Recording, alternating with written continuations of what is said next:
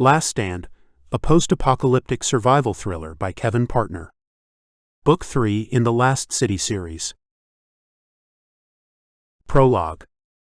Lord McAndrew was on his knees praying when he finally got an answer.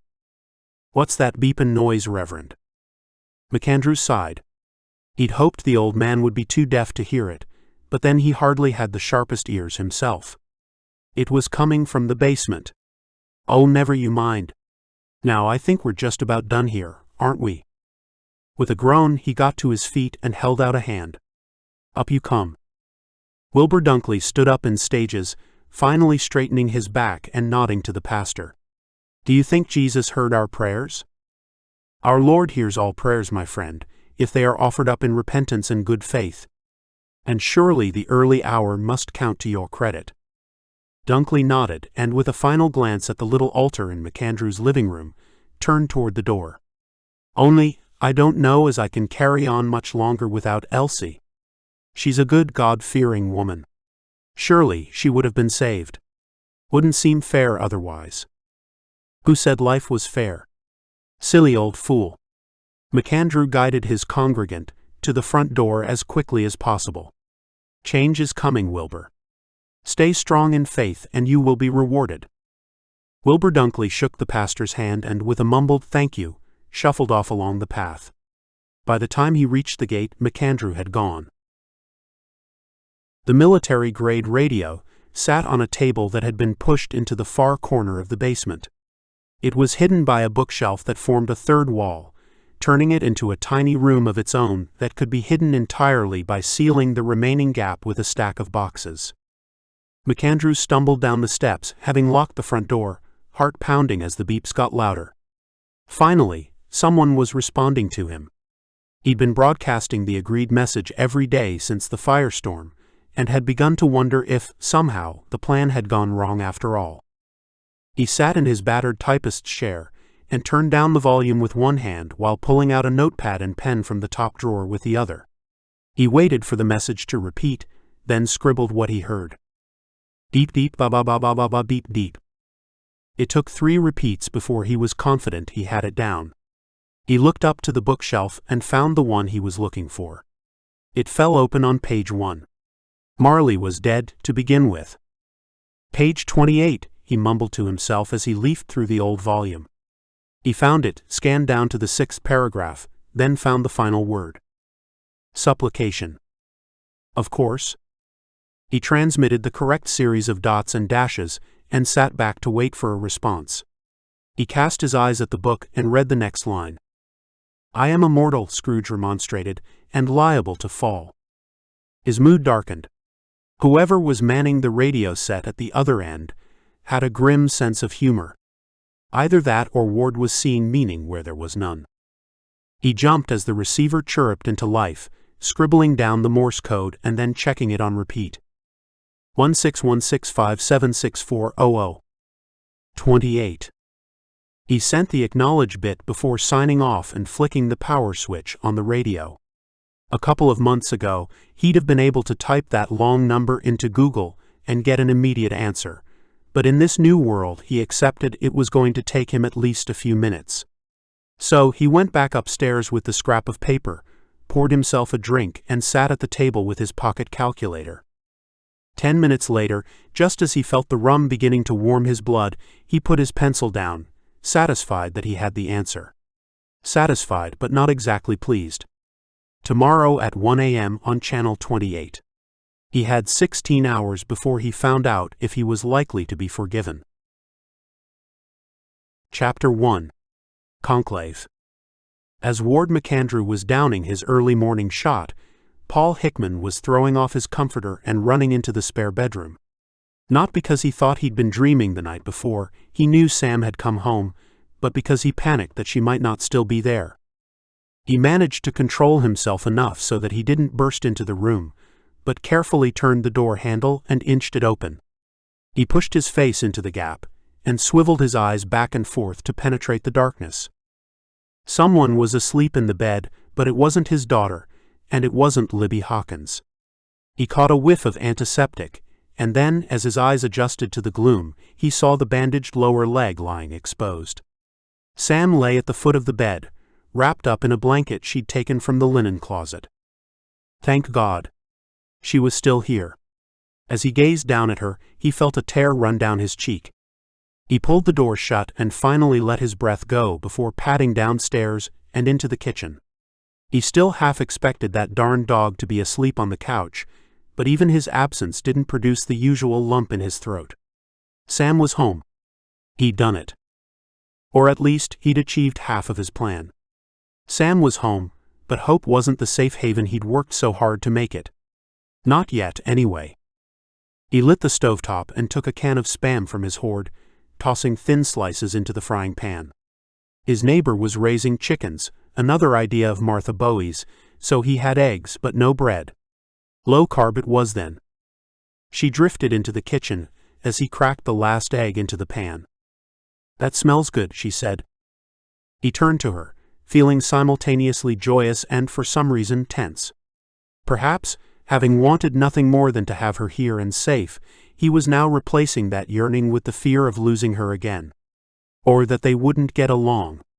And past experience said that was a safe enough bet. I guess you've been on strict rations on the road. He flipped 2 eggs and 3 fried slices of Spam onto a plate and slid it across the countertop. She perched on a bar stool and tucked in immediately. Sometimes, she said between mouthfuls. It's not been so bad recently. We found a house with some supplies in, and Amanda's pretty amazing at making something out of nothing. Tell me about the boy, Hick said, completely failing to say it nonchalantly. She smiled. You'll like him. Then she snorted. He loved that. It was a signature snort. No, you won't. But you should. It's because of him that I escaped from New York. Him and Richie. Richie. The smile had vanished, and Hick could see she was remembering something sad. It was Richie's boat. That's how I got out. But Richie was killed. Escaped convicts. He didn't really want to talk about it, but he felt obliged to feign interest. What happened? I killed the thug who shot him. Hick dropped his fork onto his plate, drops of yolk showering his white t-shirt. It might have been funny in other circumstances. You killed a man? She looked down at her food and began moving it around the plate. Everything's changed out there, Dad. You don't know what it's like. He went to correct her, but thought better of it. You told me last night that Jay was burned up in New York. You thought he was dead. Then you found him again when his foot was injured. You didn't want to tell me the whole story last night, but I need to know now. I need to know everything, Sam. Things might seem okay here, but trouble's brewing and I want to be prepared. So she told him, and as she spoke, Paul Hickman felt the panic rise. They'd agreed to meet at the Bowies at noon. Sam had told Hick that Devon had gone back to his apartment on Main, and Jessie was spending the night with her father. They obviously thought they could trust Martha more than him, but they would be in for a hell of a shock when he and Sam turned up. He saw Devon walking along the road as he arrived at the compound. What happened to you? Hick gestured at the livid pink scar on Devon's cheek. Good to see you too, Paul. It's a tough world out there. It hasn't exactly been a bed of roses here, neither. Devon looked at him doubtfully, but Joe Bowie appeared to let them in, and they followed him into the house. I gotta say, Paul, Bowie said as he opened the front door, Martha's doing a whole lot better 'cause of you. Hickman could feel Devon's eyes burrowing into his back as they walked into the living room. He was astonished to see Martha Bowie sitting up. She looked weak and thin, and seemed only able to keep herself vertical because she had a dozen pillows supporting her, but she was alive. No doubt about that. Jensen Bowie got up from a chair beside his mother's bed and limped across to Hickman. Thank you so much, Mr. Hickman. I owe you. I really do. Devon looked from Bowie to Hick. Have I woken up in an alternate universe? Paul Hickman, the hero? No, he's still the same selfish SOB he always was. Rusty Kaminsky emerged from the kitchen and strode across to shake Devon's hand. It's just that sometimes what he wants is the same as what others want, ain't that right, Paul? Hickman shrugged. If you say so, Rusty. But boy, it's good to see you again, Devon. I'll be honest, I never thought I would. And you did it too. Brought Sam home. And Jesse. I reckon old Gill'd hand you a medal if he was still mayor. Devon peered around Kaminsky to see Jessie approaching. She smiled and then slipped into Devon's arms as the audience looked on, wide-eyed. Looks like you two got to know each other real well on the road, Rusty said with a smile. You don't know the half of it, Devon thought as he released her. Come into the garden room, she said. Dad's there. And Dave. We've got a lot to talk about. And talk they did, sitting on chairs drawn up in a circle. Leonard Dave Bowie began with a quick update on Martha. Paul had called in on his way to Ezra with a box of antibiotics he'd gotten from heaven knows where, and as she was in no condition to protest, they'd begun treatment immediately by breaking the tablets up in milk and getting her to swallow. They thought it was too little too late that night as she hovered on the border between life and death, but the following morning she spoke for the first time in days, and now she looked as though she was on the mend. I'm glad to hear it, Hick said. He meant it too. Despite what Rusty had said, he wanted her to survive, though he expected to regret it soon enough. He knew he could be an arrogant man, but if he was slapped across the face enough, he'd eventually work out how to duck. He couldn't run this town on his own. I took the supplies from Ezra around to the school for Dr. Pisher to distribute. What's the latest count? Rusty asked. Hickman tried to call the figures to mind. He really should have been paying more attention. The doc said the rate of new infection is going down since folk were isolated, but he reckons maybe 400 have got it. With the antivirals and antibiotics, more of them will survive, but we've lost a couple of hundred, and we'll probably lose half as much again before it's through. And the Ezrans. Libby's on her way over to the school to find out. I don't expect she'll get good news. There was 110 of them. Maybe 30 will survive. They gave us their sickest after all. Gil Summers shook his head. I still can't believe Crystal Hawkins would do such a thing. To send a plague bomb into the only place we know to have survived the firestorm. It's tantamount to attempted genocide. She cares about Ezran's first, second, and third, Rusty said. I didn't have her down as a monster, though. Just goes to show. I guess the plan was to move Ezran's here when we'd been thinned out a little. Hickman grunted. Yeah, and then watch Gert Beckman use Ward's foolishness as an excuse to take control. Mayor Hawkins could roll into town like a modern-day Boudica. Devon broke the silence that followed. That's not the worst of it. Are you pulling my chain? Hick said. How can it be worse than a military takeover and the loss of our independence? Devon caught Jesse's eye and gave an over-to-you gesture. Paul, this whole thing, this firestorm, was engineered by people who want to drag us halfway back to the Stone Age. We've met them. They're brutal. That young man in your house, I watched as they chopped his foot off in public. I watched as they lined up 3 women and prepared to execute them for daring to defy them. We've seen churches burned and people living in fear as they took control of towns and settlements. Make no mistake, they're coming. And we'd better be ready because if you think life under this Mayor Hawkins is going to be bad, you ain't seen nothing yet. Imagine the Taliban at their worst, Devon said. Complete obedience or summary justice, those are your choices. No chance of ever restoring the way of life we grew used to. Men and women alike treated as slaves under the pretense of building a perfect society without technology. Hickman rubbed his chin. Good grief. But that sure does sound like what Ward was preaching. You don't think he's in on it, do you? Old Ward McAndrew? Dave Bowie said. Hickman shook his head. No, I can't say as I do. But it don't really matter much if the end result is the same. If we don't have control of our town, we can't do nothing about this Taliban of yours. They're not the Taliban, Devon said. That's just the closest equivalent. Our Amish friend told us they're not from just one religion. My guess is they started off with aims we'd probably all approve of, but got taken over by folks who saw them as a way to power. I don't think we have long. Maybe just a few weeks. And if we're not ready when they arrive, we're finished. Hope is the last city standing, and we owe it to our own people and our fellow Americans to put up a fight, and to win it." Rusty slapped his hands together. "I didn't know you had it in you, Devon. You ought to run for mayor." "You're right," Gil said. "You folks who've been out in the world need to take the lead in this. You know better than any of us what's going on out there." "Does that include me, Gil?" Hick said. Summers nodded. "Of course it does, Paul." Hick blinked in surprise. "It does? Not everything anyone says is a plot to depose you. I think we're all agreed that you'd be the man to lead us, even if you hadn't already been elected."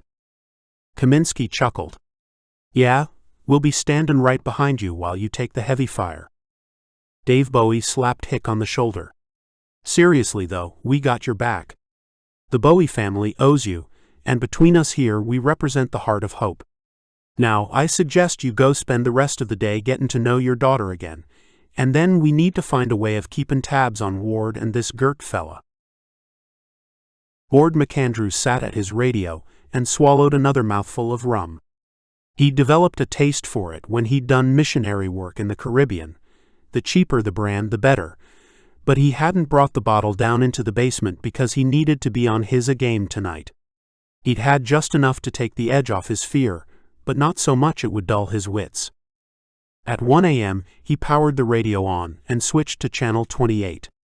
This time, he'd be speaking to someone rather than deciphering Morse code, and that meant two things.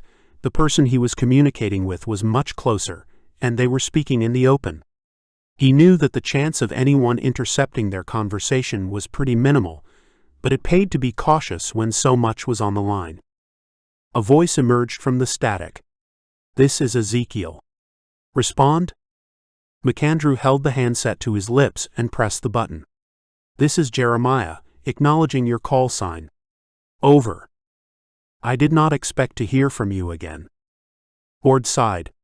"You know of my objections to the plan. And yet it succeeded despite you," the voice said.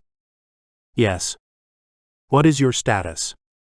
"I am in the town of Hope, in North Nevada." There was a pause as Ezekiel wrote this down. "What is the status of Hope?" McAndrew pulled in a deep breath. "It survived the cleansing intact." Again the line filled with static, though this time Ward imagined it was due to stunned surprise. "You traitor.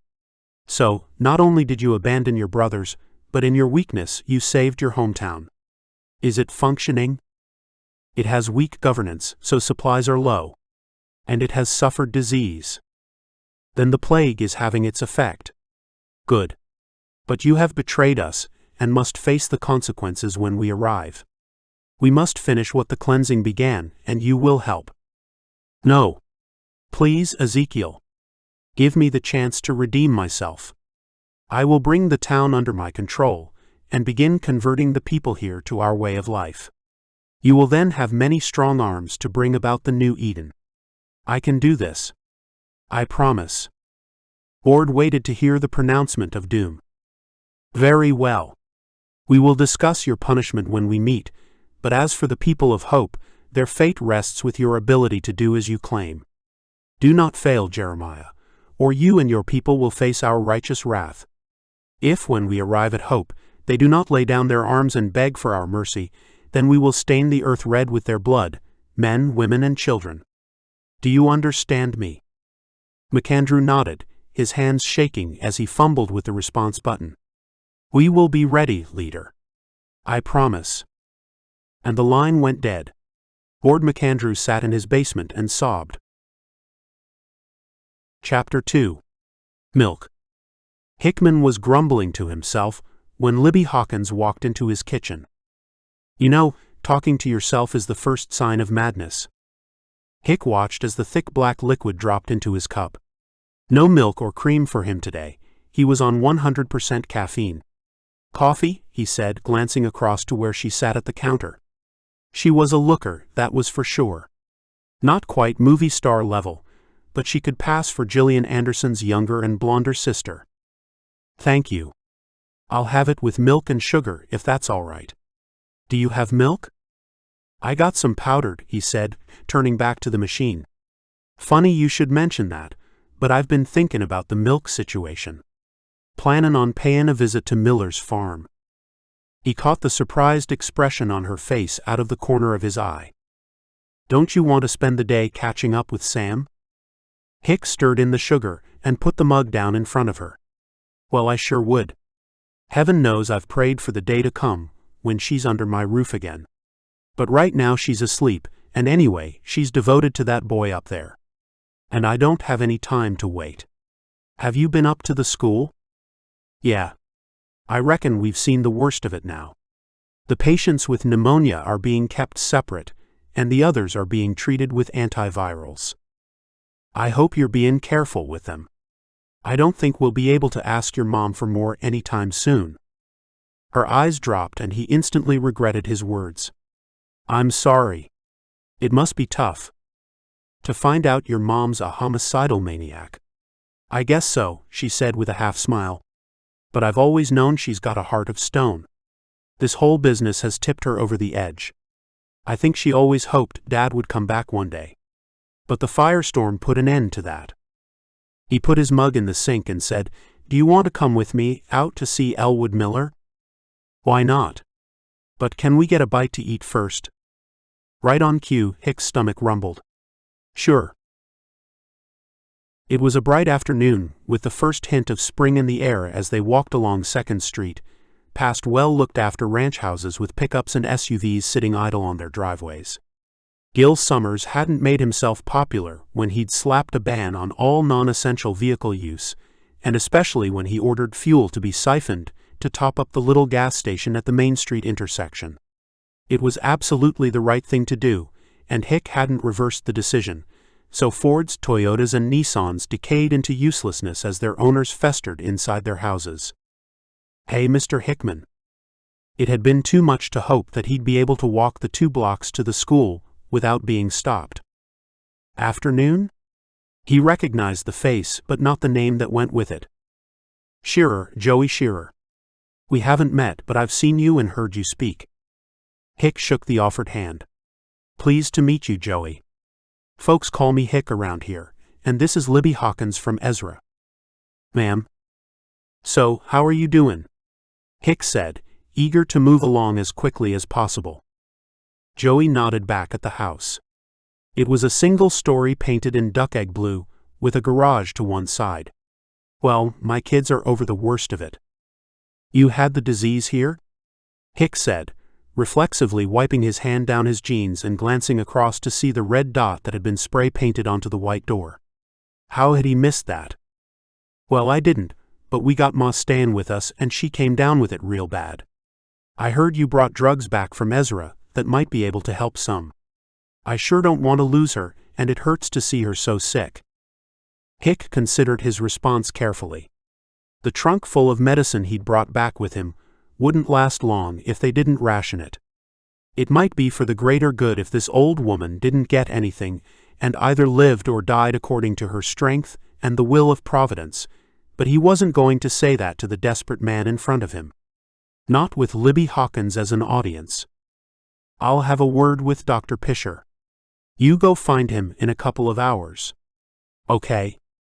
As Hick had hoped, Shearer took the implication as if it were a fact. Perhaps he was turning into a politician after all. When they reached the school, Hick made to skirt around the outside of the building and join the queue to the cafeteria. Aren't you going to speak to the doctor? Libby Hawkins whispered at his side. Hick grunted.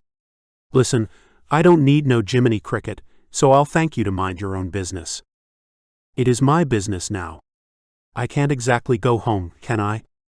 You can please yourself, but if you're gonna stay here, then you can make yourself useful.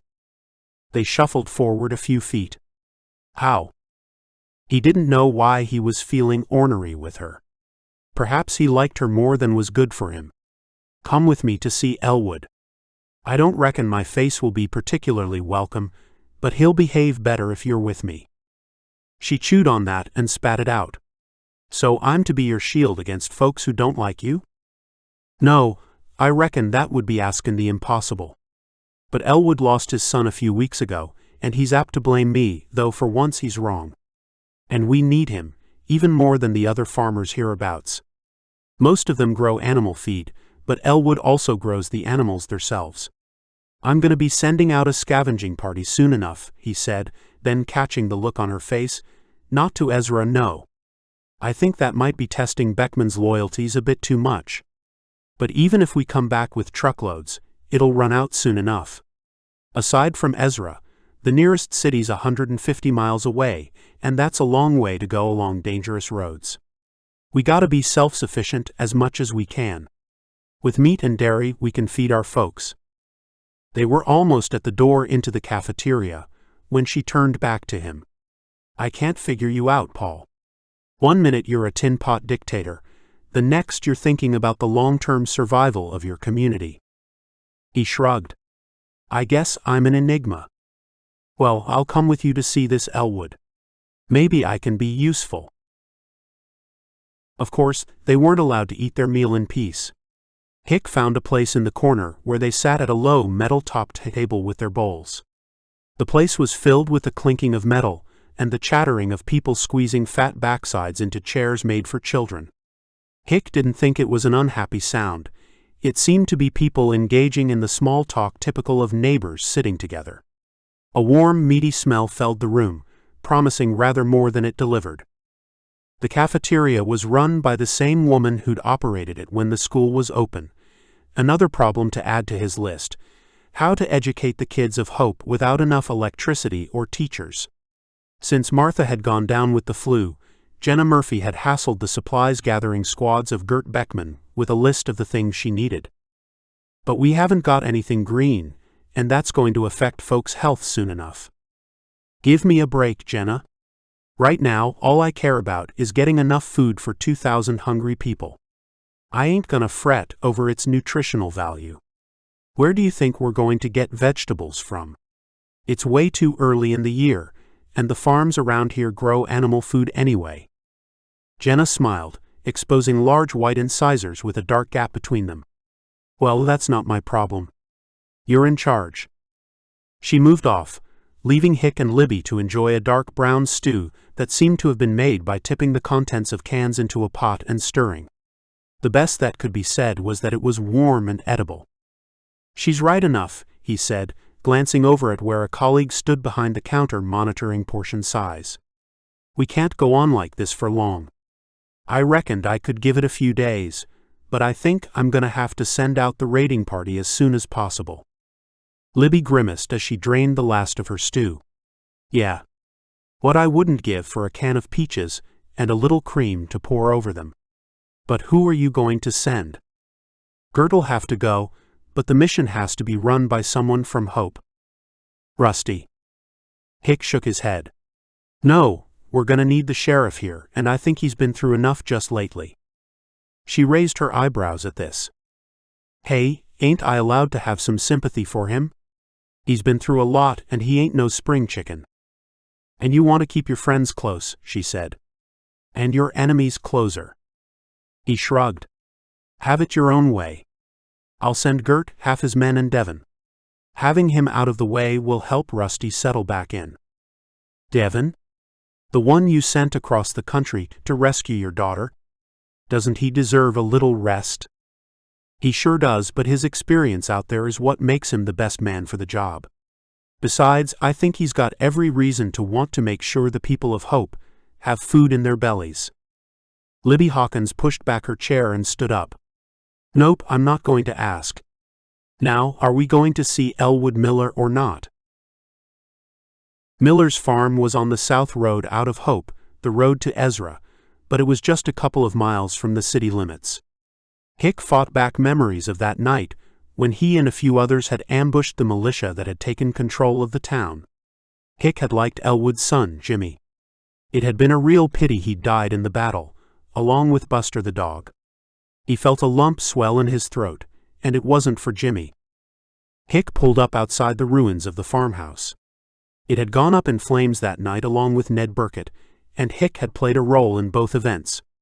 Fresh timbers rose into the sky from the place where there had once been a barn, and Elwood Miller came walking out, wiping his forehead on a dirty rag. Two young men were using a handsaw to cut a joist out of fresh timber. They stopped for a moment, then, at a wave from the farmer, got back to it. "Paul," he said as he reached the car. Hickman got out and shook his hand. "Elwood. This here is Miss Hawkins. Not the mayor, her daughter. She's on our side." "And what side's that?" he said, nodding to Libby. "Hope's. We gotta come together as a community if we're to survive." The farmer screwed his face up, his gray and brown beard bristling. "That's strange. I didn't see this community rushin' to help me and my family out after the battle." "I'm sorry, I was out of it for a couple of days. Oh, Rusty and the others helped to bury the dead, but my house was a pile of burned timber, and the best they could suggest was to come back to town with them." Libby moved across to where Hick stood. "We've had sickness in the town, Mr. Miller. Hundreds have died. Hope's had a lot to contend with these past couple of weeks." Miller regarded her in silence for a moment. "Well, I guess you're here because you want something. Why aren't you rebuilding the house? Wouldn't that be easier than starting from scratch?" Elwood moved off toward the building site, Hick and Hawkins in his wake. "The old house is a place of death. Neither my wife nor daughter will live there, so we're building new."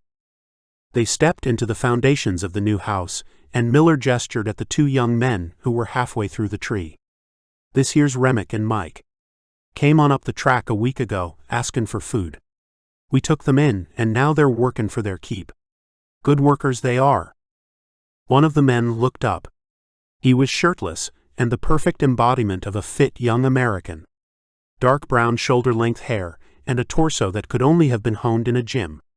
"Chesk," he said with a wave. "Both of them grew up on farms in Poland, but I don't ask too many questions. I don't reckon we've got too much choice, unless you're here to volunteer some muscle from Hope, Paul." Hickman watched as the two young men bent to their task again. "I don't see why not. Even with the number of folks who are sick, there are plenty sitting idle. Manpower, or woman power," he said as Libby rolled her eyes, "is one thing we've got in good supply. But I'm here to talk about food, Elwood." "You mean the meat on my cattle? How do you plan to pay for it?" Hick was opening his mouth to give the selfish fool a lecture on the futility of money in this new world, when Libby stepped in. "Aside from offering labor, there are plenty of things Hope can exchange. Propane, gas, medical supplies, security." "Security? Well, we both know how that worked out last time, don't we?" Hick raised his hand. "We've learned, Elwood. I got some weapons from the National Guard Armory in Ezra. We can do a better job of defending ourselves, and from what I'm hearin', we're gonna need to. If you're part of the community, then we'll protect you." "Mr. Hickman." A woman emerged from a barn and strode up. "Elwood, why didn't you say we had guests?" "Oh, Mary. You don't want to be bothered." Hick stepped forward and shook her hand. "I'm so sorry about Jimmy, Mrs. Miller." She shook her head as if to dismiss the comment. "We've got some coffee on, though we don't have many home comforts." Despite Elwood's protests, they were led into the barn where they found a pair of makeshift beds, a stovetop, and a set of table and chairs that looked as though they'd been stored outside for a long time. The place smelled of cattle. A young woman came in through another door and dropped a bucket on the floor before noticing Hick and Hawkins. "This here's my daughter Cassie," Elwood said.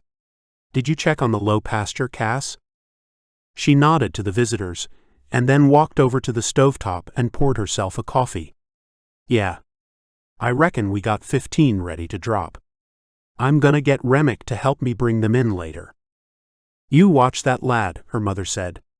"Folks like that ain't entirely respectable." She handed mugs to the two guests as Cassie blushed and turned away. "Now what can we do for you, Mr. Hickman? Unlike my husband, I'm happy to welcome you here." Hick adopted what he considered his most winning smile. "Thank you, Mary. I sure do appreciate it. We came to talk about feeding the people of Hope." "Well, I'm sure we'll do all we can to help. Trouble is, a couple hundred sheep won't go very far. I was thinking more about beef and milk, Mrs. Miller." "Ah, well, you got a problem there. We farm cattle for meat, sure enough, but they won't produce any milk. Not the kind you're looking for, anyhow, Elwood said. He looked at his wife, and the two of them broke out into a laughter that seemed incongruous, but which filled the place with a sudden life. You see, Paul, they're all bullocks. And while we got 50 head, we ain't gonna be able to milk 'em or replace 'em. We got no females here. It's a sideline for us, you see? Hick glanced over at Libby, who'd moved away from the other adults and was talking quietly with Cassie. He thought he saw Libby hand something to the young woman, something that made her blush again. He turned back to the farmer and his wife, both now looking out of the dirty window at their partially completed home. Where did you get your stock from? Elwood tore his gaze reluctantly from the scene outside. Harry Corbett's farm, just northeast of Ezra. It's an arable farm with a small dairy herd. Or it was. Can't imagine it survived the firestorm. He was a sucker for technology. Look, Elwood, Mary, I won't hope to have its own dairy herds. There's Pierce's place to the north, but we need at least 2 farms. Is there any chance Corbett's livestock might still be alive? Miller shrugged. Depends how many were outside, and whether they were in one of the fields near the creek. But they'd be half starved to death even if they did survive. There ain't much for them to eat outside. Will you help us, Elwood? Will you come with us to Corbett's? The farmer shook his head. I can't, Paul. I'm dead on my feet as it is with getting the farm ready for the spring and building our new home. I'll sure be glad when we can move in. How long will it take? At this rate, at least 3 months. What if I can get a dozen people, carpenters, builders, from Hope, and get it done in a month? Well, that surely would be welcome, Paul. But I still couldn't leave. Someone's got to make sure they're getting it right. Hicks sighed and took a sip of his coffee as Libby slipped back into place beside him. Cassie cleared her throat. I'll come with you. No, Pa, don't you be so ungrateful. You have to stay here, like you said, so I'll go. Hick glanced sidelong at Libby, who, without looking back, smiled. Chapter 3. Convoy. Why had he said yes to this? Devon sat in the driver's seat of the antique truck as he kept his eyes on the taillights in front. There were 3 trucks in the convoy heading north along 93. Gert Beckman drove the lead vehicle, the same modern semi that Hick had taken to the Walmart distribution center, while Waden Downs followed in the second of the vintage rust buckets that Clay Hemerick had brought into Hope. Aside from the 3 of them, they'd taken half of the civil defense force and liberated 4 survivors of Hemerick's militia who were serving a kind of probation. And beside Devon sat Gil Summers. They were heading for the small city of Springs, which was 150 miles to the northwest of Hope and the nearest place that might have supplies they could take. They were going heavily armed and in convoy because they weren't likely to be the only scavengers on the roads. They might even run across the Suns, though Devon hoped they hadn't penetrated this sparsely populated part of the country. 2 days in Hope had been long enough to convince him that the raid was necessary if they weren't all to starve within a week, but he'd given Hick both barrels when the scheming SOB had suggested Devon go. Having spent 5 weeks on a round trip to New York and coming back scarred for life, he reckoned he'd earned a week or two's rest and recuperation at least. And then Gil had stepped in. Jessie had told him she was pregnant. Devon hadn't had to be there to imagine the old man's reaction, especially since he'd think the child was Devon's. Jessie had resolved not to tell him who the father was, as she wanted Joel the jock to have nothing to do with the child, but it would, after all, be obvious enough that Devon wasn't responsible once it was born. He'd been surprised to find Gil Summers outside his apartment door, fresh from the heart-to-heart with his daughter. He'd been even more surprised at the man's obvious gratitude for helping Jessie get back safely, though he wondered just how well Gil knew his daughter. She'd been an active participant from the first, and Devon knew he wouldn't have made it without her. Gil had finally moved on to the main reason he'd sought Devon out. While Paul Hickman was focusing on his plan to make Hope self-sufficient for dairy and meat, Gil had been put in charge of feeding the people in the short term by scavenging supplies. It was a nice piece of maneuvering by Hick. Public service was wired into Gil's very being, and after a few weeks of kicking around his house, he was ready to be useful again. And so he was resting his head on his hand as he gazed out of the window. They'd exhausted most safe avenues of conversation, and Devon knew the old man really wanted to ask about where he stood with Jessie. Well, he would have to stew on that, as Devon didn't have a clue. They loved each other, he was sure of that, but having witnessed chaos and brutality across the country, it seemed ridiculous to be dreaming of a future together. At least she was safe for now, back in Hope. "Tell me about Springs," Devon said as the flat, rust-red landscape slipped by. Summers roused, banging his forehead on the glass. "What?" "Oh, Springs. It's a small enough city. Less people than Hope, but bigger. It's at an intersection, so it's got motels, gas stations and restaurants." Devon scowled. "So, it's likely either a smoking ruin or an obvious place for the Sons to take over. Are they really as brutal as Jessie says?" "Oh yeah. I mean, I think a lot of people have a romantic vision of the past, and after spending a couple of days with the Amish, I guess I can see the attraction. But we didn't have to do any backbreaking work in the fields. We were just like theme park visitors watching a historical reenactment. That lifestyle had its merits though, but the Sons have corrupted it.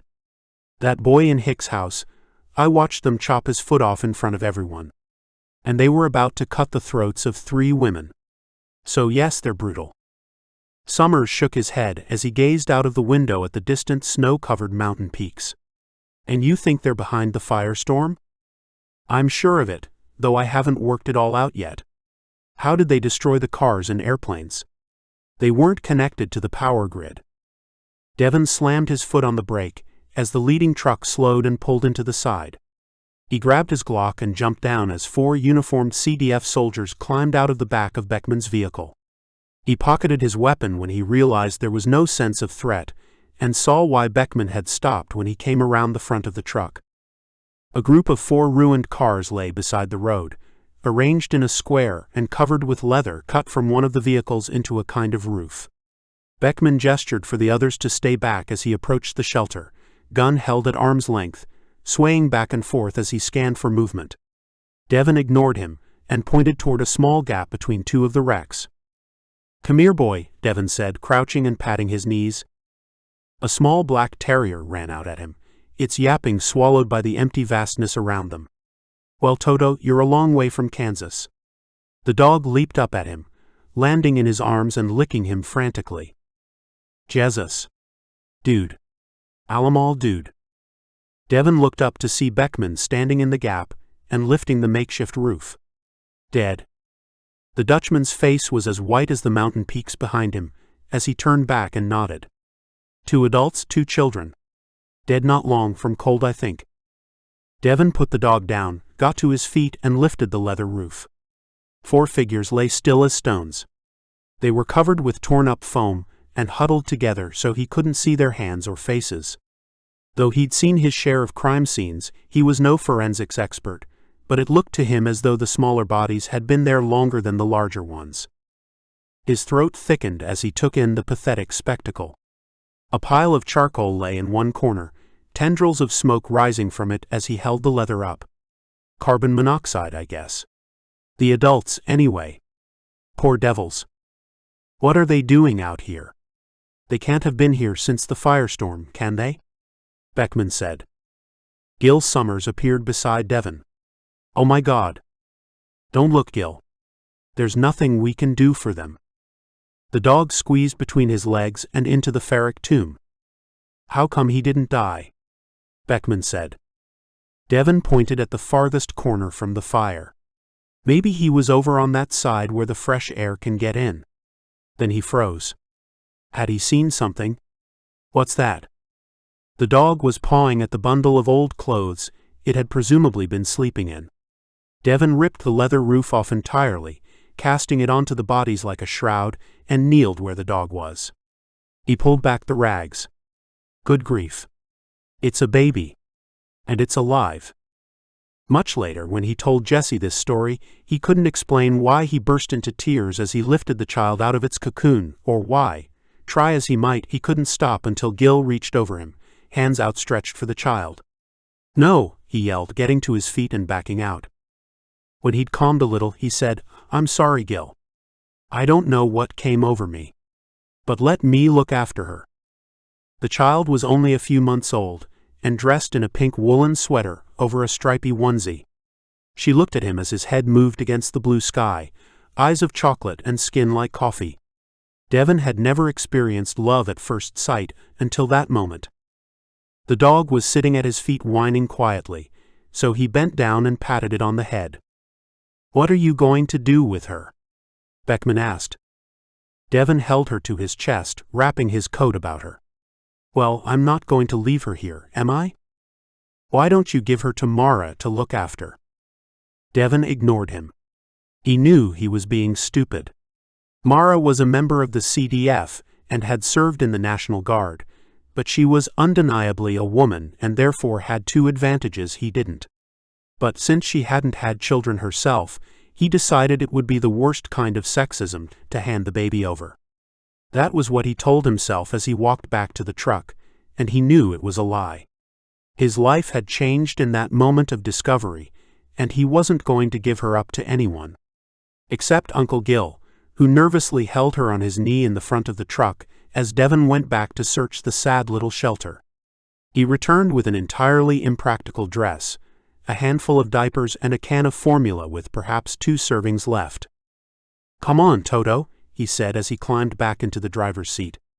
The little dog clambered up, under his feet and across to sit in Gil's footwell. "Do you know her name?" Gil said as Devon plugged the coffee warmer into the accessory socket and poured in some water. "Dorothy. She's called Dorothy." And so they returned to the yellow brick road and headed for Springs, as Dorothy celebrated her rescue at maximum volume. An hour later, Devon was beginning to regret his decision. Gil had forced him to pull over, and now the old man was driving while Devon tried to placate the child. He'd managed to ham-fisted Ly change her diaper, and she'd fed greedily enough on the bottle of formula, but she would accept no comforting. Not until Toto had forced his way up onto Devon's lap and nuzzled into the child. Devon had tipped the dregs of the milk into his mug and given that to the dog before digging out some cookies, so Toto at least was satisfied for now, and Dorothy's head now lay on the dog's flank as he sat across Devon's legs. The full weight of his new responsibility was bearing down on him as he looked out at the landscape.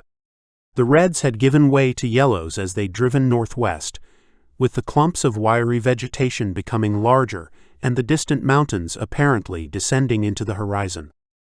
They'd passed other wrecks, all pushed to the side of the road, and they'd picked up a man and a woman who'd been walking along the road in the opposite direction. Beckman had driven past them, but Gil pulled over. "Where are you coming from?" he called down to them as they waited nervously by the roadside. Neither was holding a weapon, but Devon was sure each had something concealed within their thick padded coats. They looked as though they'd been walking for days. They had a harried, desperate look about them. "Springs," the woman said. "You got any food you can share?" Gil reached over the back and called for a couple of ration packs that he passed to the woman. "What's the situation there?" The woman ripped open the ration pack, then tore into the foil wrapping of an energy bar. "Bad," she said between mouthfuls. "Bandits everywhere." Devon leaned over from the passenger seat, trying desperately not to wake Dorothy, who was silent for the first time. "Any of them wearing black hoods?" "We've seen some like that. Tried to take over the gas station, but Warner's boys saw them off." Gil handed down another ration pack. The man, he was older, grayer, and looked utterly defeated, nodded his thanks before tackling the wrapping.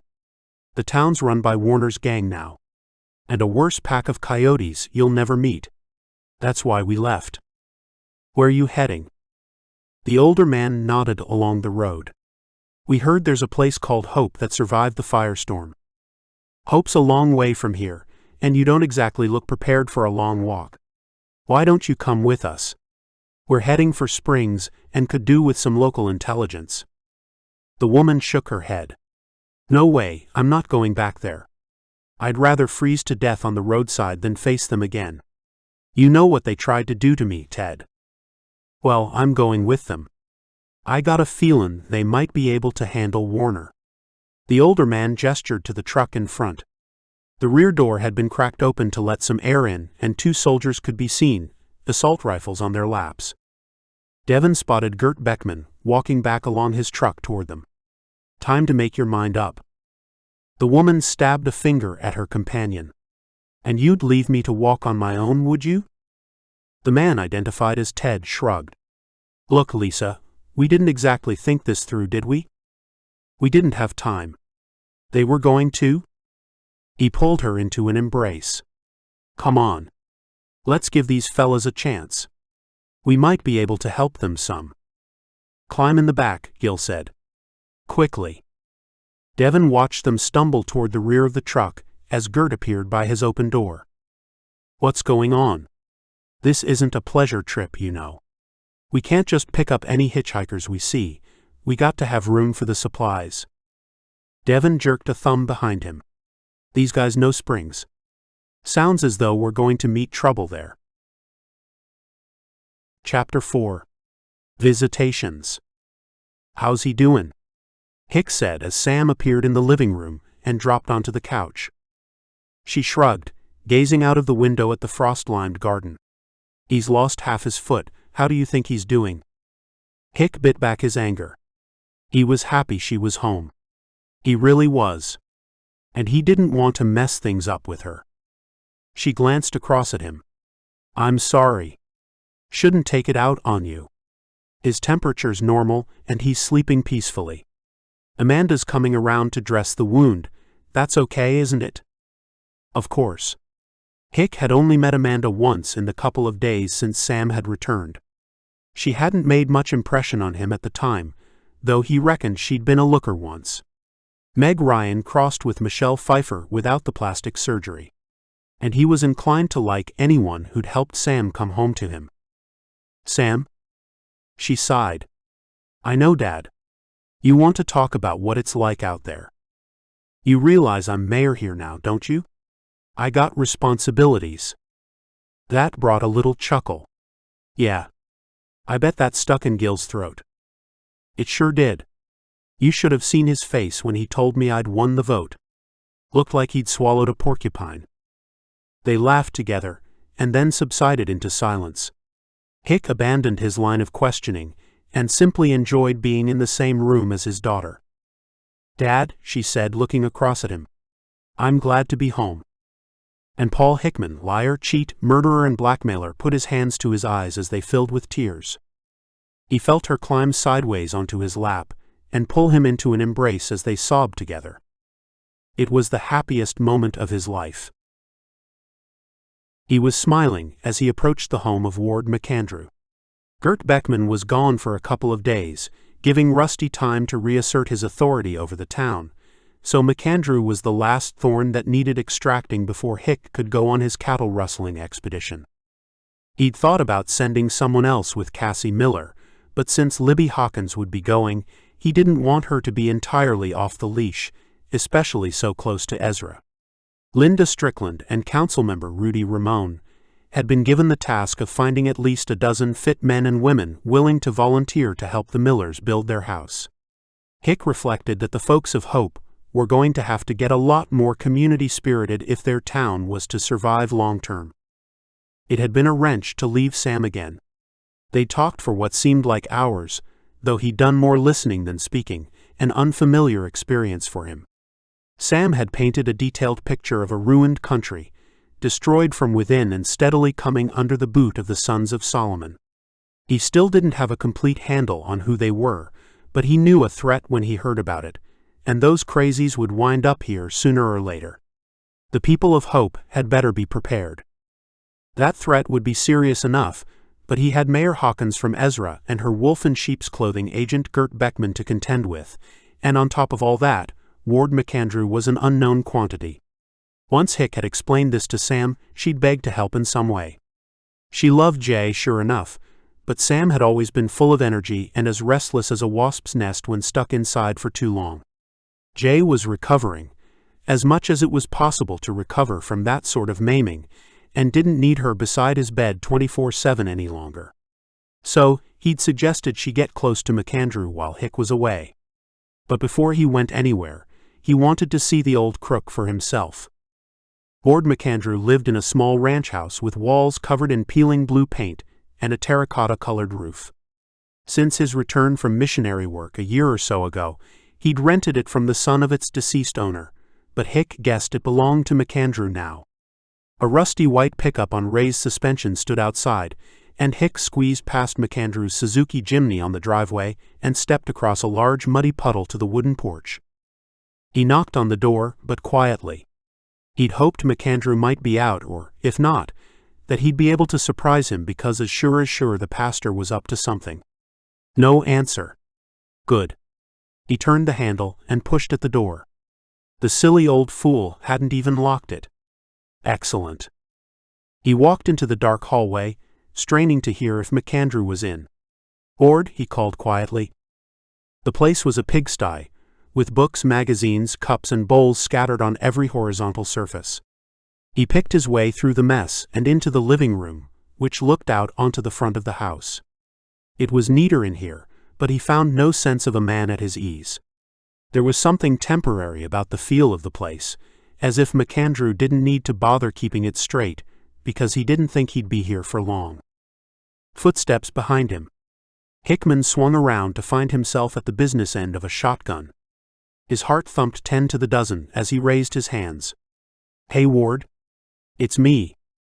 For a moment, he thought the old man was actually going to pull the trigger. After all, he could always claim he'd thought Hick was an intruder. McAndrew's finger shook and he stared straight down the barrel. And then he lowered the gun and Hick exhaled. "What are you doing, Paul? Do you make a habit of breaking into folks' houses uninvited?" "I knocked. I was worried when I didn't get a response," Hick lied. He couldn't work out where McAndrew had been. Out back, maybe. The place was pretty small, and it was hard to imagine how he hadn't heard Hick calling or moving around if he'd been inside. There was only the one story, after all, wasn't there? Ord shrugged with a show of nonchalance that was entirely artificial. "I guess I'm getting deaf in my old age. Now what can I do for you? I got propane so I can boil a kettle." "That's all right, Ward. I'm not paying a social visit." The old man feigned surprise, thin skin stretching over high cheekbones. "Suit yourself. Take a seat." He eased himself into an old armchair and indicated its twin. "So, what are you trying to achieve with all this stirring up you're doing?" "Yeah, I know all about it. Your sermons used to be as boring and predictable as vanilla yogurt, and now you've come across all revolutionary. Maybe I should have had you dragged out and shot as a terrorist." Hick smiled as he said this, but McAndrew's face only darkened. He looked like a man on the edge of something, breakdown or sedition? That was what Hick needed to find out. McAndrew took a deep breath and leaned back in his chair. "Paul, you know technology brought us down, our civilization. People brought us down, Ward. You don't blame the knife when someone gets stabbed." "You're wrong. Technology was both the symptom and the cause of our destruction. At first it was helpful, but soon enough it became a crutch, and many of the things that made life worthwhile and virtuous were lost. People became selfish and materialistic. We need to return to a simpler way of life." Hickman grunted. "I've heard of another group saying that. And folks who don't go along with them find themselves on the sharp end of an axe or the business end of a rifle. Strange how they don't mind some technology, the kind that kills." "I don't know what you mean." And in that instant, Hick knew the man was lying. He saw the terror etched into the pastor's craggy features. His mind whirled as he tried to work out all the implications, but he needed time to think it all through, so he pretended he believed McAndrew. "Well, I'm here to offer you a compromise. Truth is, whether we like it or not, we're going to have to live a simpler life. We aren't going to be able to get the internet working again, or TV or mobile telecoms, so if you've got ideas, I'm willing to listen." McAndrew went to respond, but Hick raised his hand. "But let me tell you this, Reverend, if you continue trying to stir up trouble, I will crush you. Oh, and I know all about the cozy little deals you've struck with other traitors. They'll get theirs when you get yours, believe me. This isn't kind old Gil Summers you're dealing with. I'm as much of a snake in the grass as you are." "How dare you?" McAndrew got to his feet, rather slower than dramatic effect demanded. "I am a man of God." "Then act like it." Hick roared, jumping up and jabbing a finger at the old man. "This'll be the only warning you get. You're either on my side or you're against me, and you won't be the first to learn the hard way that's not a good place to be. Remember good old Ned Burkett?" McAndrew shook his head and turned away from Hick, heading for the window, visibly shaking. "Goodbye, Paul." Without another word, Hickman strode from the house, slamming the front door behind him. He was halfway up the road when his anger dissipated enough to think straight. And then a frozen fist gripped his heart as he realized. The old man had been frightened, true enough. But something, or someone, else terrified him more than Hick's threats. He picked up the pace. Things were even worse than he'd imagined. "So it's your fault, is it?" Hickman's next stop was to see how Martha Bowie was doing. "I think the words you're looking for, thank you, Paul." She frowned, but didn't have the energy for the fight. To Hickman, she looked like she'd been wearing an inflatable fat suit that had deflated. She looked out from sunken eyes in a face framed by sagging white flesh. One arm rested on the comforter, all bones and spare skin. But she was alive thanks to him. "I gave strict instructions to my good-for-nothing husband that I was not to be given anyone else's medication." Hick leaned back in the chair at the bedside and accepted a mug of tea from a smiling Dave Bowie. "I reckon Joe and Dave knew you'd make an exception if you knew it was my drugs you were ussin'. But anyway, you're welcome." She gave him side eyes. "Why are you here, Paul?" "Just making sure my investment was worth it." "What's that supposed to mean?" "And talk plain, I ain't got the energy for any BS." Hick sighed theatrically. "You're breaking my heart, Martha. But look, I gotta go out of town for a day or two, and I just wanted to make sure that you Bowies have got Rusty's back while I'm away. And I could sure do with Joe's help." "Joe? What good can he do?" "Elwood Miller needs help rebuilding his place, and I want to send an extra pair of hands I can trust." "Well, as long as it's his hands you're after and not his brains, you might be all right." Hick glanced across at Joe Bowie, who was smoothing down his wife's comforter. What sort of a man put up with being spoken to like that? And how much use would he be to Miller? Beggars couldn't be choosers, unfortunately. He'd have sent the couple's son, Jensen, if he could have, but the boy was still recovering from the gunshot wound he'd gotten when trying to rescue Rusty. "Okay then. We'll be heading off first thing tomorrow, Joe. I'll be seeing you, Martha." His final call was to Rusty Kaminsky. He found the sheriff in the newly restored police station, where he was hunched over a pile of papers. He looked up and gestured to the chair on the other side of his desk before putting down his pen with a sigh. "Recruitment forms?" Hick said, reading the upside-down lettering. Kaminsky nodded. "Yeah. I'm sure I don't know how I'm supposed to pick one from the other. I ain't trained for this." "You got a lot of applications?" "I did. I guess folks are getting bored of being idle." Hickman held out his hand, palm up, and Kaminsky, after a moment's hesitation, passed over the top few sheets. "It's not just that. I think they're getting nervous. They see the CDF on the streets, and they figure a uniform and a gun might be mighty handy." He scanned the form, written in handwriting that was almost calligraphic in its neatness and regularity. "Duckdale, he's a good enough fella. Worked for Office Shack and Ezra. Did me a good deal on an X-display chair. Not the most imaginative, but he's a hunter." Kaminsky took the sheet from him and put it into the approved pile. "That's okay.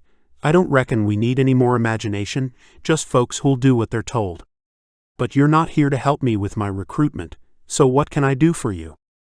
Hick told the sheriff of his conversation with McAndrew and his concern that the old man was hiding something.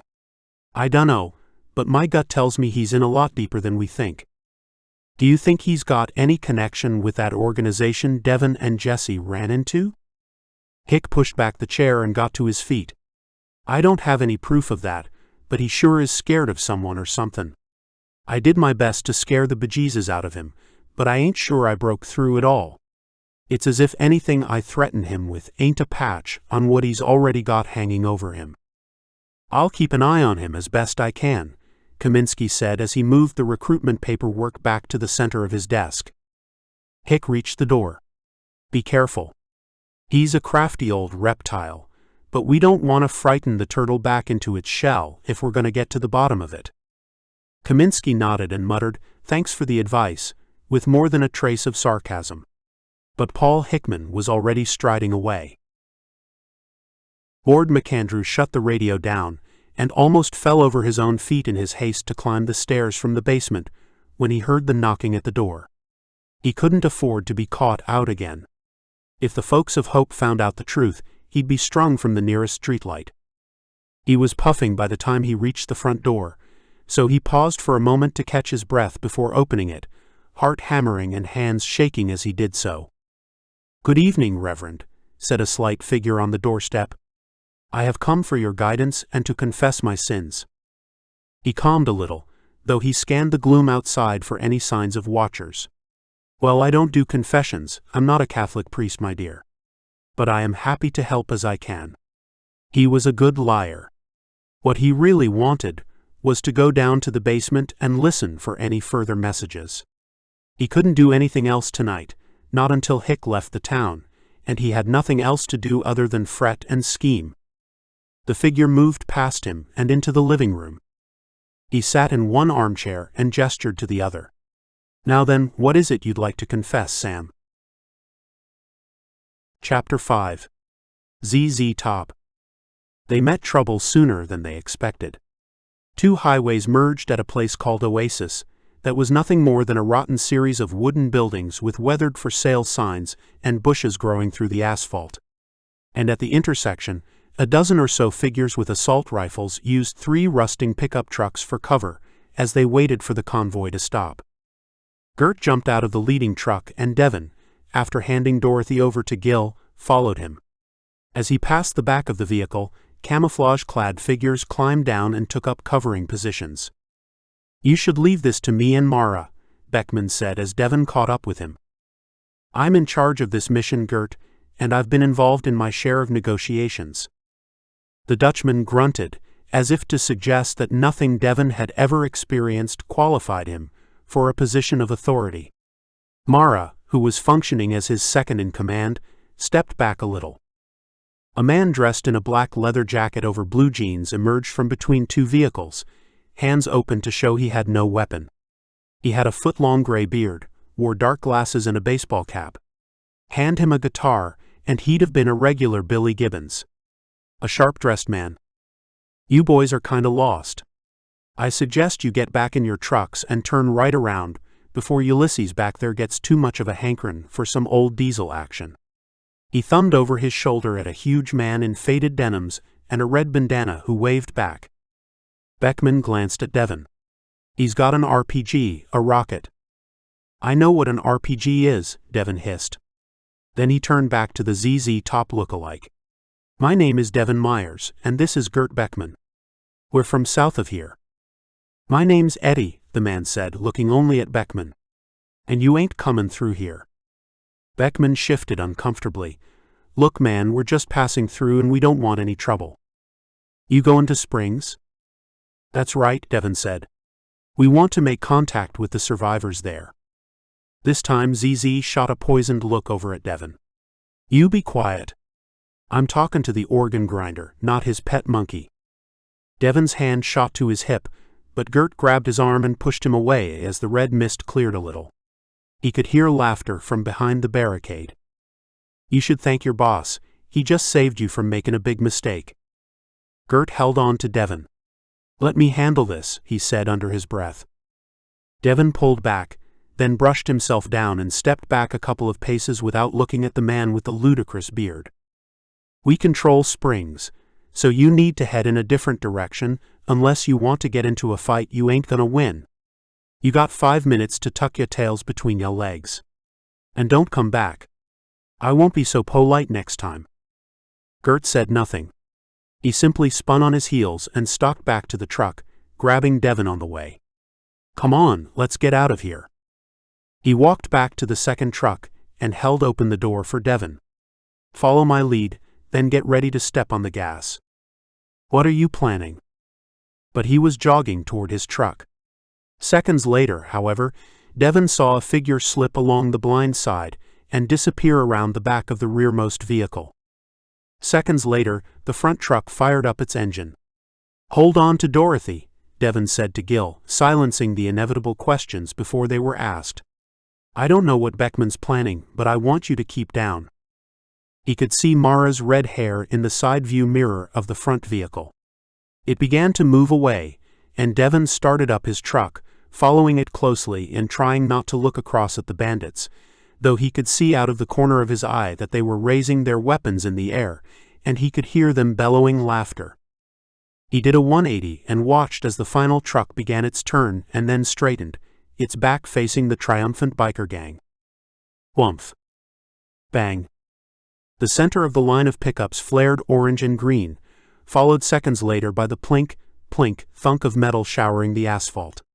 Devon gasped as the rear truck reversed quickly, and the lead vehicle began turning back toward the ruined barricade. Crack, crack, crack. Small arms fire erupted from the back vehicle. Devon could see Beckman standing just inside the open rear doors, the barrels of 5 or 6 rifles poking out of the darkness, muzzles flaring as they emptied their magazines into the panicking bandits. Beckman saw him and gestured him to slow down a little as they inched their way backward toward the gap they'd created in the barrier with their RPG. He ducked as a bullet pierced the side of the truck just above his head, and Devon watched as ZZ Top ran, shotgun in hand, at Beckman's vehicle. With Terminator-like calm, Beckman raised his handgun, and the shot took Eddie in the shoulder, sending him onto his back, his final round going skyward. Gert Beckman jumped down as the truck accelerated backward. He looked down at the prone Eddie, whose beard had turned from bleached ginger to dark red. He aimed his weapon and then shouted, his voice echoing in the suddenly quiet desert air. You insult my friend, you insult me. May God have mercy on your miserable soul. And he shot the man before spinning around and jumping back into the truck, which reversed back between the gap as the snipers picked off the running figures. Come on, Devon, Gil said. He looked across at the former mayor, who was white as a ghost, and stabbed down on the gas pedal, careful to weave his way around Eddie's ruined body. No one moved behind the barricade, though Devon chose not to wonder how many had been shot at close range and whether any had tried to surrender. Beckman ran past him and jumped into the cab of what had been the lead truck, pulling it to the side of the road and easing past the others to get back on the road to Springs. They headed along 80 until the mountains and desert gave way to a greener land with grass-covered hills. Beckman had pulled over a few miles after the fight, and they'd spoken quickly before he checked on the soldiers of the third truck, the ones he'd stood beside as they'd cut down the bikers. Devon agreed that they shouldn't approach Springs from the highway, but the country here didn't have many other roads, so he wasn't surprised when Beckman pulled onto a dirt track and headed for a point on the horizon where the hills seemed to end. It was rough driving along deeply rutted tracks that were thawing in the afternoon sun, and then onto fields with no pathways at all, until they finally crested the shoulder of the land and could see the settlement below them. Beckman reversed to a point just out of sight of the city and called a halt for the day. He and Devon crept up to the brow of the hill and looked down.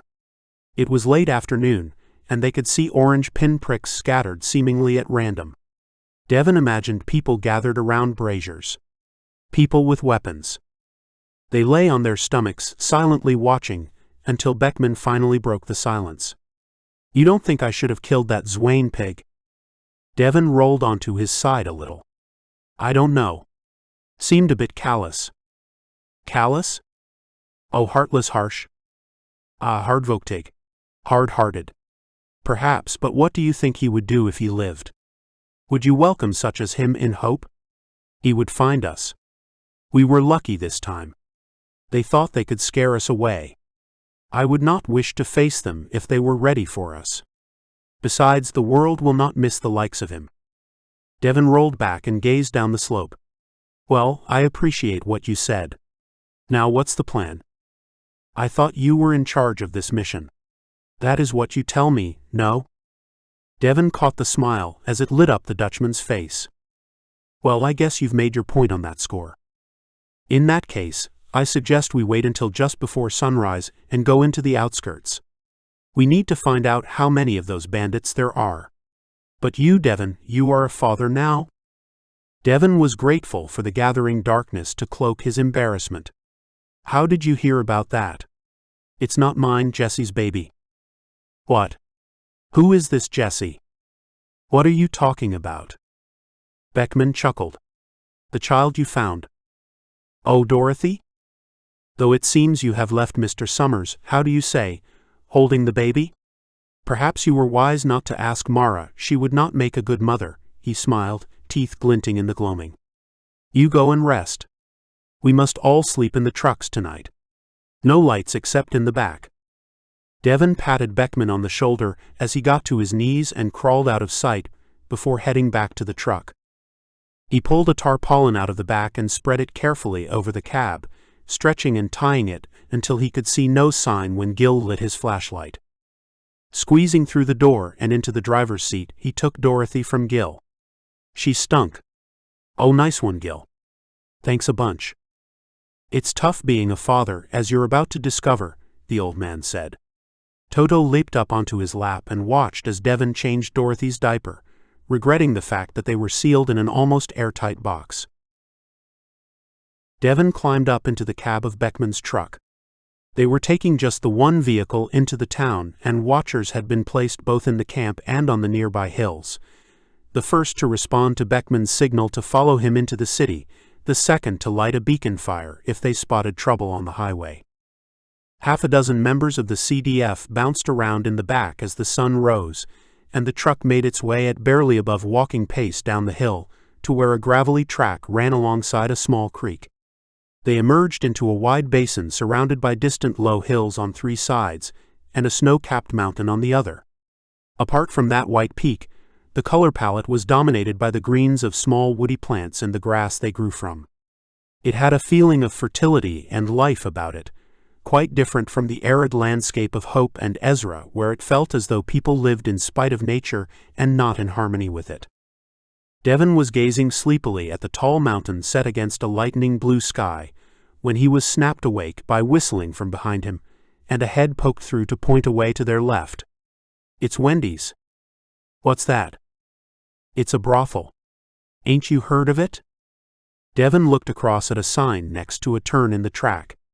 Against the painted backdrop of the snow-peaked mountain, the words Wendy's Ranch had been written in flowing letters above the subtext, open 24/7, and a phone number. Beyond it, along a winding track, he could see a two-story building with white walls and a slate roof. It looked as though it had survived the firestorm untouched. I wonder if they're still doing business, the eager young man said. Gert glanced across without moving his head. It might explain why those brigands were so protective of this place. But we will not be visiting, Bianca. We have business of our own. With a groan, the head retreated into the back, and further moans of disappointment seeped out as he relayed the news. Devon's gaze lingered on the sign as they drove slowly past. Don't tell me you would like to pay that place a visit, Mr. Myers. You do not strike me as a typical brothel customer. I'm a flawed human being, Gert, but no, I was thinking about the women working there. I can't imagine they're free to go anymore. Gert nodded. We have to keep our focus on our mission.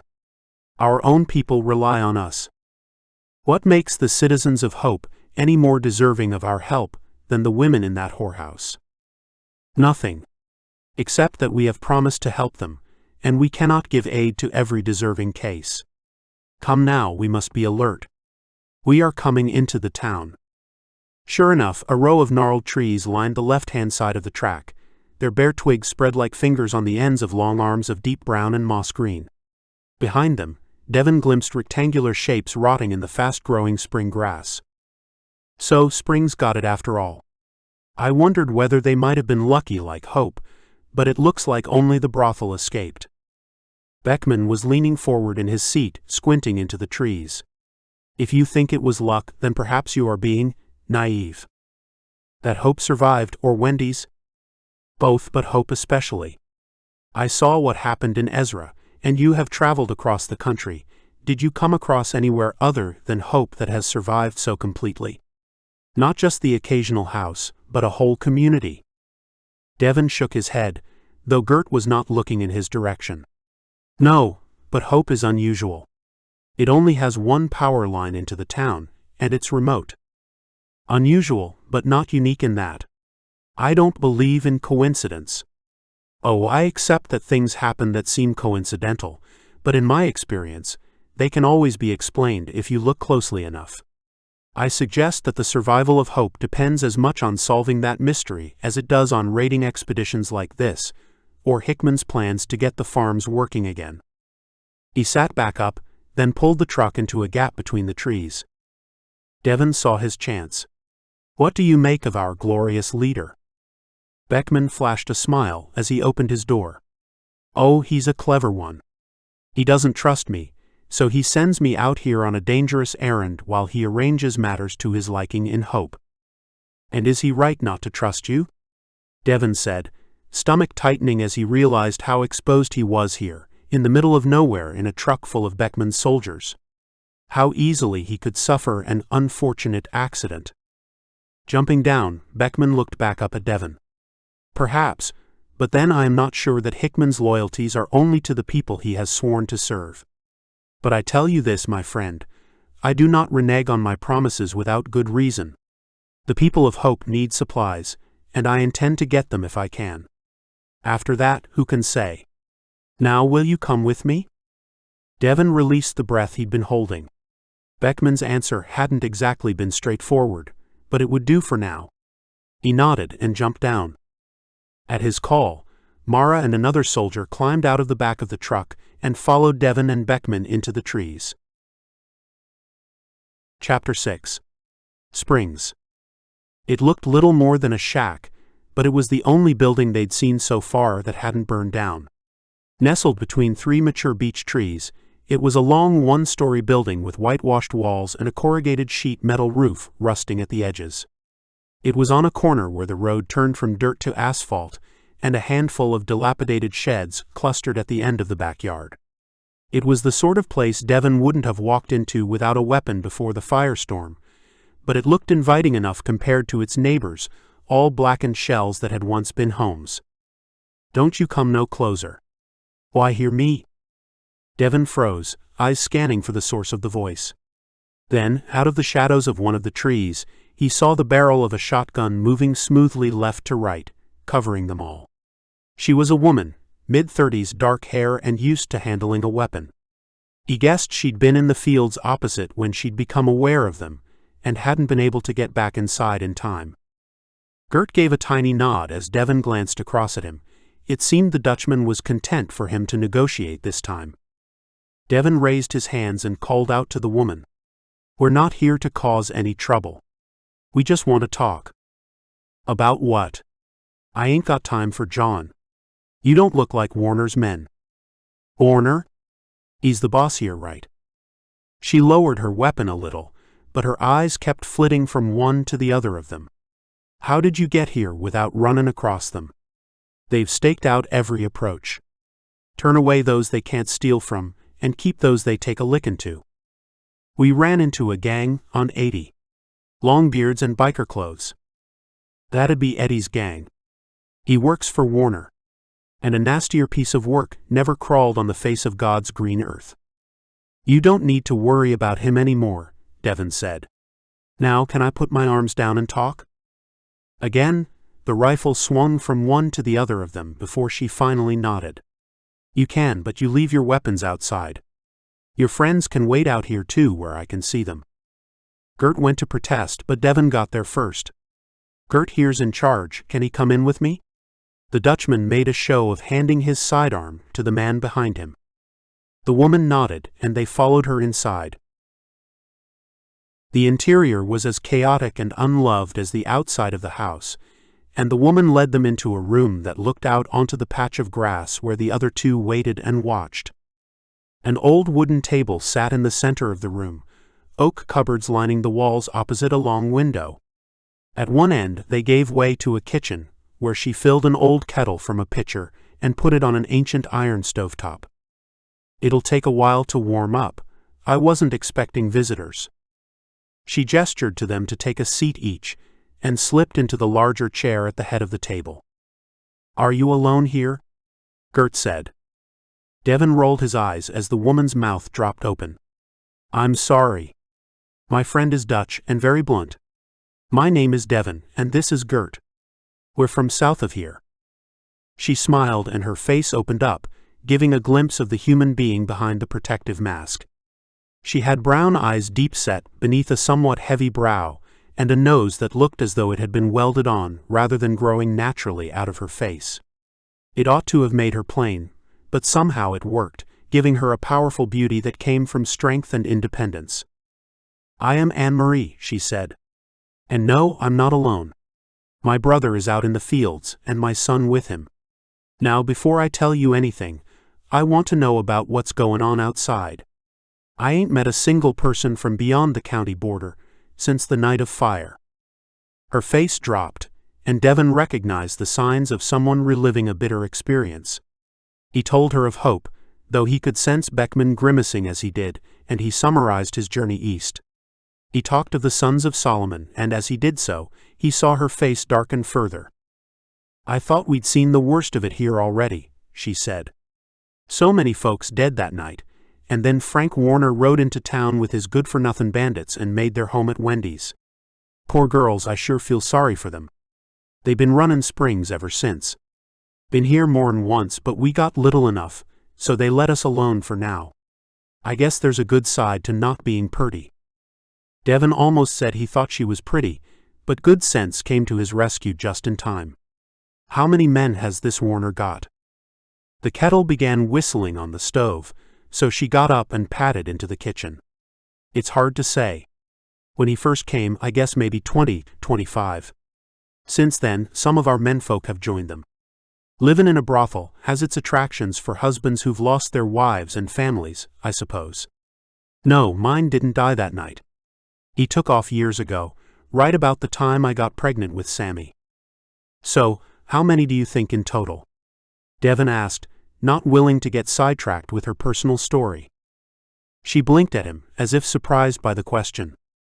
"Oh, I don't know. He's maybe got 50, and most of them will have guns." Beckman groaned. "Too many. Even if you take off the ones we killed at the roadblock."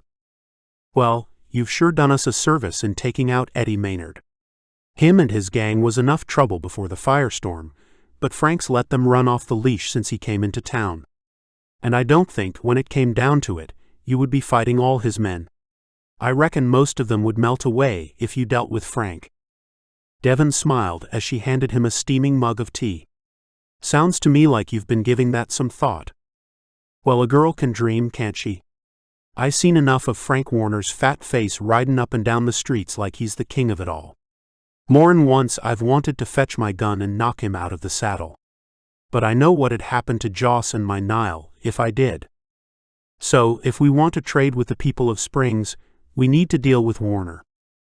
If you mean put a bullet in his head, then yes. But you gotta get close to him first, and that'll take some doin'." A shape moved out of the shadows at the far end of the room, where an open door led to the rest of the house. Devon reflexively went for a weapon that wasn't there as Gert leaped up, knife in hand. "I'll help. I'll get you close enough." "No, Joss. You don't need to have no part in this." The gangly young man wearing black glasses, a dirt-stained white t-shirt under a gray jacket and jeans that didn't look as though they'd been washed in weeks, shook his head. "No, it's time I did my bit. Warner has tried to recruit me after all, so he won't be suspicious if I offer to join him." "Won't be suspicious? You may have the brains in this family, but I got all the common sense. Frank Warner don't trust his own shadow. If you turn up out of the blue, he's gonna know something's up." Joss took a seat at the table and turned his attention from his sister to the two visitors.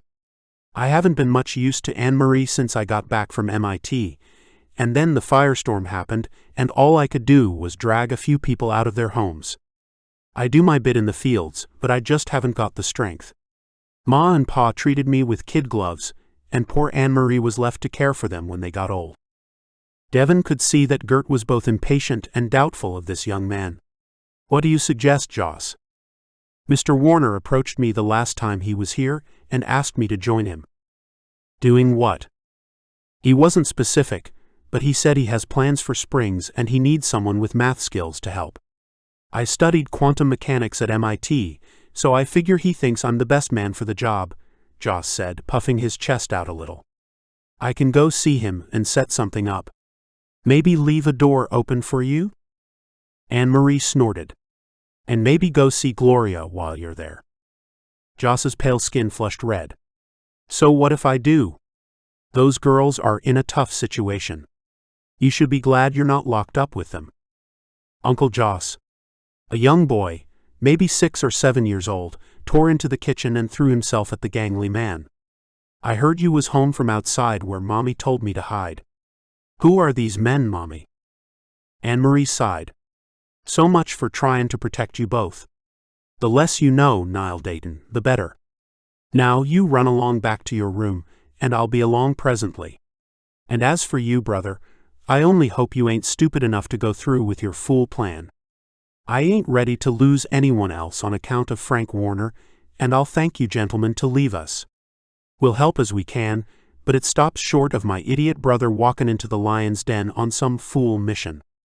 Joss opened his mouth, but she jumped in with both feet before he could say anything. "No.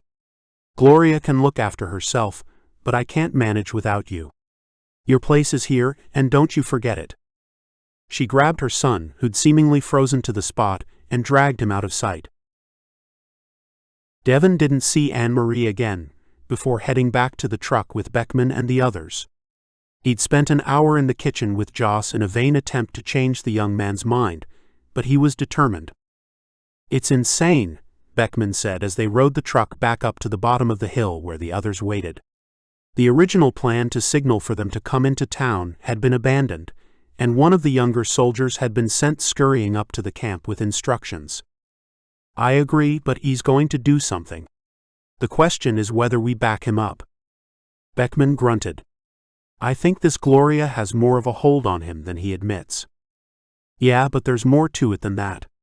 He needs to prove himself. In this new world, there's not much place for the intellectual beta male. I think this is his way of becoming someone his sister would be able to rely on. I've met plenty of geniuses in my time, and not a single one had the sense they were born with." They were leaning against the front of the truck, as the remaining soldiers kept guard. Beckman lit a cigarette and sighed as he exhaled, sending up a cloud of white smoke that was taken by the wind as it rose. "You know that's bad for your health, right?" Devon said, feeling a sense of déjà vu. "I figure I could either have a heart attack because of stress or cigarettes, my friend. At least if it's the fags, I'll have a little enjoyment while I wait." Devon smiled. "You spent some time in the UK then?" "I was assigned to the Met for a time. My colleagues enjoyed teaching me how to speak proper English. But I'm not comfortable about this, Devon. That boy in a man's body, he's going to get himself killed. I can't see him fooling this Warner fella." "Yeah, that's what worries me." Beckman blew out a lungful of smoke. "But is it wise for us to get dragged into it?" "I don't know, Gert. But I feel as though we have to do something. From what Anne-Marie said, they've got supplies here, and not that many people survived. There's a grocery store here that didn't burn down, and Warner's gang has been raiding places nearby and hoarding what they take. Seems to me we can help the folks out and take our fair share in payment. And anyway, why are you going along with it if you've got doubts?" He shrugged and gazed up the slope. "Call it a moment of weakness, but since we got ambushed, I want to take action instead of waiting for crap to happen to us. In battle, it's usually the decisive side that wins. And we've come a long way and used up a lot of gas. We can't go back empty-handed. So we'll go ahead with Joss's plan. As far as it takes us and no farther." They had left one truck at the camp on the hill. Gil Summers took charge of it and the 4 soldiers Gert had left with him, all inexperienced and young. The others took the second truck down to meet Gert. If all went well, they would signal to Gil and he'd come down. If it went against them, he'd return to Hope, taking his escort and Dorothy with him. The trucks were hidden among the trees near Anne-Marie's place, and the contingent of soldiers jogged back along the dirt track toward the sign to the brothel. The sun had set behind the white-capped mountain, and they used the last of the light to get themselves into position. There had been a super -8 next to the brothel, but the firestorm had reduced it to a pile of blackened rubble, except for an outbuilding where fresh sheets were stored. Joss had said he would meet them here after dark, and lead them in through a door he planned to leave open. He hoped to talk his way into Warner's confidence. He had, after all, at least 40 IQ points on the brigand chief. How hard could it be? Devon had recognized his claim as pure bravado that hid a genuine terror. He admired the young man for it. True courage, he knew well enough, was facing fears rather than denying them. Devon crouched at the edge of the building, facing toward the brothel, though he couldn't see it now that the light had all but gone. Gert sat beside him, muttering to a man alongside him as they waited. Then a voice hissed, "Shush! Someone's coming." Devon squinted into the darkness, and sure enough, a tall shape came stumbling through the darkness. But he knew it wasn't Joss before he saw it was a woman. She was middle-aged and wore a dark dress with pearl trim that twinkled in the gloom. Tears had smeared her makeup, and her eyes were wide as she tried to make them out. "I'm looking for Devon. Is he here?" Devon moved toward her and guided her behind the shelter of the supplies hut. "I'm Devon." "Yeah," he said, "you're a black fella." "I can barely see you," she said with a forced chuckle that gave way to a sob.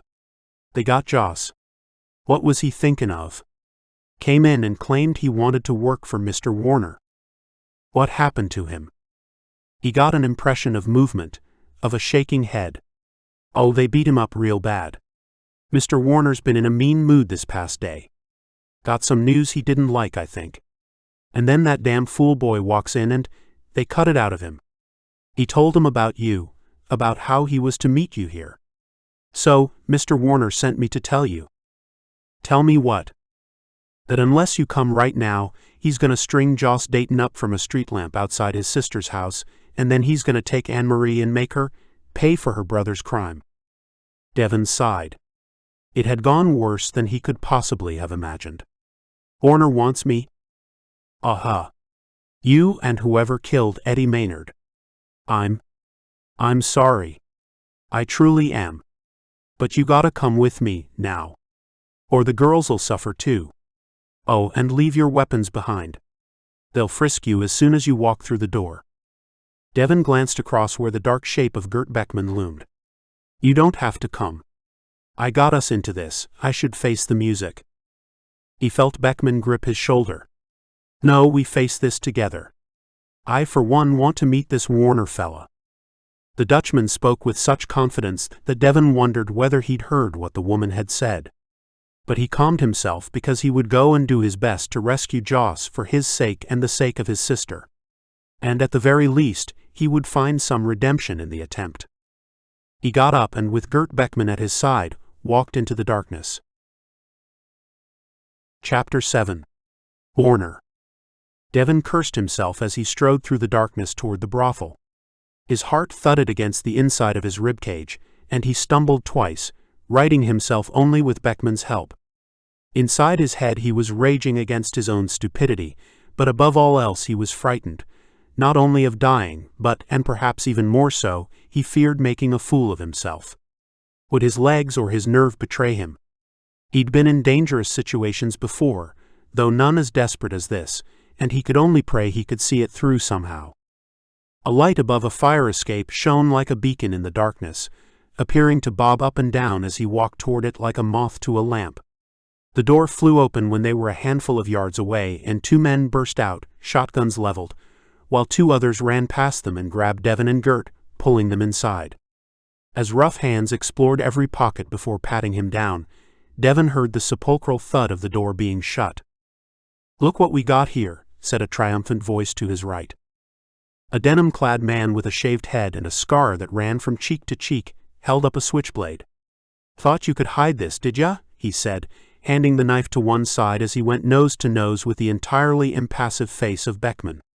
"I hear tell you killed Eddie. That true?" A gob of spittle hit Gert on the forehead. He casually wiped it away, before looking directly into the scarred man's eyes.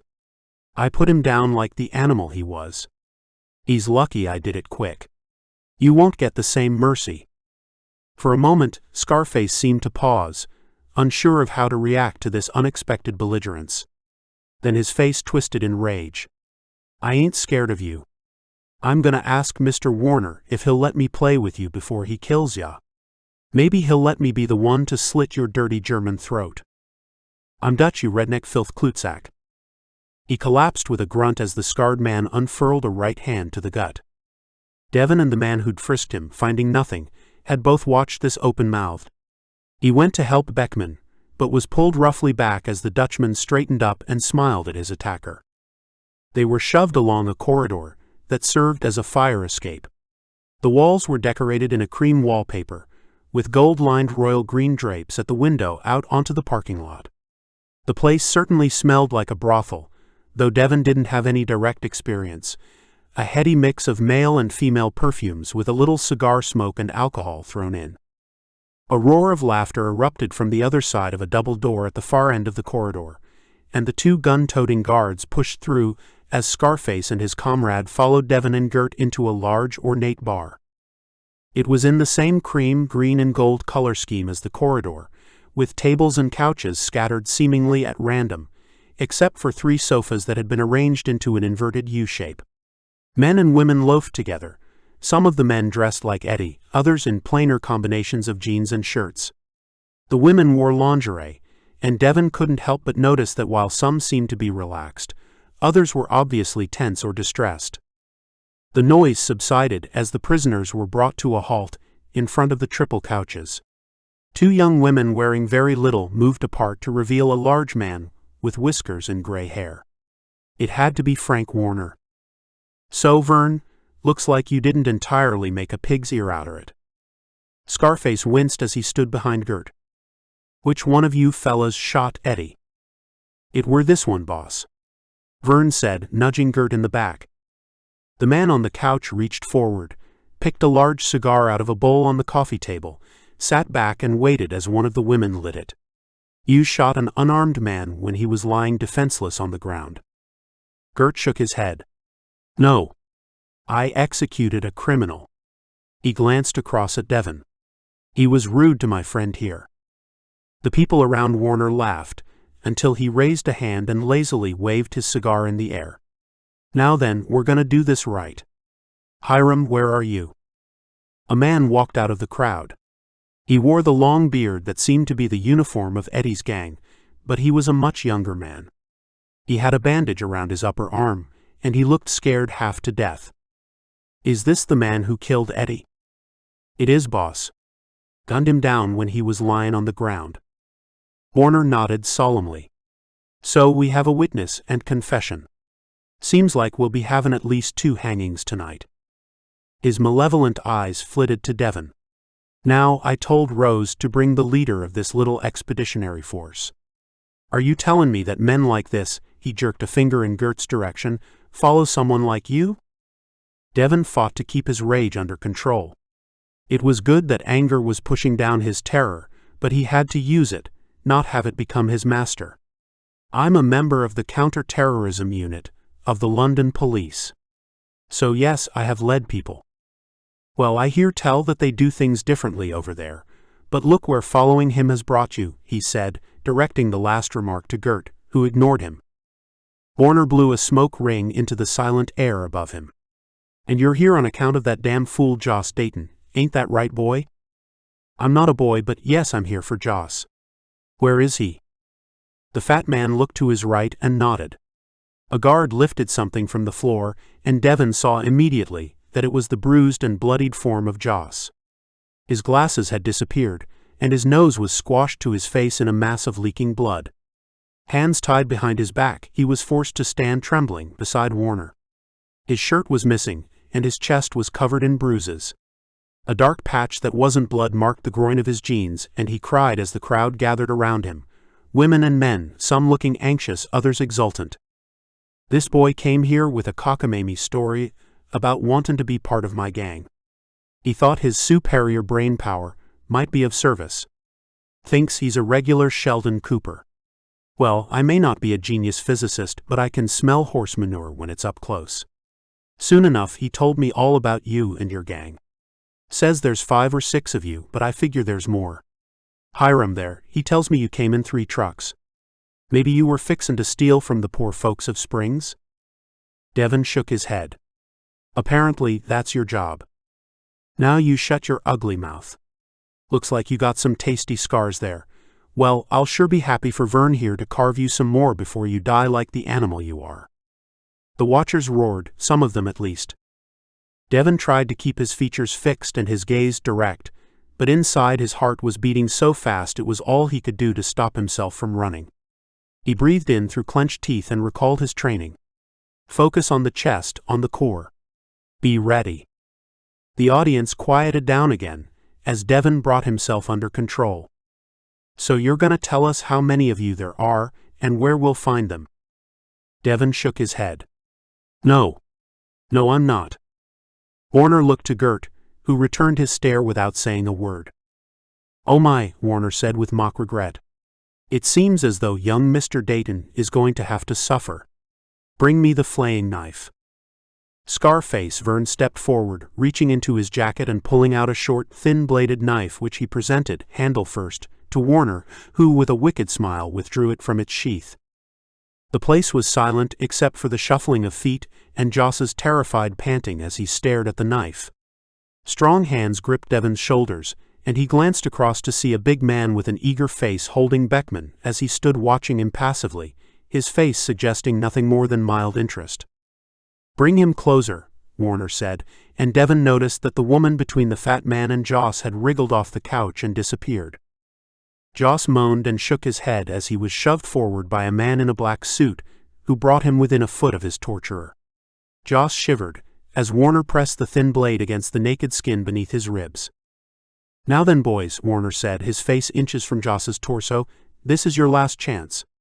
I'm fixin' to have some fun, but you could make things quick and clean for him if you tell me what I need to know. Devon looked across at Joss, who was staring back at him, wet eyes wide with terror, drool running down his chin as his bony chest shuddered. The young man gave a tiny nod as if acknowledging that Devon couldn't betray the others, as if acknowledging his inevitable doom. And then he moved. His hands came from around his back, grabbed the knife before Warner even saw it happening, and he leaped on the fat man. Cries went up and the man in the black suit fell to the floor. Devon kicked his booted foot backwards, then spun around and swung at his guard. He put every ounce of rage and terror into that blow, and the man went down, his head hitting the floor with a sickening thunk. Someone grabbed him as the place erupted in screams and cries. He pulled his arm back, but it was Gert. The Dutchman pulled him toward the couch where red sprayed the air, and the screams gave way to a gurgling noise. Then a shot. Then more and more. Between each percussive beat, the crying grew louder. Something hit Devon across the back, and he turned to see the Scarface Vern, who'd evidently been pushed into him. The man was terrified. He tried to swim through the crowd toward the exit, but Devon grabbed him around the throat and pulled him backward and off his legs, throwing him down onto the floor where he lay, hands upheld in a gesture that might have been pleading and it might have been mere protection. Neither worked. Perfumed shapes dressed in reds and purples swept past Devon as he looked down at the stricken man. Stiletto heels rose and fell as Vern writhed in agony, his desperate pleas ignored as the women finally took their revenge on the monster. Devon left him to his fate and forced his way toward Joss. Then he flinched at a volley of shots from behind him that punched through the chaos. The place went instantly silent, the brawling crowd turning as one to see which way the coin would fall. Heads. A red-haired woman in camouflage jacket and flanked by a dozen soldiers lowered her rifle and nodded at Gert. Well done, Mara, he said. Now help us clear up this mess. Hands were raised all around as a final stiletto fell on Vern's now silent body. Devon pushed through the mix of thugs, hangers-on and prostitutes to finally reach the couch. Warner lay there, dead eyes staring at the ceiling, mouth twisted in agony. The handle of the flaying knife protruded from his chest, almost lost against the deep red slick that had spread across his white silk shirt. Devon reached down to where Joss lay at Warner's feet and pulled him onto his back. A hideous wound wrecked the young man's pleasant, intelligent face. One eye was a red ruin, and the other didn't move as Devon shook him. "He's gone, oh my God, he's gone." A woman's voice shrieked from above him. He was supposed to run, not attack that beast. Devon looked up to see a woman wearing scarlet lingerie, wiping tears from her cheeks. He got to his feet and pulled her to him, breathing in the rich aroma of her chocolate skin. "Are you Gloria?" he whispered. She nodded as she buried her head in his shoulder. "I cut his hands loose and then Janice kicked Hector. He was Warner's bodyguard. Joss was supposed to run while we made trouble. I didn't expect him to do that." He looked around as she pointed at the body of Frank Warner. She pulled away from him and dropped to her knees, hugging the lifeless body of Joss Dayton. Devon turned to see Mara and Gert converging on him. "I'm sorry," Gert said, putting his hand on Devon's shoulder. "But we got to deal with the situation. They're not all here." Maya nodded. "We've got 23, and I posted guards on the other exits, but I guess the rats found sewers to run through." "How many?" "It's hard to say, but at least a dozen." Devon felt his insides turn to ice. "Anne-Marie." He spun around and ran for the door. "Wait," Gert called. "You need backup and someone to show you the way. You won't help anyone by stumbling around in the dark." "I'll go." It was Gloria's voice. "Not like that, you won't," Maya said as she pulled off her jacket and wrapped it around Gloria's shoulders. "And get something else on your feet." A figure emerged from behind the bar counter. "Here," she said, slipping off a pair of scruffy sneakers. She was a small Latina woman who'd probably had the misfortune to be on the cleaning rotation for that day. "Thank you, Maria," Gloria said, sitting down to slip them on her feet. They were a little large, but she could walk. She looked down again at the body of Joss. 2 other women had carried it to one of the other couches, as 3 captured men, under the close scrutiny of a couple of soldiers, dragged the corpse of Frank Warner away. "Let's go. I only hope we're not too late." Gert, Devon, and 6 CDF soldiers followed Gloria through the dark streets of Springs. A half moon provided just enough light to see where Devon was putting his boots down, but nothing more. Without Gloria, they would have been lost almost as soon as they'd left the brothel. Devon was breathing heavily when he finally recognized that they were among the trees where they'd parked the truck when they'd met Anne-Marie. "Take it careful," Gert hissed, but Devon pulled away from him and ran through the trees, the others following, panic flooding his system. She'd already lost her brother tonight. What else might she lose because she'd welcomed them into her home only hours earlier? He burst out of the trees and collided with something metal. A voice called, "What the hell?" Then a muffled scream. "Anne-Marie." He could feel the side of the pickup truck he'd cannoned into, so he made like a crab and moved hand over hand along it, before grasping thin air and glimpsing the dropped tailgate and something moving inside the back. With a roar, he climbed up and flailed around until he found something wiry. He closed his hand and pulled. Something grunted and heat seared in his arm. He grabbed at where he thought his attacker must be and pushed the knife down. Light flared from behind him as Gert risked using a flashlight, and Devon could finally see the face of his enemy. Brown beard and eyes full of fury and fear, he kicked out, but he had no boots on, so Devon barely felt the blow in his rage. He punched down at the man's face. Once. Twice. Feeling bone break, but ignoring the yells of pain that turned into pleading. Gunshots came from behind, and Devon heard scurrying feet and returning fire. Beckman had climbed into the bed of the truck. "Devon, leave him." But Devon punched again and again, until the man was inert. He rolled the body to one side and there, squeezed into the top corner of the rusty truck, he saw Anne-Marie. Tears ran down her face, but she was alive and it seemed physically unharmed. Devon looked across at the groaning thug to see that his pants were halfway down his legs. If he'd had a handgun on him, he'd have put a bullet in the scumbag's head. He might even have regretted it later. Crack, crack. "Niall?" Anne-Marie said. "He's hiding. We got to go find him." Beckman helped her up, but she shrank away from Devon, and that gesture instantly washed away his rage. He turned away, pulled the belt off the attacker, and tied his wrists behind his back. He didn't look as though he was in a fit condition to run off, but Devon wanted to be sure he faced justice. Devon jumped down from the tailgate and held out a hand to Beckman. "Lend me your sidearm? You gonna do something stupid?" "Probably." The Dutchman handed over his Glock, pulling the rifle from his shoulder to cover the pickup. But by the time Devon reached the house, the fight was over. 2 bandits lay dead, and Mara was tying the hands of 2 others. "It's okay. I'm pretty sure none of them got away," she said. "I thought you said a dozen escaped the brothel." She shrugged. "I guessed a dozen, and anyway, most of them would have run away. Only these idiots looked for revenge." Someone shoved him from behind, and he caught sight of Anne-Marie's dark head as she pushed toward the house. "Niall," she called. "Let me help," Devon said. He barely recognized the face that snapped around to him. "You leave me alone, you just leave me alone. Because of you, my brother's dead. I never want to see you again. Go." And so, stunned, bruised, and raw, Devon staggered away. Chapter 8: Rustler. It wasn't the ruined husk of a farmhouse that cut to Paul Hickman's ironclad heart. It was the fact that the grass was growing out front, and there was no one to cut it. He'd commandeered Ward McAndrew's white pickup and had pulled up outside the main building of Corbett's farm. He'd known old Harry Corbett, and the man had taken an unnatural pride in the little patch of grass that stretched 30 yards to his front door.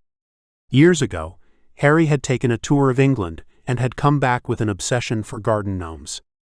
Their red-pointed hats poked out from the early spring growth that would soon overwhelm the garden, nature taking back what was hers. The farm had taken its electricity from the power lines supplying Ezra, and so it had suffered the same fate as the county city. The house looked as though it had exploded, timbers lying where they'd been thrown on that night. He caught the unmistakable scurrying of rodents as he scanned the ruins. "Such a crying shame," he said. "One farm like this, and we could feed everyone in hope once we work out how to restore power." Libby Hawkins sat in the passenger seat. "I thought this was a cattle farm, but all I could see when we drove in was crops. One of the biggest alfalfa farms in the country. All of that will be dying in the fields now the irrigation has stopped." He had a small dairy herd, though. Holsteins from the UK. More money than sense. "Where are they then?" Paul turned in his seat to look at Cassie Miller. "Any idea?" "Well, if they've survived, they would have to be near one of the creeks. That's where I'd look. Over that way." She gestured beyond the ruined farmhouse. "I've only been here a couple times, though." Hick started the engine and took the car around the shell of Harry Corbett's farmhouse. He pulled it into a large barn piled high with bales. He chose a green one and, with Cassie's help, put it in the back of the pickup. "Steer to the right of that pivot," Cassie said. "That white metal thing over there. That's the irrigation system." Hick followed her direction, glancing at the curve of the green alfalfa field. For now, it was still alive, but the inert bridge-like structure that sat motionless above it wouldn't be pulling water up from the wells until they could restore electricity, and that prospect was a long way off. The land to his left was flat and bordered by uncultivated stretches of prairie grass, sand and rocks. As he followed the line of the alfalfa field, like a satellite in planetary orbit, he finally reached its greatest extent and took the truck off at a tangent. Ahead lay low hills and gullies, and the track disappeared, so he was forced to go straight across country toward the first of the hills, at the bottom of which ran a creek. "Damn," he cursed as they passed the body of a cow. It looked like a bag of bones clad in loose skin that had been ripped by carrion birds. Beside it lay a dead calf, its leg twisted beneath it. "Looks like the poor thing broke its leg and the mother wouldn't abandon it," Cassie said. "At least it means they definitely came this way. Let's hope some of them made it. And these here are coyote spoors."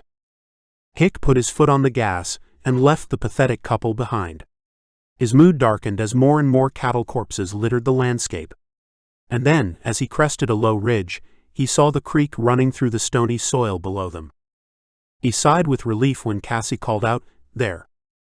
There were 7 cows and 3 calves milling around at the edge of the water. "They're skin and bones," he said. Cassie jumped out of the pickup. "Then let's give them something to eat. Follow me. Don't go too fast, they're likely nervous." So, Hick followed her down the side of the hill as she opened her arms to the animals. They raised their heads and bellowed, then they began walking toward Cassie. She pointed at a spot beside the creek, so Hick parked the pickup and he and Libby got out. He folded down the tailgate and pulled the hay to the lip. Then he got out of the way as the adults barged toward the food and began pulling it off the back of the truck. Cassie stood close enough to be able to run her hands down the animals' sides, talking to them in a reassuring tone. "They sure are skinny. I don't think we should move them until they've been fed up a little." Hick cast his gaze around the little valley, almost as if expecting to see figures silhouetted against the sky. "We got no choice, Cassie. We can't stay here. It's bound to be a target for Mayor Hawkins sooner or later. You could leave me here with some bales. If we put all our rations together, I'll have enough for a few days, and I ain't gonna be short of milk." "No way.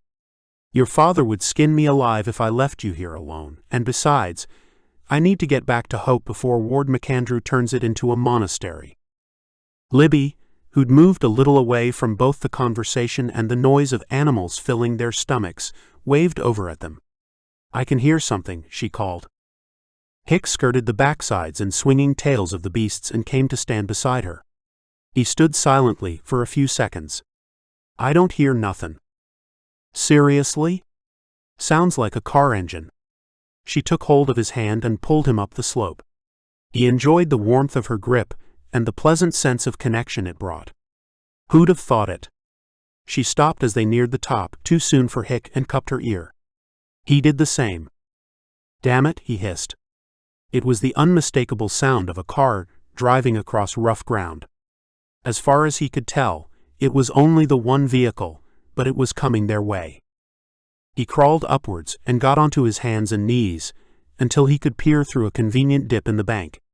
The earth was gritty and slightly moist, and it smelled of cow. There it was. A squarish olive-green shape driving along the track they'd taken. If it was following the path around the pivot, it had moved to the right any moment now. But no, it was carrying on, straight at them. He could just make out 2 occupants in the front seats, bouncing around as the Land Rover ran onto the rough field between the dirt track and the creek. "Land Rover." "It's them," he hissed. "The terrorists who kidnapped Sam." "What do we do?" Hick looked at the approaching car, calculating how long they had. "You're faster than me. Run down and get the weapons. We can't outrun them, and anyways, I ain't gonna let them steal our cattle." She nodded and pulled back. Hick listened to the sounds of her boots scrambling down the stony slope as the Land Rover got bigger. Yeah, 2 in the front and maybe others in the back. All wearing those goddamn black masks. They were less than 100 yards away by the time he heard Libby returning. She had an assault rifle and a handgun. "Are you any good with guns?" he said, as she offered him the rifle. "Not specially. Been to the range a few times." He pushed the rifle at her. "You take it then, I'll stick with the Glock." She lined up on the slowing car. "What do we do now? Warn them? Shoot first, ask questions later." The Land Rover came to a halt, and both doors opened. Men in black masks climbed out and lifted rifles from the back. "At least there's only 2. I can't do it, Paul. It isn't right to gun people down without warning." "Are you kidding me? These goons aren't here to play." She shook her head. Then, before he could stop her, she called out, "Put your weapons down and your hands up." Hickman cursed as the men froze for an instant, then both ducked and ran behind their car doors. Hick fired twice, the first shot going wide and the second pounding into the door nearest him. The window rolled down, and Hick waited until the rifle appeared before firing again. He hit the car door, but missed the man holding the gun. Hick ducked as the dirt in front of him erupted, the report echoing around the gully. "You think you might shoot now?" He hissed at Libby, who was sighting down the barrel of her Arkansas 15. She didn't respond but pulled in a breath and squeezed the trigger.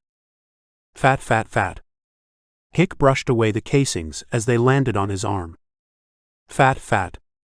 A cry from the other side of the car, and a shape fell back. Got him, she said. Here, you take the rifle. She pushed it across to him. Bang, ba ba ba ba. As he scrambled to one side, the rocks exploding around him, Hick thought he could feel the air searing as rounds fizzed by. Libby had fallen back. She hadn't cried out, and he sure hoped she hadn't been hit. And then the man was there, standing above them, assault rifle seeking a target. The barrel swung around, finding Hick, who had no time to bring his weapon to bear. Bang bang. The man fell forward, landing inches away from Hick, who spun around, eyes wide, to see Cassie standing below him on the slope. He put his hands to his head as if relieved to find it still attached to his shoulders, and then scrambled sideways to where Libby lay. I'm all right, she moaned. Twisted my ankle, I think. Are we safe? Hick looked up at Cassie, who was striding toward the Land Rover with her shotgun at her hips. Cassie, let me look. I seen dead bodies before, Mr. Hickman. I ain't afeard of 'em. It's when they're still alive you gotta watch 'em. She moved out of view beyond the rise, and he turned back to Libby. Come on, we'd best get out of here. These guys probably weren't alone. He helped her up, enjoying her closeness as she put her arm on his shoulder. I want to see the one I shot. Seriously? I don't reckon that's a good idea. Paul, you've got to stop trying to protect me. It's cute but very patronizing. He flushed at that. He couldn't remember the last time anyone had called him cute. Hick helped her up the hill and then toward the Land Rover. Cassie, who'd been kneeling behind the driver's door, got up at their approach and smiled. Good shot, Libby. Straight through the heart. Wouldn't have felt a darned thing. Hick felt Libby's arm shaking as she went pale, but she pulled away from him and, using the door as a support, hopped around to the far side. I want to see his face, she said. No. Don't do it to yourself, Hick protested. But Cassie, receiving a nod of confirmation, disappeared from Hick's view and then stood back up holding a fistful of black cloth. Libby held her breath and looked. Sadness and fear instantly gave way to shock as her mouth dropped open. Oh my God. I know him. What? He ran around to stand beside the other two, looking down at the body. The face was that of a man, a lean man with something reptilian about him. He could have been Tom Riddle's ugly brother. And Hick had seen him before, he was sure of it. Roscoff, Libby said. He works for my mother. Hick slapped his leg. I saw him. In the church. He was bellyaching about the rebuilding plans. Libby nodded. Yeah, that sounds like him. But what's he doing dressed up like this? Cassie asked. Libby stepped back and looked up at the sky before cursing. It means Ezra has fallen to the sons of Solomon. Or that Mayor Hawkins has joined them, Hick said. Either way, they're on our doorstep. We gotta get back right now. Libby shook her head. You go home. I've got to see my mother. Are you insane? What did you say to me? That your mother would see you dead?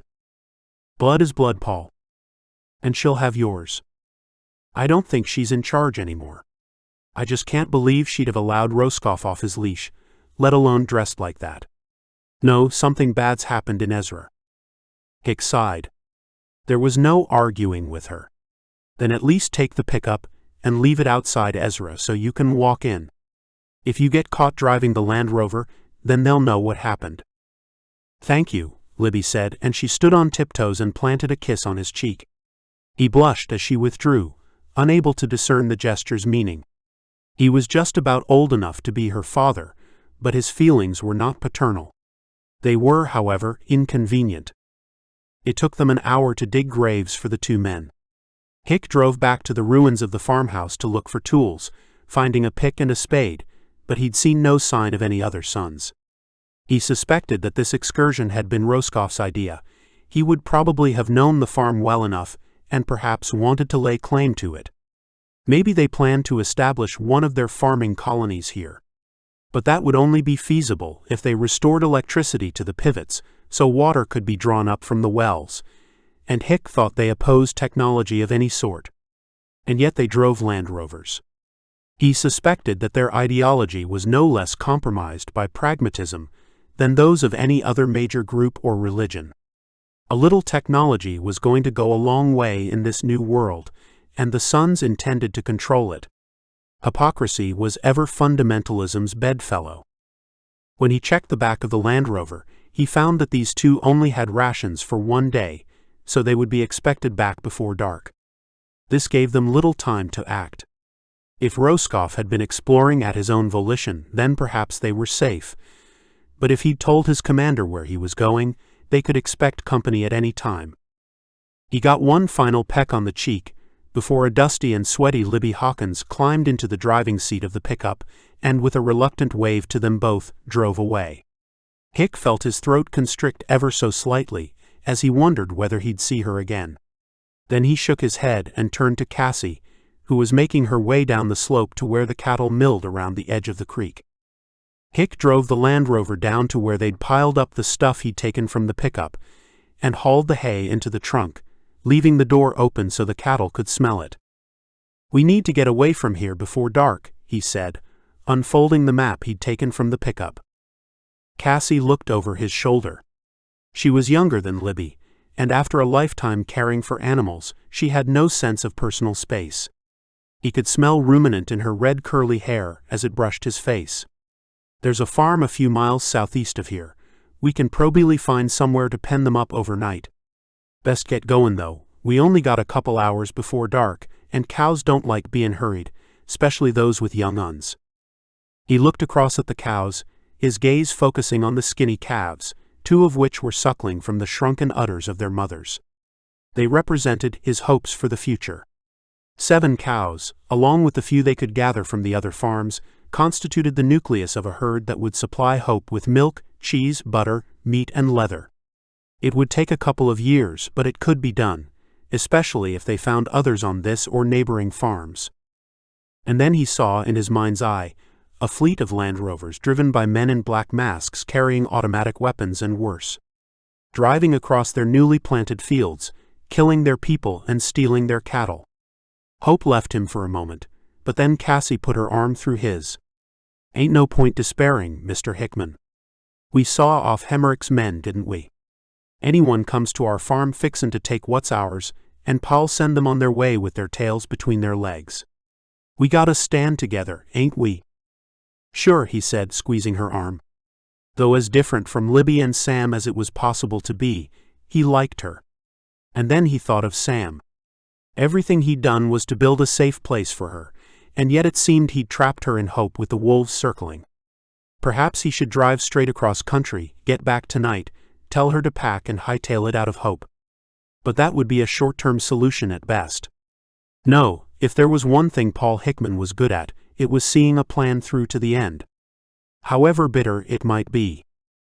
"Come on, we better get going if we're to get these cattle settled for the night." She smiled at him, and skipped over to the farthest beast, tapping its rump with a long whippy stick she'd found.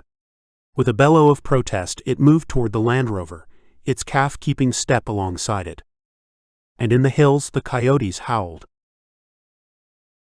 Chapter 9. Return. With practiced skill, Devon brought the axe down and the wood splinters fell neatly to either side of the chopping log.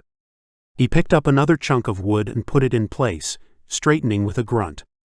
His shirt had been cast away, and his skin shone with the sweat of an afternoon's heavy labor. It was like a scene out of the past, and he took a simple pleasure in the physical nature of the work. A pile of logs became a bundle of sticks to feed the fires of springs. Perhaps it was a form of penance, this labor, paying with his sweat a debt that could never be redeemed. His meditation was interrupted by a call from the house. "Come on in. Food's ready." One final swing, and he flung the axe down and headed for the water barrel that stood gathering rainwater beneath the eaves. He drew a bucketful of water and poured it gently over his head, delighting in the cold shock as it washed away the sweat and ran down his back.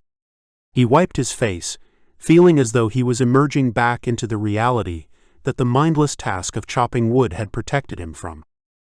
Devon wandered into the kitchen of the little house, one of a handful on this side of Springs that had survived the firestorm and the subsequent attentions of Warner's gang. Gil Summers sat at the table while a large woman with long gray hair fussed over a pot on the stove. She turned to him as he came in. "You're dripping on my floor, and I only just washed it." "Sorry," Devon responded, distracted by the rich aroma of the stew she was stirring. "Now you go and get yourself changed. I've laid out some clothes I reckon will fit, though you're a bit larger than Ernie was." "It's okay, I can take my food outside." She waved her wooden spoon at him. "No, you won't. Ernie ain't comin' back, so you might as well get use out of his clothes.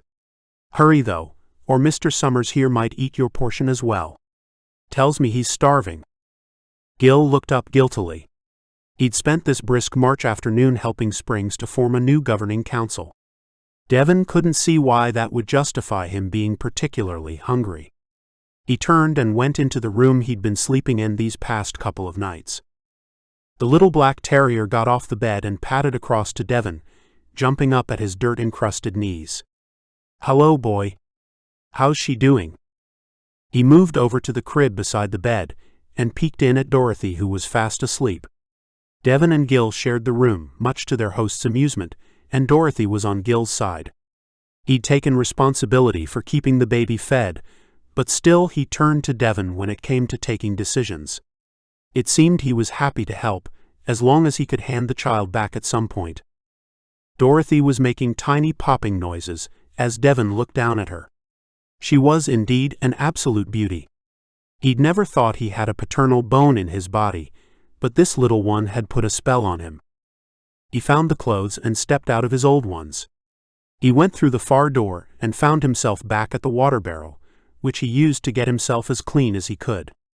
How many weeks had it been since he'd last had a hot shower? It was like another life. He came back inside, locked the door, and walked through to the kitchen as the dog made itself comfortable on the bed again. It seemed to consider itself Dorothy's protector, and would only eat if food was brought into the bedroom. "That's better. Now sit yourself down." He did as he was told, and she placed a large bowl full of stew in front of him, along with a big chunk of homemade bread. "Thank you, Mrs. Dubkovsky.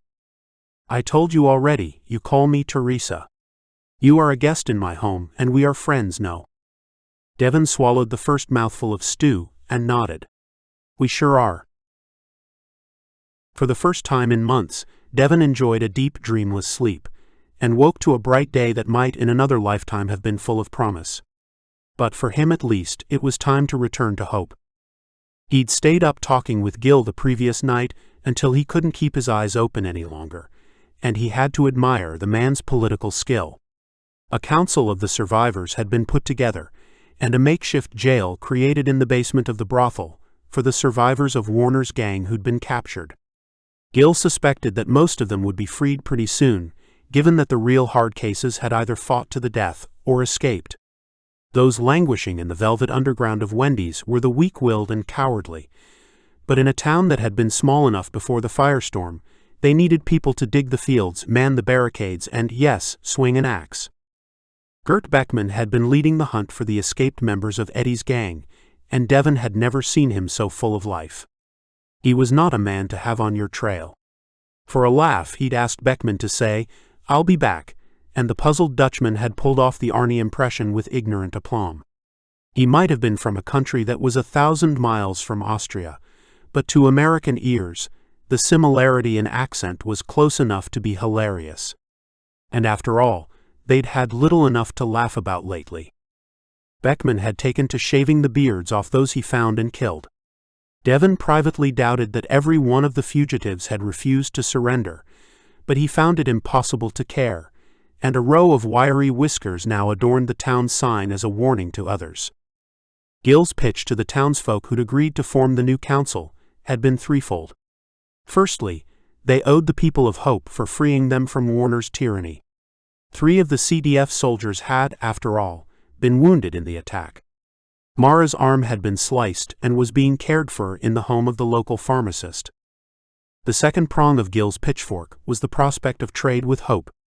Though the whole point of the expedition had been to find supplies, Hope had a town full of working vehicles, and they'd be invaluable as Springs tried to rebuild itself. Springs, by sheer luck and the raiding carried out by Warner's gang, had plenty of supplies to trade given its small population. It was a good match. Finally, Gil played the joker. He'd done a private deal with Beckman to leave half of the CDF here to help keep Springs safe while it re-established itself. Their weapons would go back on the trucks along with the supplies Springs was offering in trade, but Warner's gang had been well armed, and so they would work with the new council to set up a permanent militia before returning home. Finding volunteers to stay had been simple enough. Springs was, after all, a lovely place, and the prospect of not having to live off rations was enough for many. So, they were due to return home today, and Devon was heading into the kitchen for a bowl of oatmeal while making a mental list of the things he needed to do before he could leave, when there was a knock on the door. He heard Mrs. Dubkovsky's voice raised in what sounded like friendly greeting, and then footsteps along the corridor. "Gil. A visitor for you." Devon settled down at the table. He was hungry and had a full day ahead of him, so he had no intention of allowing Gil to interrupt his bowl of hot porridge. Summers appeared from the living room, nodded to Devon, and then opened the kitchen door. Devon heard an unmistakable groan and looked up to see Anne-Marie Dayton dropping into the chair opposite. His stomach tightened and he went to get up. "No, it's okay. Stay where you are. I am the visitor here, and I suspect you will have a say in this." Devon shrugged as if he didn't care either way, though he wasn't certain how convincing he was. He focused on his bowl, pouring in an extra blob of honey as if to sweeten the atmosphere, as Gil settled noisily into the chair next to him. "How are you, Anne-Marie?" He imagined her shrugging. "How do you think, Mr. Summers? My brother was tortured and killed 2 nights ago." "My dear, I am so sorry. It wasn't your fault." Devon could tell that she was looking at him, even as he concentrated on the last of his breakfast. "I think perhaps that this isn't the time or place for debating blame," Gil said. "We are where we are, however sad that is. None of us can take back the mistakes of the past." Ain't that the truth, Devon thought. He'd come back to America burdened by his failure to stop a terrorist attack in London. Ever since the firestorm, he'd labored to pay back some of his debt by doing right by people, and then every scrap of redemption had been flushed down the can by his decision to help this grieving woman's brother. If he hadn't stuck his nose in it, he'd be back in Hope by now. The brother would still be dead, but it wouldn't be weighing on Devon's conscience. Mind, if he had gone back, it would have been empty-handed, and the people of Hope needed these supplies. A no-win scenario, if ever there was one.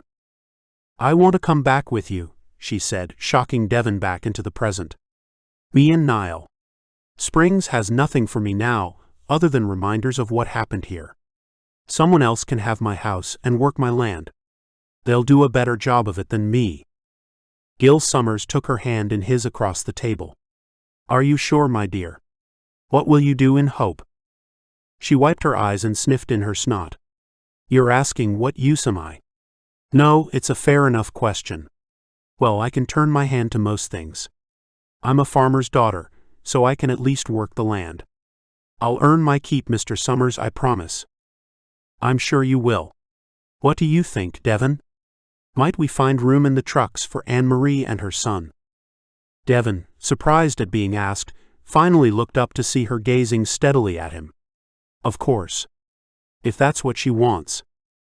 They sat in a silence that was finally broken by Mrs. Dubkovsky bustling in with a kettle full of water. As she put it on the stovetop, Anne-Marie got up, thanked Gil, and left to prepare for the journey. "Now don't you go blamin' yourself," the old woman said without turning around. "She'll learn one day that you weren't to blame for what happened." Devon looked across at her. He would miss her good-natured wisdom when they returned to Hope. He wished she was coming rather than Anne-Marie. "The problem is, she's right to blame me. Maybe I had no real choice, but it was me that made the decision." A mug of hot tea appeared on the table, and he felt her warm hand on his shoulder. Devon handed up a box to a CDF soldier standing inside the third truck. They were in the parking lot of Bob's Market, the only grocery store in Springs that had survived the firestorm. The place wasn't open anymore, but it had been used as somewhere to hoard supplies by Warner's gang. The new council, headed by a stocky man called Otis Wepler, had begun the job of fairly redistributing what had been stolen while stockpiling enough essentials to see the community through to the first harvests in a few months. When it came to it, Wepler hadn't exactly been happy about handing over a third of their stock to the Hopers, but the prospect of having a fleet of vehicles of his own that they could use both for security and to gather supplies was too enticing to let go. And he knew well enough that the heavily armed CDF could take what they wanted when it came down to it. So he watched with barely concealed ill will as the final boxes were squeezed into the truck. "6 beards, Devon, my friend," Gert said as he wandered over from the direction of the brothel. "There may be a couple more out there, but I don't reckon they'll trouble this place for a while. Besides, once Mara's up on her feet again, she'll enjoy a little hunting party." Devon chuckled. "I see you've turned up now, the heavy lifting is done. Have you said goodbye to the girls at Wendy's?" Beckman's mouth curled into a rueful smile. "I did. If I were that fella," he said, jerking a thumb at Wepler, "I'd watch out. They'll be running this city before long.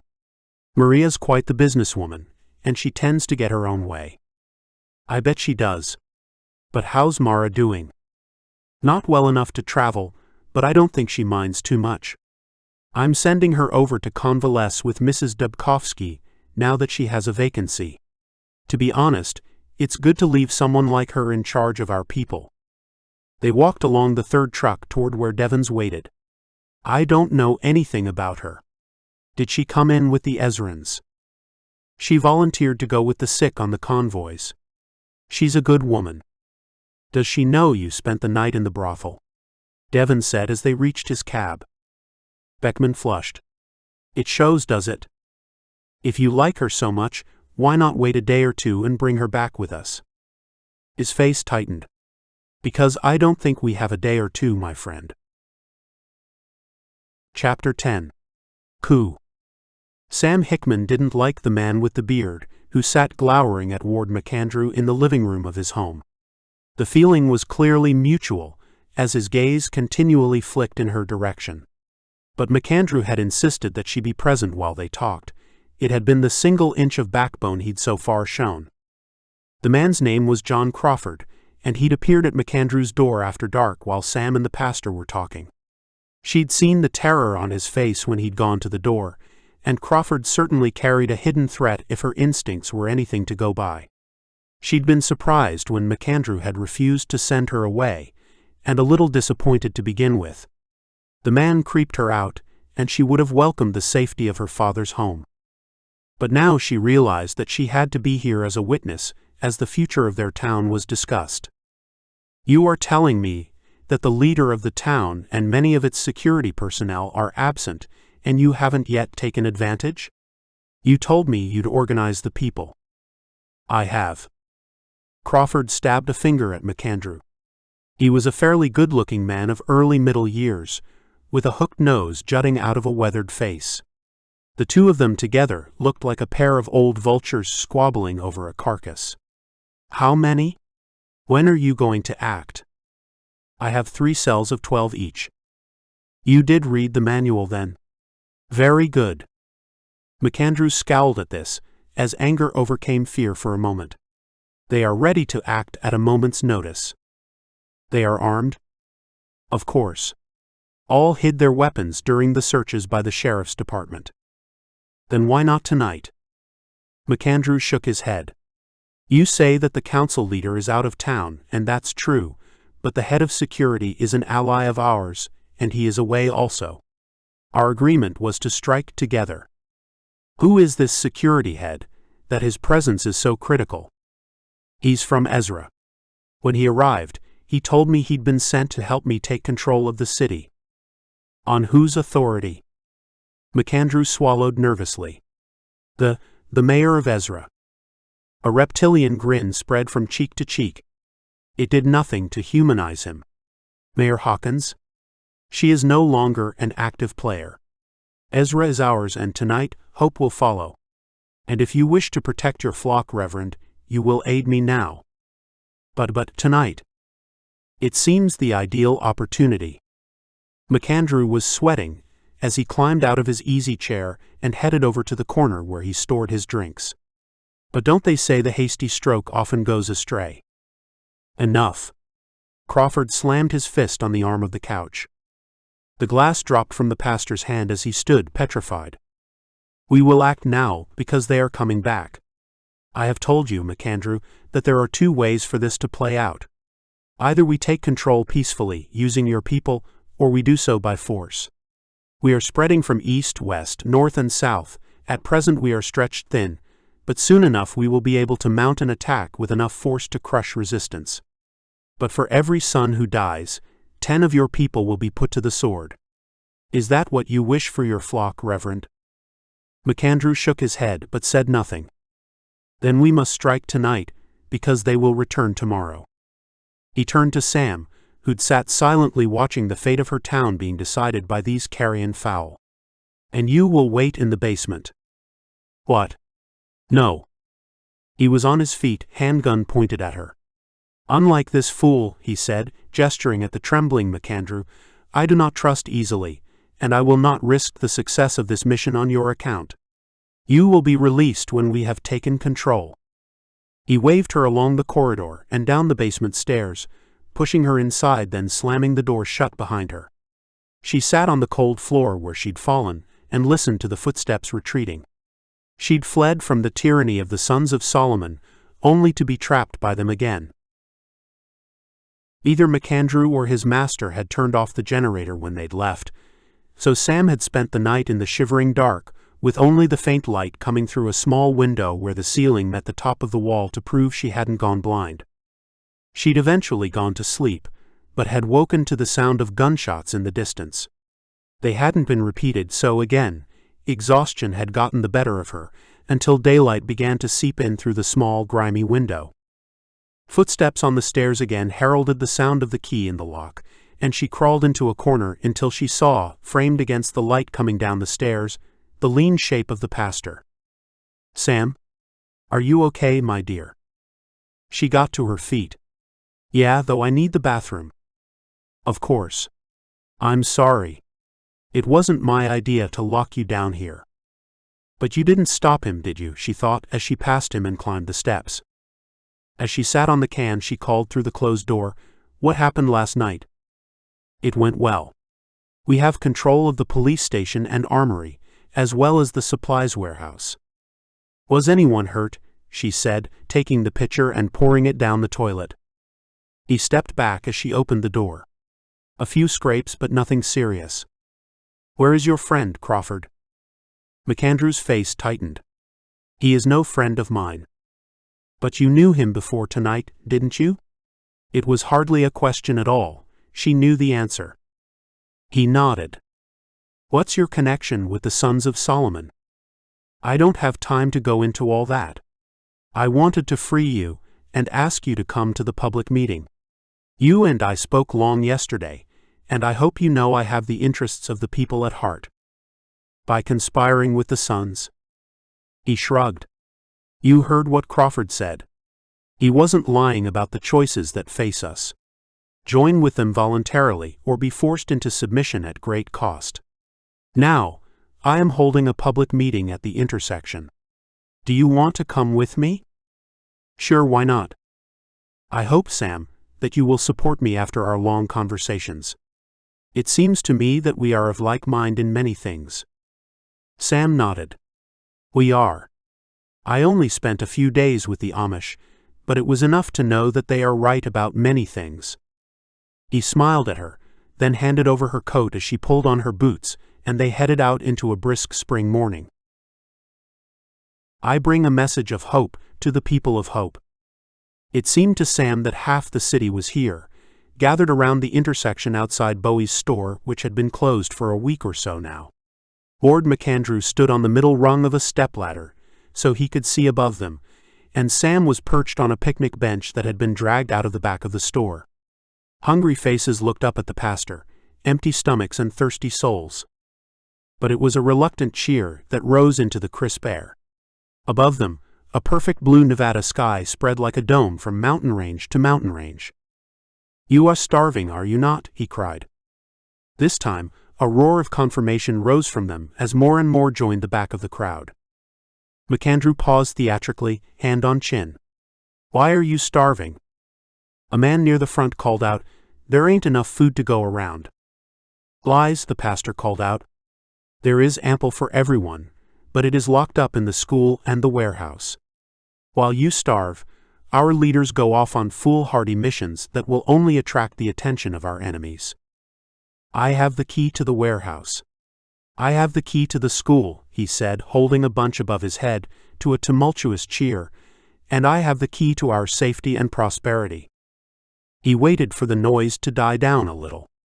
"We have been betrayed by our so-called leaders. While they seek to return to the bad old days when the rich had plenty and the poor tightened their belts, I propose a new way of life. A new beginning. A community of equals." Another roar went up. Then a hand rose above the heads. "That sounds an awful lot like communism to me, Pastor." There was a hint of panic to the way McAndrew shook his head. "No, Elias. We will each be able to better ourselves, but we will do so from a level playing field. Everyone gets the same chance. Work hard and reap the reward. Now, who is with me? Who will help me build a better life for our children? A place of safety? A life of peace and prosperity for all. Who will follow me as we stride into a future of hope for the people of hope?" This time the roar was unrestrained, hands waving in the air. Sam watched all of this in disbelief. What were they so excited about? McAndrew had promised almost nothing concrete. She agreed with him that a simpler lifestyle, such as the Amish practiced, was a better way than the likely vain attempt to rebuild their old society. If only she hadn't been there when Crawford had arrived the previous night, she might just have believed it. She might even have been cheering with the others. She knew what the plan was. Having thrown Rusty into his own jail, along with the few deputies who'd remained loyal to him, McAndrew would use the mob to ambush the trucks when they returned from wherever they'd gone. If they had succeeded in returning with supplies, he would hand them out as evidence of his new regime's generosity. Then, when Devon resisted, Gert Beckman would reveal himself as Ezra's agent and side with the pastor. The coup would be complete, and Hope would be under new ownership when her father returned. Her father. What would he say? She stepped over to the ladder and climbed up behind McAndrew, then raised her hand. She gazed out over the crowd, spotting some movement at the periphery. The pastor put his finger to his lip, and the crowd quieted down. "My name is Sam Hickman." At that, a gentle whisper went through the crowd. "You all know my father, and you know he won't be happy when he gets back and finds out what's happened here." They were practically silent now. "And frankly, I don't give a damn." The roar went up again as she searched the crowd. Time was running out. Still, in for a penny. She raised her hands, a surge of guilt washing through her as she sensed McAndrew's gaze, a smile on his desiccated face. "But," she yelled, cutting through the residual murmuring, "this is wrong." Silence dropped like a blanket, muffling the crowd that looked up at her. "What are you doing, child?" McAndrew hissed, but she ignored him. "Yes, things must change, but not this way. We are Americans. We voted for our leaders, and we should hear what they have to say." A voice called out, "You're Daddy's girl after all. I say when the cat's away, the mice get to play." Another cheer, and Sam thought she'd lost them. McAndrew tried to speak, but Sam yelled over him. "Do you know what happened to me? What I have seen in the world? Amputations, executions, and brutality. And the pastor is one of them." She hadn't expected laughter. "I was there when he met with one of their leaders. It was that man who ordered we throw our town sheriff in jail and break open the food stores." Again a voice called out, "Yeah, and now my wife and child have something in their bellies for the first time in days. Don't seem so bad to me." Another voice, this time a woman. "You're only saying it 'cause you're Paul Hickman's daughter. How dare you talk of our pastor like that? You should be ashamed of yourself." "I think you've said enough," McAndrew whispered. I suggest you leave it to the grown-ups from now on." He pushed down on her shoulder and she began to give way. Bang! She froze as the heads in the crowd turned as one. A figure had climbed up onto the back of a pickup outside the grocery store. It was Jessie Summers, shotgun pointed at the sky. She looked at Sam, nodded, then bent down to offer a hand to someone else who was being manhandled onto the back of the truck. A gasp washed over the crowd, but the whispers stopped as the newcomer spoke. "What in the name of all the blessed saints is going on here?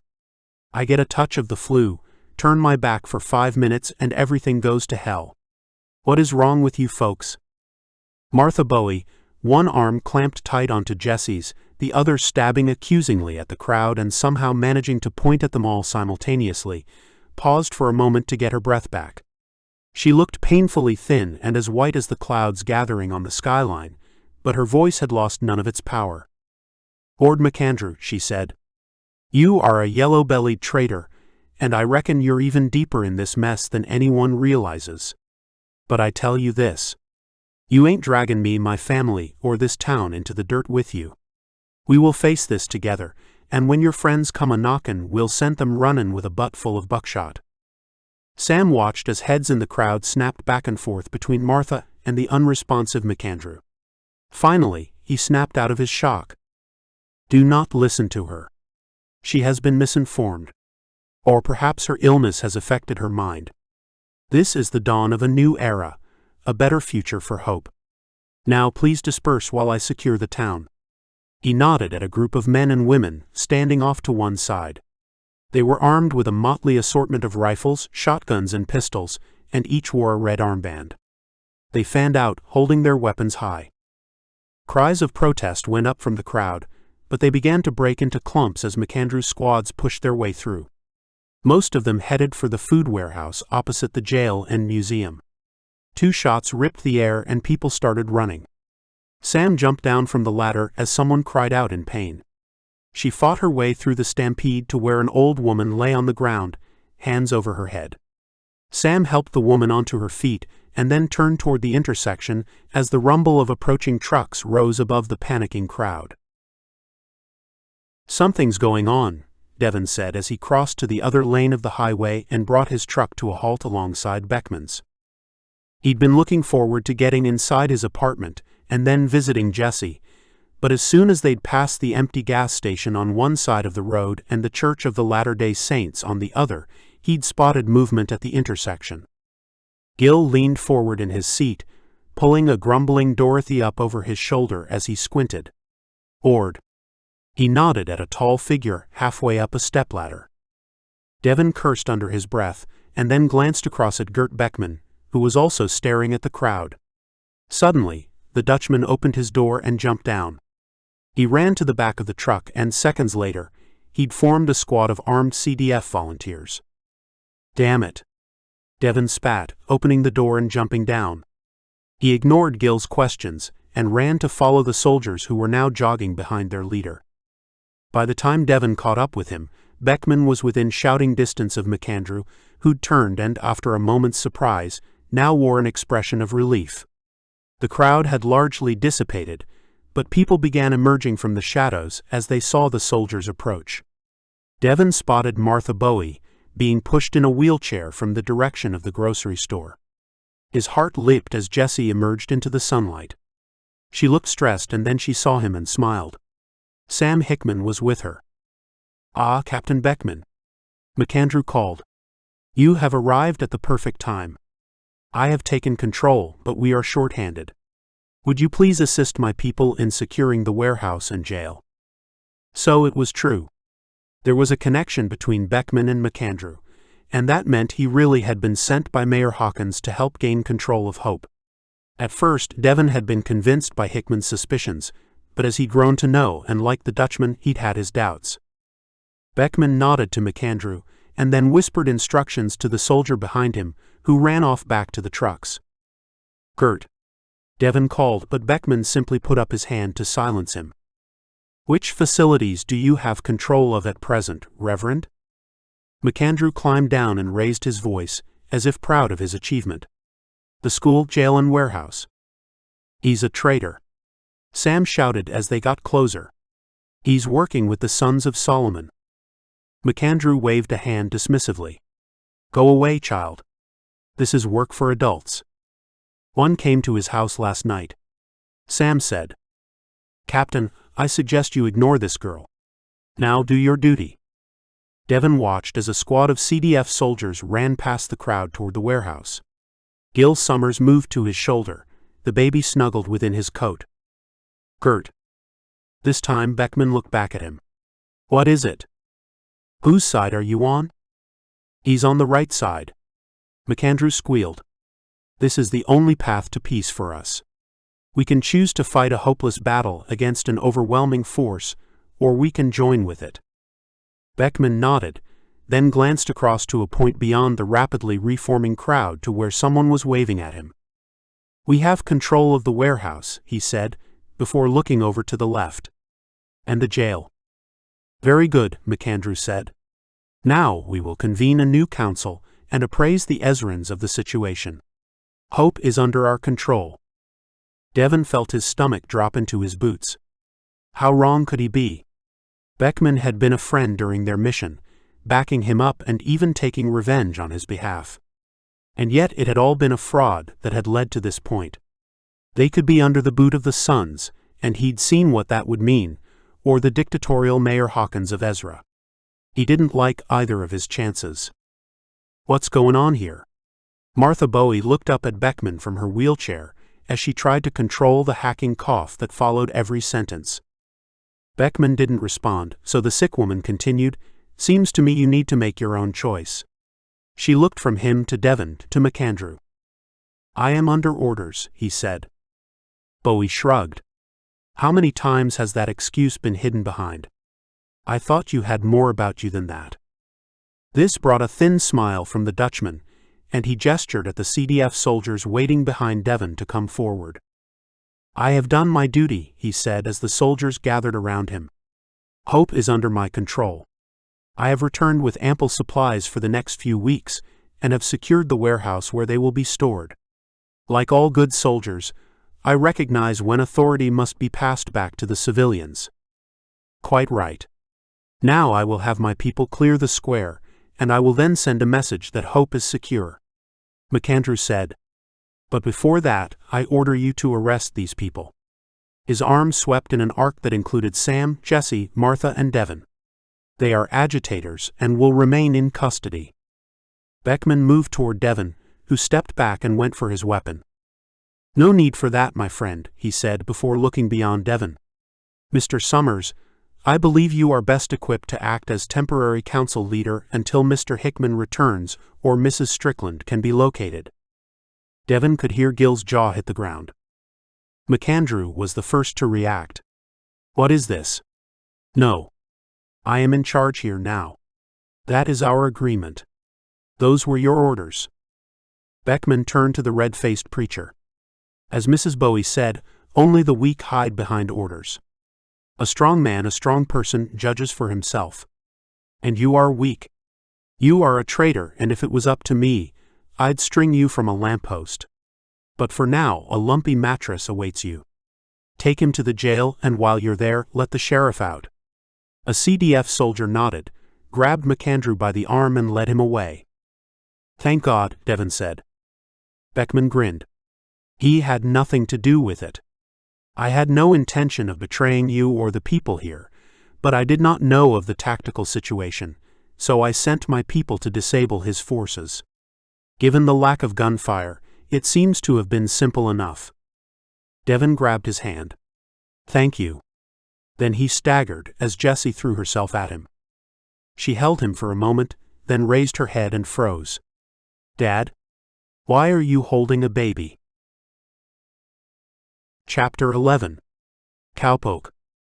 Paul Hickman groaned as he rolled over, hauling himself upright against the bottom of a charred post.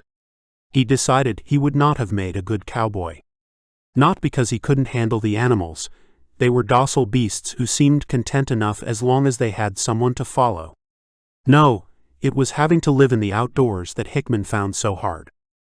It had been dark by the time they'd made it to the neighboring farm, but at least they'd been able to find a pen to keep the animals overnight.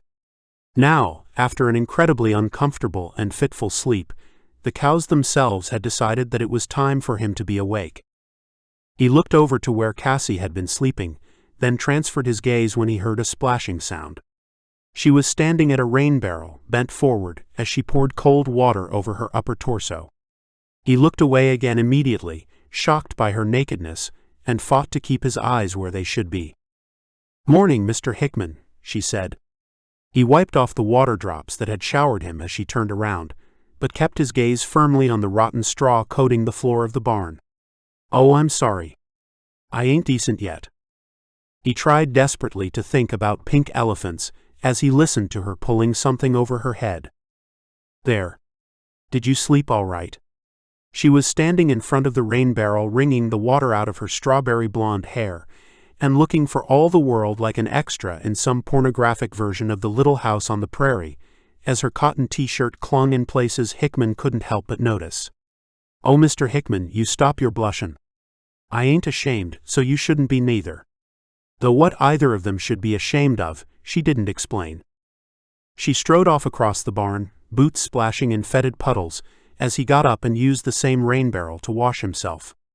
He could hear her clanking around behind him, and by the time he'd dried his face on his shirt, she'd set up the camping stove and had balanced a frying pan on it. "There's some chickens livin' loose across the yard there, so I found some eggs. Fresh as a daisy," she said as she broke two in one hand. "You reckon we should round 'em up and bring 'em back with us?"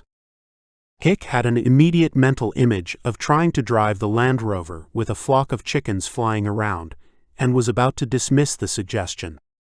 But she was right. A few residents of Hope had chickens in their backyards, and a couple of the farms had small flocks, but they could use some more, and they'd breed quickly enough. "Good idea," he said, knowing he'd regret it. But he didn't regret the eggs. Cassie slid them both onto an aluminum plate and handed them to him before cracking another two for herself. They were delicious, and he finished them quickly before going off behind the barn to dig a hole. When he returned, he found Cassie entombed again in her thick working coat, her rapidly drying hair running in ringlets down her back. How old was she? 19? 20? He felt himself flush with shame, and went to join her as she was throwing handfuls of hay into the pen from the back of the Land Rover. "So what's the plan?" she said, swinging around to him as he approached. Hick shrugged. "I'm not sure. Easiest way would be by road, but if we go south toward Ezra we're bound to run into a patrol, but going north would mean skirting the mountains and adding 50 miles to the journey. So we gotta go cross-country?" She gazed out of the barn. "Direct route to Hope is that-a-way," she said, pointing at the peaks that huddled along the horizon. "Can the animals make it?" She patted the back of the nearest beast, sending dust into the air. "I reckon so. Biggest risk is gonna be fallin' down a hole or such like. If any of them breaks a leg, then that'll be the end." He looked out of the dark barn at the mountain range. The peaks weren't as high or as sharply defined as they were when they reached Ezra to the south, but they didn't exactly look inviting either. He didn't like the idea of trying to pick a way through with the Land Rover, much less having to guide a herd of cattle along behind it. But he couldn't see that they had a choice. "Let's go then," he said. She smiled, freckles stretching and framing dazzling white teeth, and skipped off to pack her stuff into the back of the Land Rover. Hick watched her, envying the energy of youth. Cassie had a naive quality that he found beguiling and inexplicable. She'd been trapped in her home for days while Hemrick's militia had occupied it, and she'd seen her brother die alongside Hick when they liberated the family. Just the previous day, she'd shot a man. The girl had so much to be bitter about, and yet there was nothing but joy in the way she went about things. If it was a mask, then she was a master of disguise. "I wonder how Libby's doin'," she asked as she tidied the hay in the trunk of the Land Rover. That brought Hick out of his reverie. "What?" "Oh well, if there's one thing I've learned about her, it's that she can look after herself." What sort of a man was he, that he'd given barely a thought to a woman he'd come to believe he cared about? It seemed that Cassie wasn't the only one who was keeping her feelings bottled up. Or maybe he didn't have feelings at all. Was he some kind of robot or psychopath? And then he saw Sam's face in his mind's eye, and he knew he needed to get back to Hope as soon as he could. What kind of a father, after yearning to have his daughter home again and safe, asks her to get close to the most dangerous man in Hope?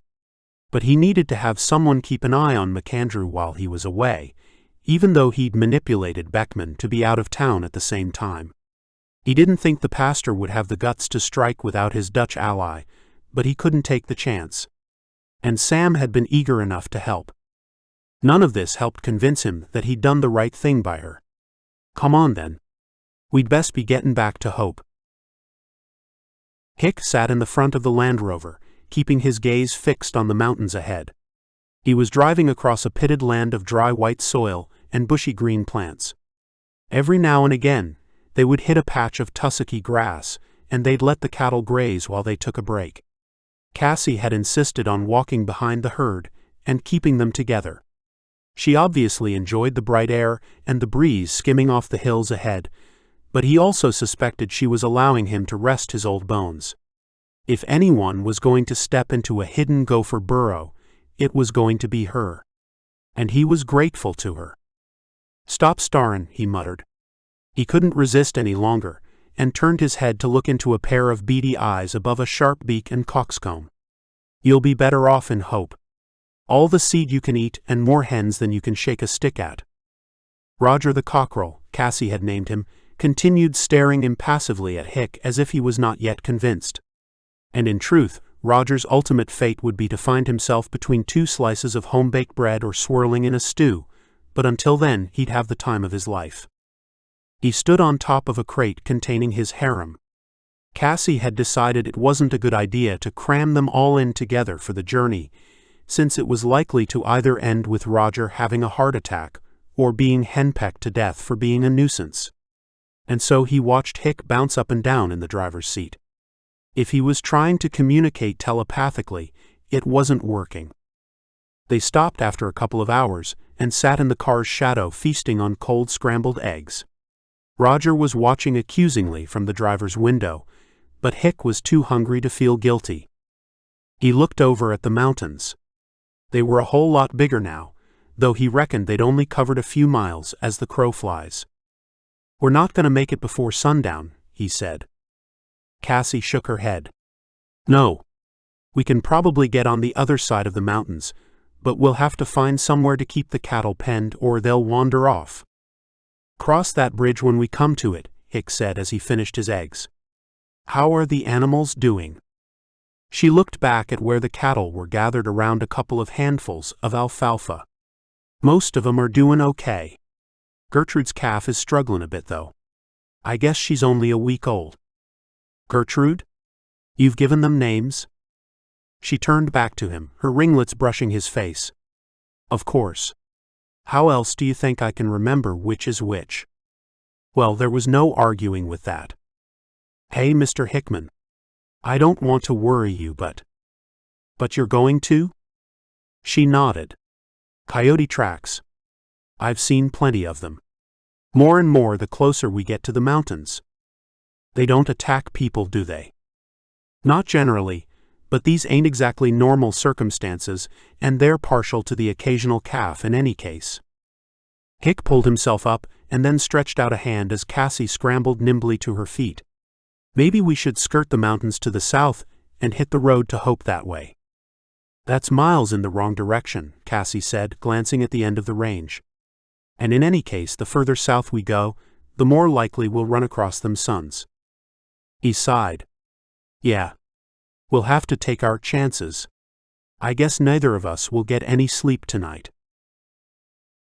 They crawled across the landscape, and it felt to Hick as though they drove 2 miles for everyone, as they were forced to divert around the many gullies that ran across their path as they neared the foot of the mountains. After a couple more hours, he insisted on letting her drive for a while, partly because she had to be exhausted by now, partly to stretch his legs, and partly to escape Roger's tyranny. He was following his own lengthening shadow as the land finally began to climb again, when disaster struck. As he was tapping Gertrude, or was it Ermintrude, on the rump to drive her forward, He heard a metallic thump and looked up to see no sign of the Land Rover. It was as if the rocks had opened up and swallowed them. "Cassie," he called, abandoning the cow and running as fast as he could over the stony ground until he reached the lip of a rift in the ground. A new rent ran along to his right, until it disappeared beneath a covering of soil and rock. He kneeled at the edge and peered in. There, maybe 20 feet down, lay the Land Rover, on its nose, doors wide open and no sign of Cassie. His eyes flicked to a movement, until he saw that it was only Roger who was looking quizzically up at him from the rear bumper. "Cassie," he called again. There was no answer, save for the echoing of his own voice in the cavern below. He guessed it was an old copper mine that had hidden beneath the crust of this remote patch of the Nevada landscape until the car's wheels had broken through. "Hick. Thank God. Are you hurt?" "Yeah. My legs." Her voice had none of its usual energy, as if every syllable was painful. "Please. Help me."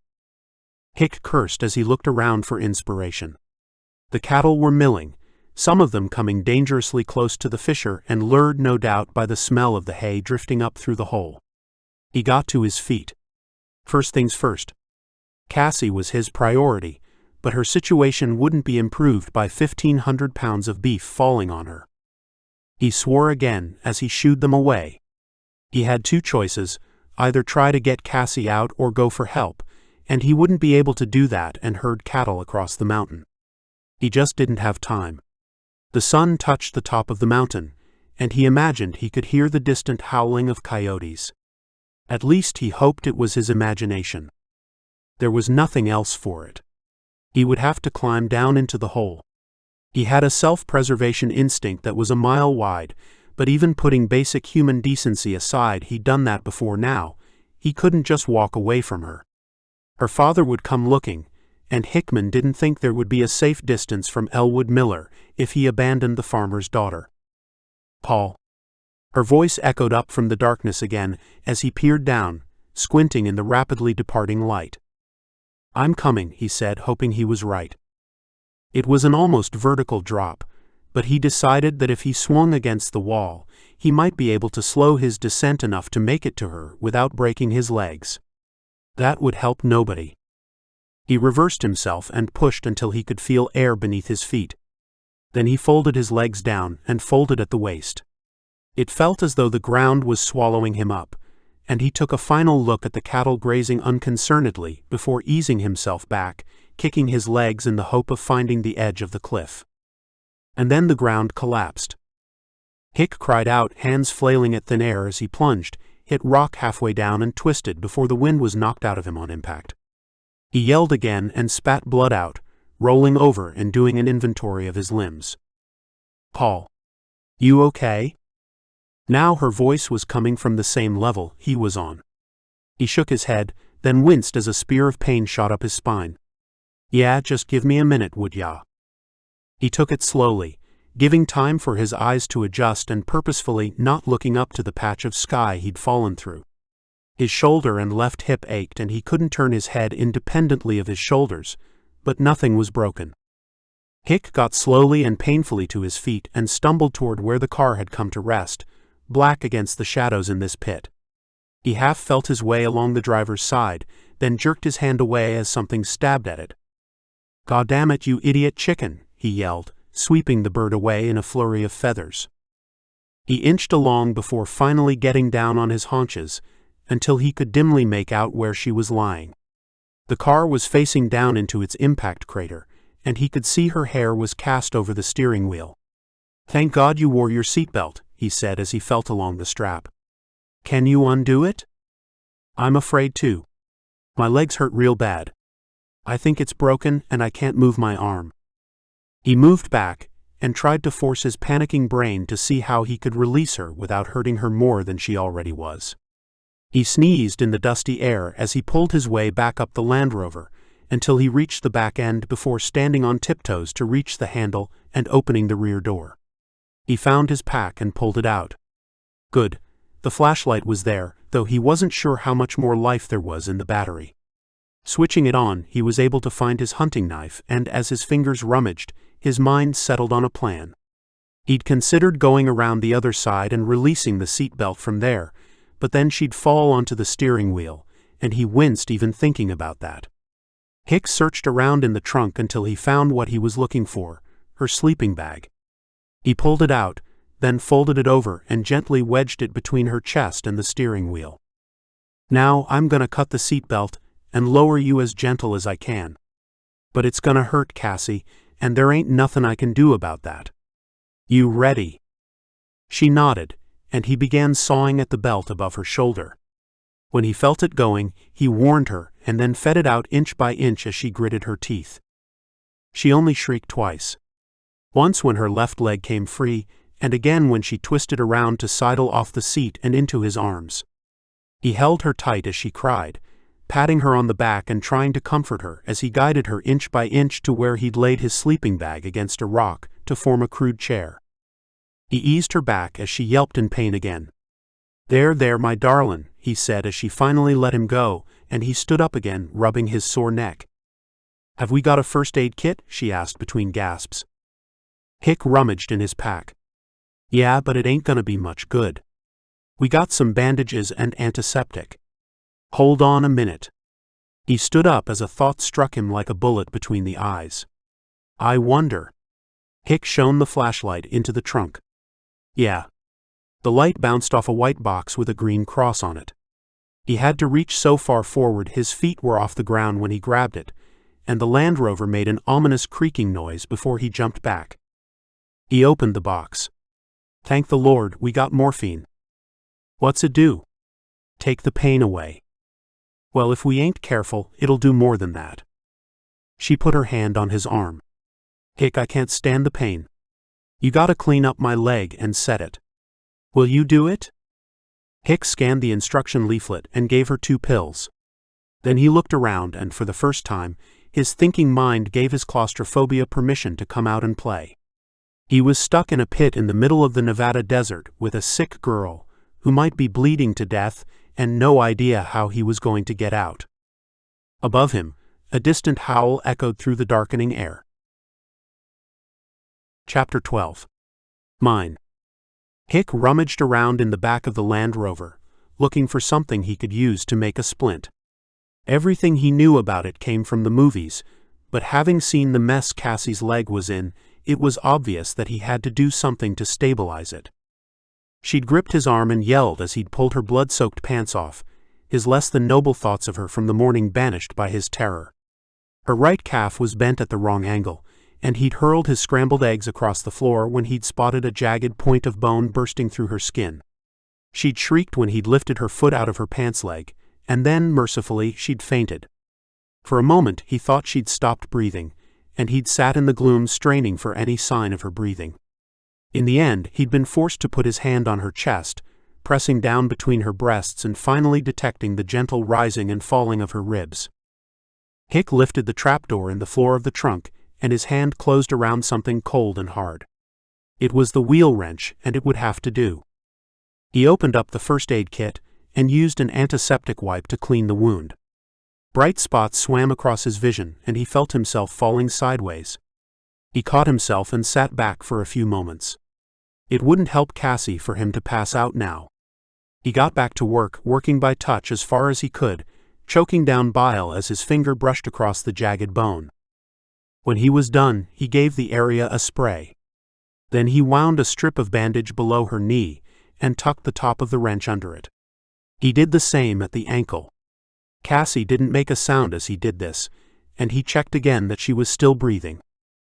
Now for the worst of it. He passed another strip of bandage behind the wrench and around the wound, then, holding his breath and gripping his teeth, he gently pulled it tight. He wasn't fool enough to imagine that the bone was now perfectly aligned, but it was stable, and that would have to do for now. He took a final bandage and covered the whole leg, praying that this would stop the bleeding. But he knew she wouldn't survive long down here. It was cold and damp, and the wound would get infected unless he got her out soon.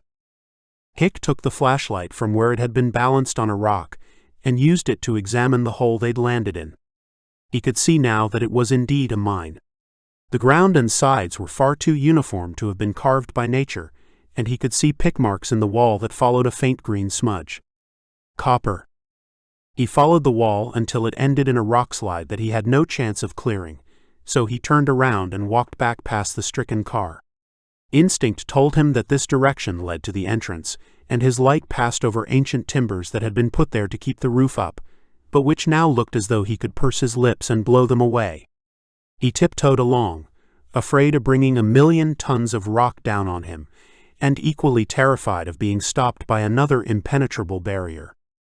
Twice it looked as though he could go no farther, but each time he was able to scramble over the fallen rocks through to the other side. He'd half expected to see rail tracks, but perhaps this had been a one-man operation, and though the shaft became more regular and the timbers looked in better shape as he went, he saw no sign of mine equipment or of the prospector who'd found no fortune in these mountains. He cursed as his flashlight illuminated a wall of fallen rocks blocking the passageway. Despair overwhelmed him, and he fell back against the wall and groaned. He was just turning to go back to where Cassie waited, when a chilling howl seeped through the rocks and into the chamber. A primal terror gripped him as he sought for the source. But it wasn't coming from within the tunnel. He swept the flashlight up at the rockfall again. Yes, it was penetrating from outside. He moved quickly across to it and climbed as high as he dared, before squinting along the roofline. His light bounced off of something. It was outside. The barrier was only a couple of feet thick. He gave an experimental push, and a rock fell away, leaving a black hole at the top of the blockage through which the howling was amplified. Hick sucked in the fresh night air and rested there, perched just beneath the roof of the cave. They had a way out. But the coyotes were waiting for them. Cassie was awake when he returned. He heard her voice echoing along the tunnel, pitifully imploring him to come back, obviously terrified that he'd abandoned her. "I'm sorry," he said as he kneeled beside her. "I had to go exploring. There's a way out." She smiled.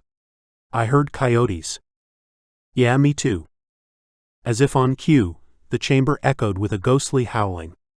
Hick looked up to see a dark shape silhouetted against the hole in the roof. "I reckon they're gonna try to get in," he said. "Idiots, they'll get trapped down here. Coyotes ain't the smartest, but that ain't gonna help us if they only discover they're stuck after they'd eaten us. Look, it's gonna hurt a lot, but I reckon we'd best get you nearer the entrance. There's rock falls along the way that'll be tough for you to get over, but I reckon I can block them up behind us."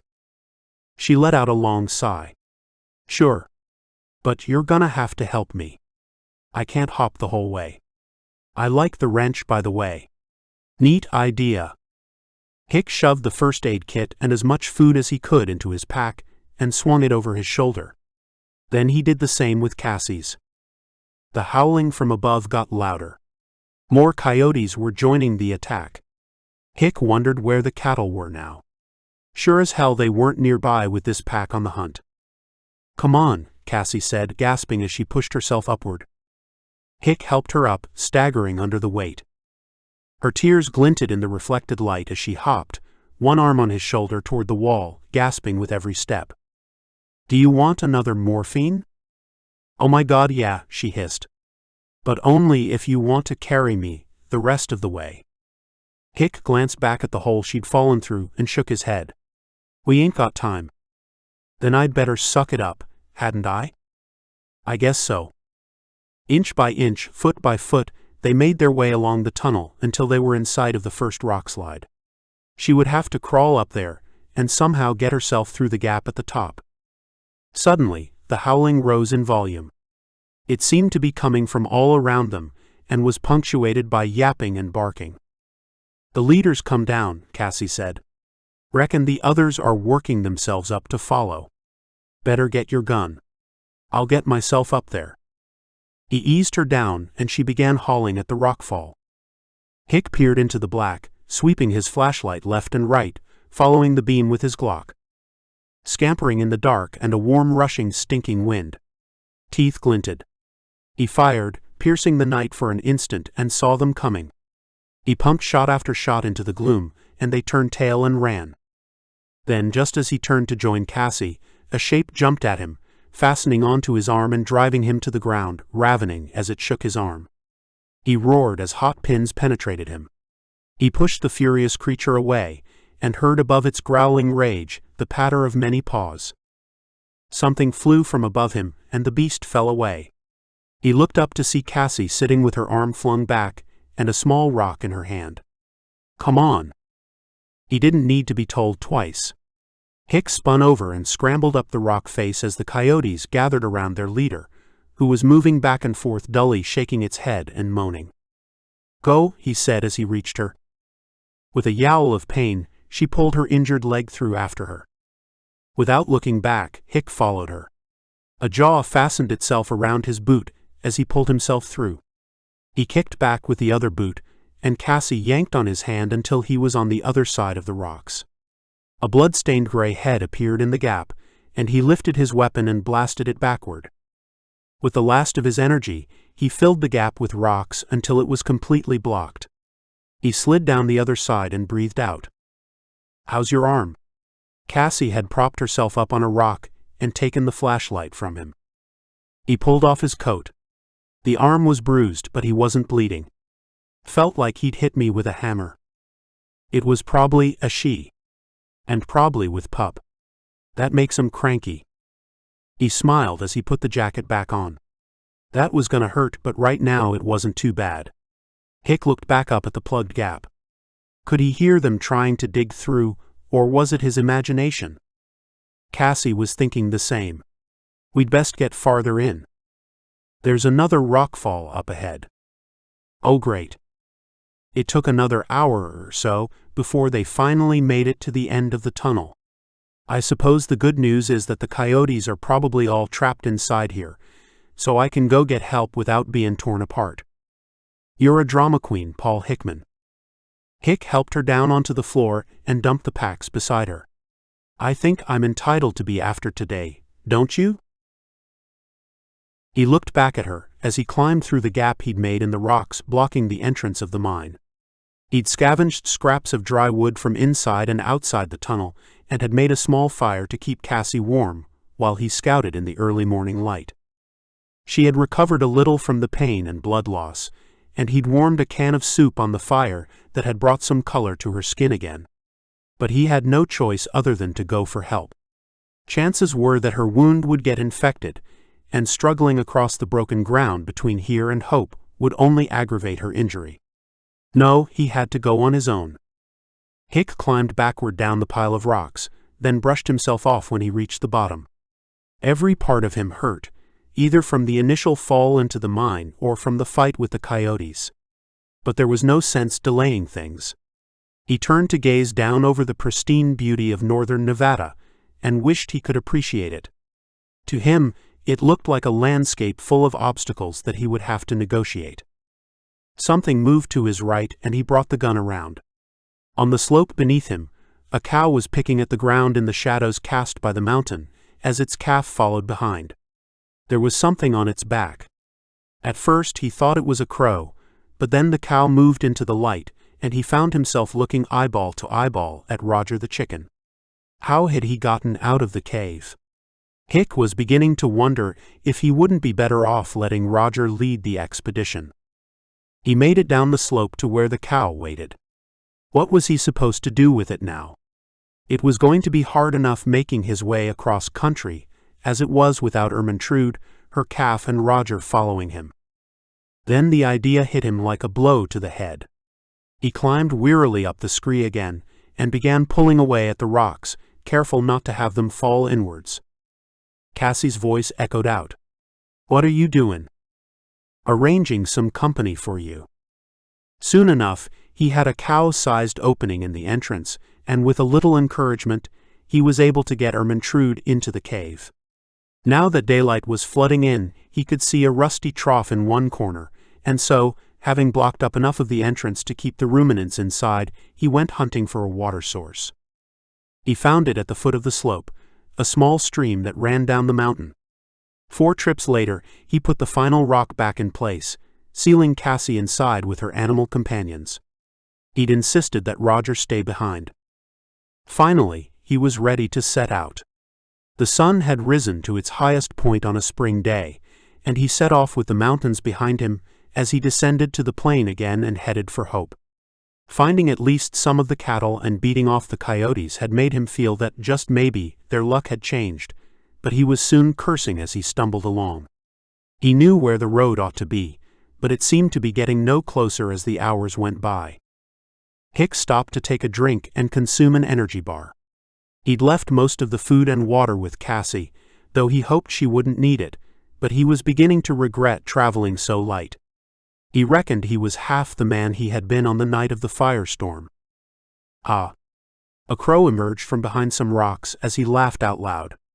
He was pretty confident he knew what the Paul Hickman of 7 weeks ago would make of this new addition. He'd suggest that he'd lost more from between his ears than off his waist. Here he was, stumbling through the desert in the hope of making it back home, so a girl he barely knew could be rescued. After all, it had been her fault she'd gotten into the mess in the first place. But his heart wasn't in the cynicism. If there was one emotion he could empathize with, it was the fear a father has for his daughter, and Elwood Miller had experienced enough grief these past few weeks that Hick had no wish to make matters worse for him. Besides, if he wanted Hope to be safe for his own daughter, he needed people like Miller on his side. He got up and moved on, and he was rewarded soon after by a sight of the highway. It turned out not to be as far away as he'd expected, so he picked up the pace. It was now just after 2, and Cassie had been alone for 5 hours. He guessed he could be back in Hope before nightfall, and he'd taken good care to keep landmarks fixed in his mind so he could guide them back in the morning. What the? Something was moving along the road, from the direction of Ezra. He was now barely 50 yards from it, so he ducked down. It was a white pickup exactly like the one he'd borrowed from Ward McAndrew. The same one he'd given to Libby. It was her. She was alone in the car. He didn't give any thought to why she would be on the northward road when she'd gone to find out about her mother.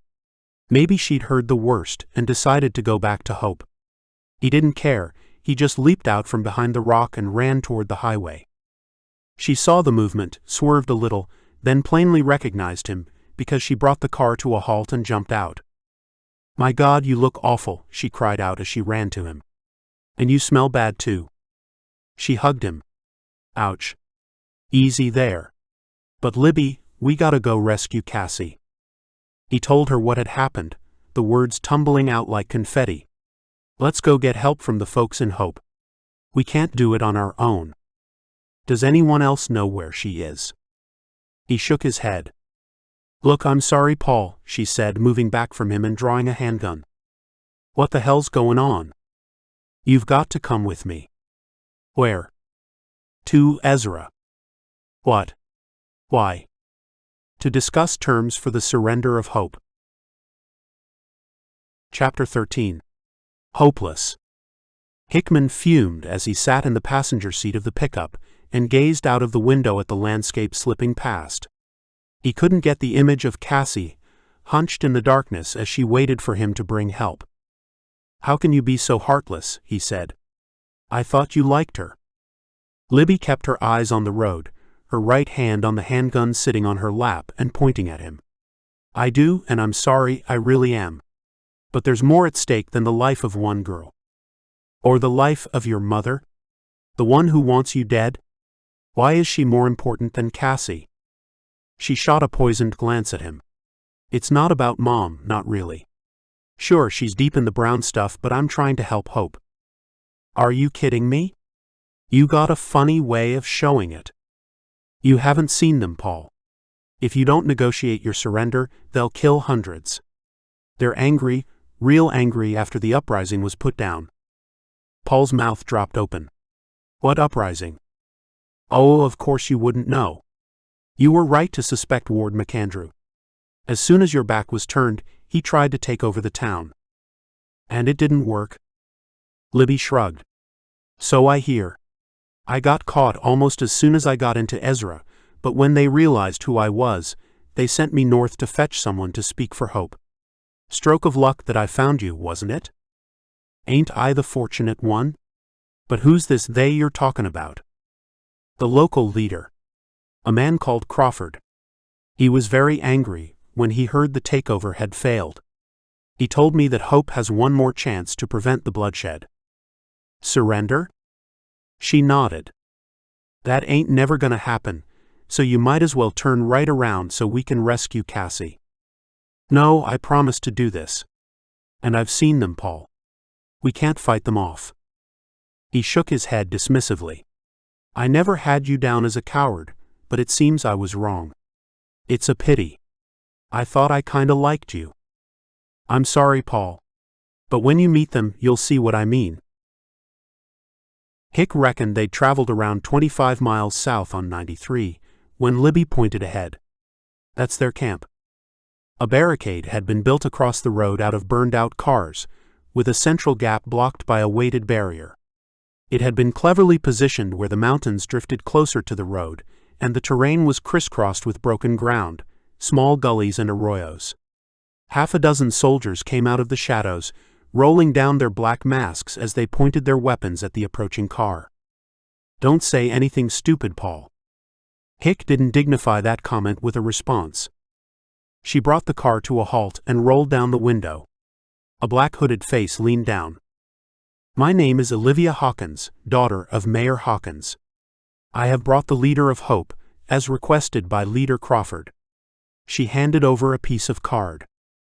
The guard's mask was pulled down to below his nose, revealing a chestnut-brown chin and bushy mustache.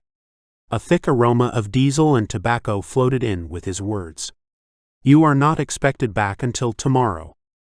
I like to exceed expectations, she said. The guard scowled, glanced again at the docket, and then nodded. Proceed. They're all like that, Libby said. Seems they have to shed their personalities when they join the cult. Hick didn't respond. Dread settled on him as they drove slowly through the gap in the piled cars, and Libby's betrayal had disturbed him more than he'd care to admit. He certainly wasn't going to swap quips with her, not while Cassie waited for him. Hick gasped as they emerged into the land beyond the barricade.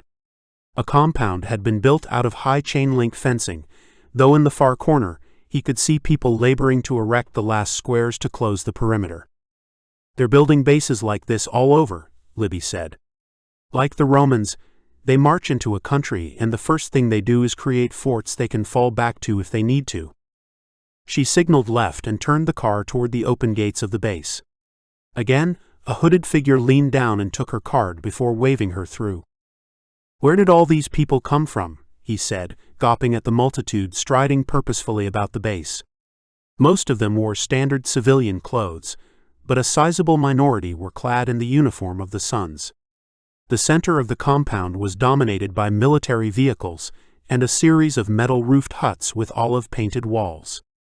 You'd better ask Crawford, though I don't suppose he'll answer you. Be careful, Paul, he's sharp. She pulled up outside the central hut and waved Hick out of the car. She was explaining herself to the guard when Crawford appeared from inside and walked toward her. Well, I didn't expect to see you so quickly, Miss Hawkins. Who do we have here? This is Paul Hickman. He's the mayor of Hope. Ah, Mr. Hickman. Yes, indeed. I had the pleasure of meeting your daughter recently. My friend Ward mentioned you most warmly. I'll bet he did, Hick spat, ignoring the man's outstretched hand and his mention of Sam. Crawford withdrew his arm, as if he was folding an umbrella. My name is Crawford. I am leader here. And I'm glad you've joined me because, you see, your position is, if I might say, hopeless. Ah ha ha. Hick glowered at the man, but Crawford seemed entirely unfazed. He was handsome, with coarse brown wavy hair and hazel eyes. Come inside and we can talk. Do I have a choice? Hick asked. Crawford smiled.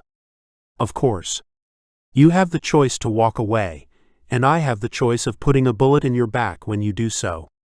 So, shall we sit comfortably while I explain how things are? Hick shrugged in a way he hoped suggested he couldn't care less either way, though he suspected his wiry-haired opponent saw straight through him. The inside of Crawford's office was exactly what Hick had imagined from the outside. It reminded him of a set from the old TV series MASH, as if Crawford had designed it from a book or film, having never been inside an actual military base in his life. Gas lamps lent an orange light to the browns and olives of the decor. Crawford sat himself in a canvas chair behind a table of dark wood. Maps, some folded up, some open, lay scattered across the table, but pride of place went to a small green book that Hick thought must be a Bible. Crawford saw him look at it as Hick sat down opposite. Impressive. Your gaze falls upon the most important object on this table, Mayor Hickman. You're not Islamists, then? Crawford swatted the suggestion away. Some of us are Muslims, some are Christian, others are of all religions and none. And yet we are united in a common aim that binds us far more powerfully than any creed can push us apart. And what's that? To save the planet. What? Spittle flew over the table, some of it landing on the green book. Crawford snatched it up and hid it in a drawer. Hick wiped his mouth and tried desperately to force his thoughts into a coherent enough shape that he could express himself. Save the planet? You set fire to it. No, we did not, Mr. Hickman. We set fire to those things humanity has made. Now please listen to me. It's important that you understand before you dismiss our philosophy. Hick, who'd opened his mouth ready to strike back, paused for a moment before shrugging and settling back in his chair, the canvas squeaking as he did. He glanced behind him to see that they were alone together, though he didn't doubt that Crawford could call a dozen guards in a moment. He neither knew nor cared where Libby was. She could rot with her mother as far as he was concerned. How many humans do you think there were in this world on February 13th? Okay, I'll play along. 6 billion. Crawford shook his head. Close but no cigar. There were 8 billion, and within 20 years there would be another billion. Too many, Mr. Hickman. Too many. He banged on the table. The planet cannot sustain so many, and soon enough it would be uninhabitable. So it was global then? You killed billions? This is your philosophy? A shadow of pain passed over Crawford's handsome features. It was regrettable. You know that the planet Venus is Earth's twin in many ways? A similar size and the next closest to the Sun. A few decades ago, scientists believed it was an opulent water planet, a tropical Eden. And then the Soviets landed Venera 9 on the surface and discovered it was as hot as a furnace, with clouds of hydrochloric acid. That was the future for Earth, Paul, if we didn't control the human population. Hick shook his head. I'm not going to excuse the butchering of billions. Men, women, and children. It is genocide, plain and simple. And now you terrorize the survivors. Hickman watched Crawford's face as he said these words. Yes, he had hit a nerve. Deep within that planetary crust lurked a molten core. Crawford wasn't quite the robot he appeared to be. Now it was Crawford's turn to bring himself under control. His expression finally loosened, and he unclenched his teeth. Terrorize? No. We guide. That's not what I hear. You force people to live like their ancestors. It sounds fine enough, but having to survive without technology is just another form of abuse. Not if we don't want the same thing to happen again, Crawford said. Don't you see? 2 centuries ago, we lived in closer harmony with our planet. There were fewer of us, certainly, but the way of life was less exploitative.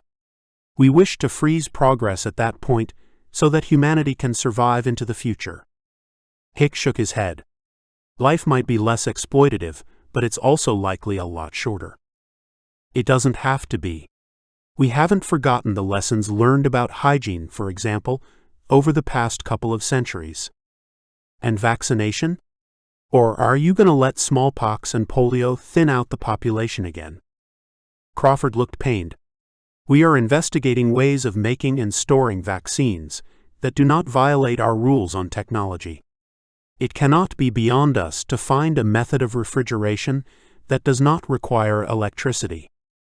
And diabetics? How about them? We expect diabetes to be far less of a problem due to an improved diet. Starvation, you mean?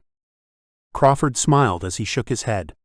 You are being deliberately provocative. There is no reason for people to starve. We have learned much from our friends the Amish and the Mennonites. What about type 1 diabetes? A better diet ain't gonna help them much. They need insulin. Pulling the drawer open, Crawford found the book and waved it at Hick. The answers are in here. This book was created by the best minds in our movement, and it covers every eventuality. In principle, we can manufacture insulin from cattle and pigs as in the past. Doing so without electricity is challenging, but we will succeed. And in the meantime, folks with type 1 will die? No, we secured stocks before the rebalancing. We haven't entirely abandoned technology yet.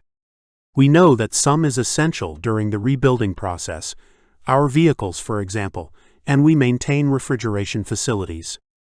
But only for a brief period while we develop new techniques. Now we run the risk of getting bogged down when we are here to talk about hope.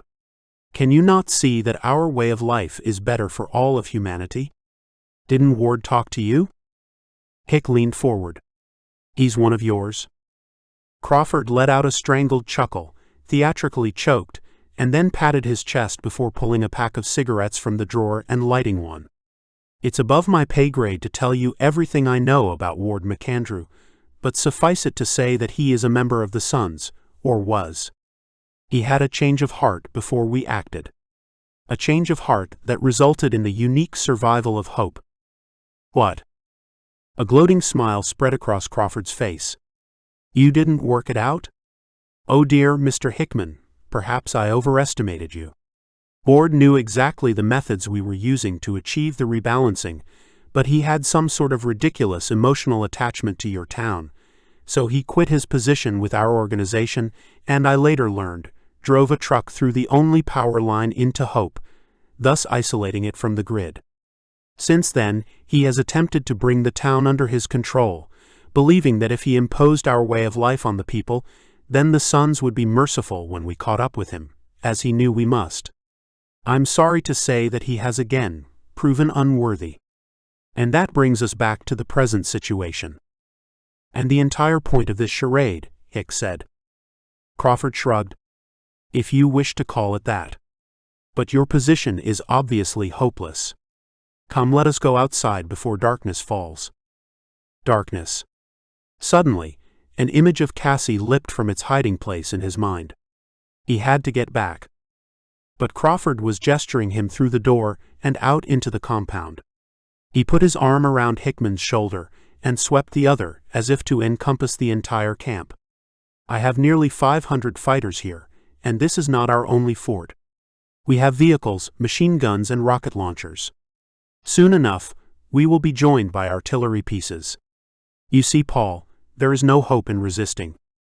A true leader would see that and do right by his people. This does not have to end in a bloodbath. And he was right.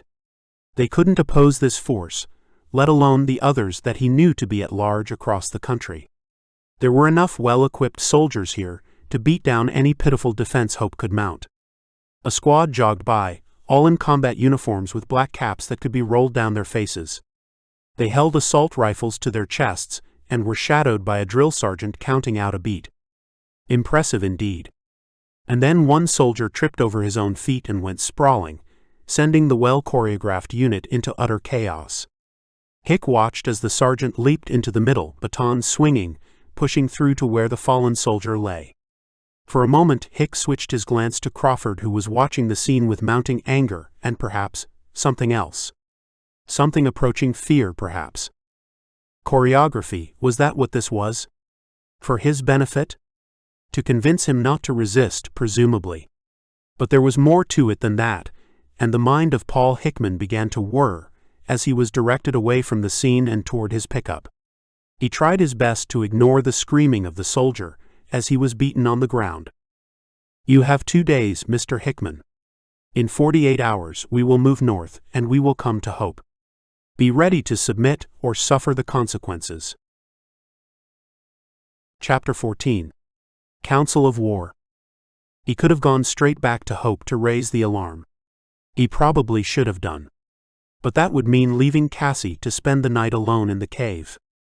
The flashlight he'd left her wouldn't last forever, and while he'd piled up a little firewood, he doubted that it would be enough for the entire night. He thought of her lying there, straining for any sign of his return, believing in him. So, he took the pickup off the highway where he'd been hijacked by Libby and headed across the scrubland. He knew he was being stupid doing this in the dark. There was every chance that he'd end up at the bottom of a gulch or gully if he wasn't very careful. And being stupid wasn't confined to the attempted rescue of Cassie. What was he going to say to the people of Hope when he returned? Crawford was right about one thing. If Hick wanted to reduce the bloodshed, he'd have the city surrender without a shot being fired. He couldn't be sure what would happen afterward, though he doubted it would be wholesale slaughter. He imagined that Crawford and the organization he belonged to would see the Hopers as a ready-made labor force, at least those who were fit. So it was death or indentured servitude. But Crawford had made one huge miscalculation. Had Gil Summers still been mayor, then the surrender document would be on its way already. There was no doubt in Hick's mind that Summers would have weighed the calculation and quickly come to the conclusion that bowing down in the face of overwhelming force was the humanitarian thing to do. In all likelihood, far more people would end up dying if they resisted. The problem for Crawford was that Paul Hickman was of a different breed entirely. Oh, he was not quite the calculating machine he'd been mere weeks before. This crazy ride across the desert to rescue someone he barely knew was evidence enough of that, but neither was he exactly a member of the Bleeding Heart Brigade. When it came down to it, he still cared about the same things that had mattered most before the firestorm. Himself and Sam. Everyone else was a piece in the puzzle. He didn't mean any malice to most people, he simply didn't care. Because if there was one thing Paul Hickman hated more than being told what to do by anyone, it was losing. Crawford had expected to be able to reason with a rational politician, but in Paul Hickman he faced a mean, self-centered son of a female dog who, as long as he could work out an escape route for himself and his daughter, would fight to the last. Because above all else, Paul Hickman had to win. Ow! He spat out a gob of blood, then felt his head where he'd hit the roof of the truck. His tongue felt as though he'd bitten a corner off it, and the ground was only getting rougher as he went. Any normal man would have given up before now. But Paul Hickman had to win. Lucky for Cassie Miller. The steering wheel swung right as the slope fell away, and he grunted as he pulled it back again, dreading the telltale slide of the back tires losing traction. He watched as the headlights revealed a 45-degree angle, but somehow he managed to wrench it up the slope. He stopped the car when it reached level ground and drew in a deep breath. Getting out, he leaned back against the door and stared into the night. As his eyes adjusted, he gazed at the star-speckled velvet above, transfixed as he always was by the pristine majesty of the heavens.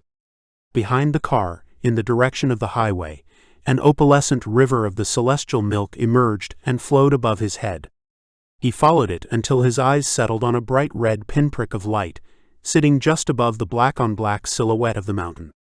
Mars, god of war. How appropriate. Hick hugged himself to keep all his body warmth from escaping. At least he knew roughly where the cave lay. Head for the red planet, and try not to fall down a mine on the way. His luck was in that night as he picked his way across the scarred landscape, somehow avoiding the gullies and dried-up creeks he knew to be there.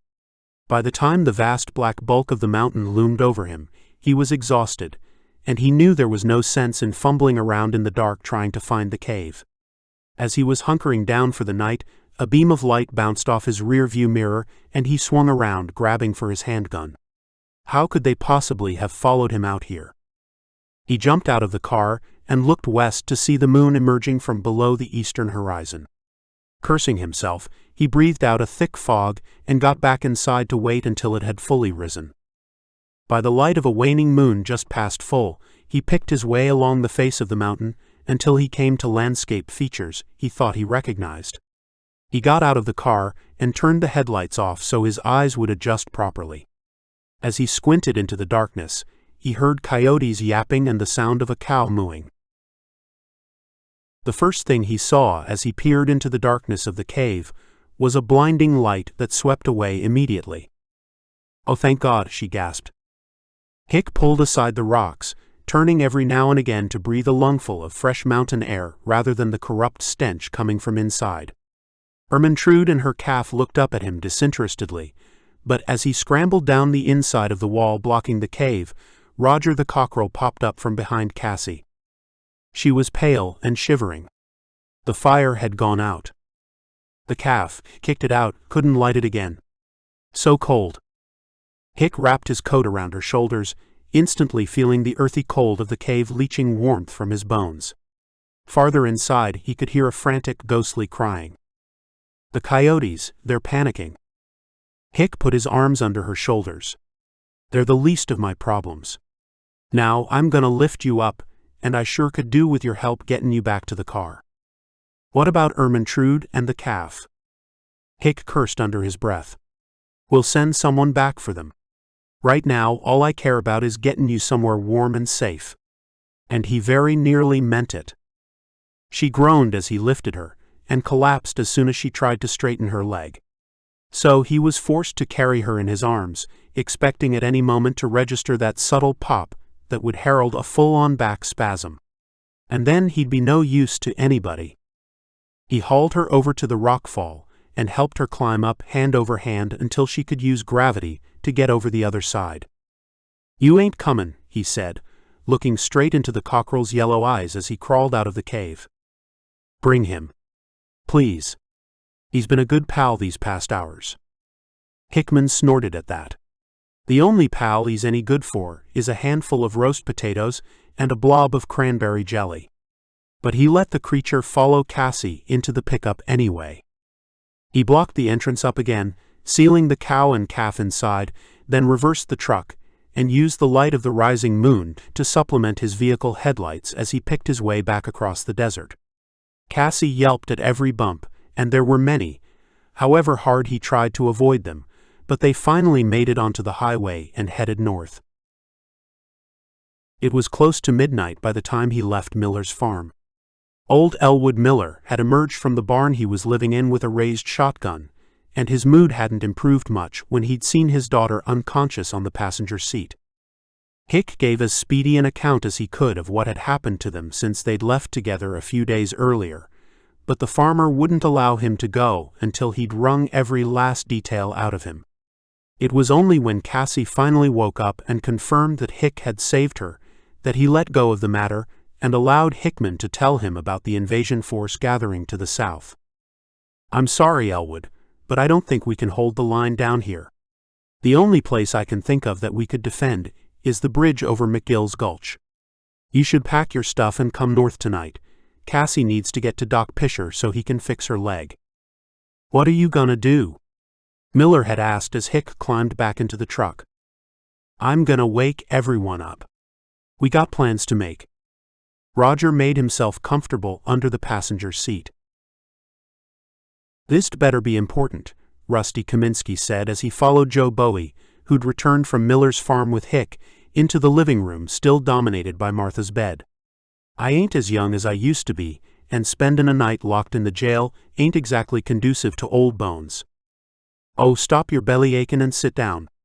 Martha, who was sitting in her king-size divan, put down her oxygen mask and gestured to the couch and chairs arranged in an arc around the bed. Hickman put out his hand to Kaminsky who, after a momentary hesitation, took it. So you got back safe. Bring the cattle with you. Not exactly, but I reckon it's best we all catch up with each other's news. Devin here's gonna summarize the expedition to Springs, and you can tell me how in the name of all that's holy you let Ward McAndrew get one over on you. Some of the people there knew much of what Devin and Rusty said, but no one knew everything. When they'd finished, Hick turned to Gert Beckman who'd sat in an easy chair silently listening to the accounts. You got nothing to add, Gert? Not at present, Paul. I'm waiting to hear what happened to you. I suspect you have saved the best for last. So, Hickman told them what had happened since he, Libby and Cassie had set out from Miller's farm in search of breeding cows to secure Hope's food supply. He told of the accident in the mine, the betrayal of Libby, and finally, his meeting with Crawford. He watched them all carefully as he spoke, as he laid out the hopelessness of their situation and his answer to Crawford. Now, you all might think I should have surrendered there and then, and maybe you'd be right. I confess he got on my nerves, and I don't deny that he outguns us plenty. But I didn't give him my answer, though I knew it in my heart. Joe Bowie stirred from his place next to his wife. Seems to me we don't have much of a choice. If we stand up to them, it'll be a bloodbath. Just you shut up, Joe Bowie, Martha said, digging him in the ribs. This is a council for folks with more'n one brain cell to call their own. You don't qualify for speakin' rights, so hush it. Kaminsky wagged his finger.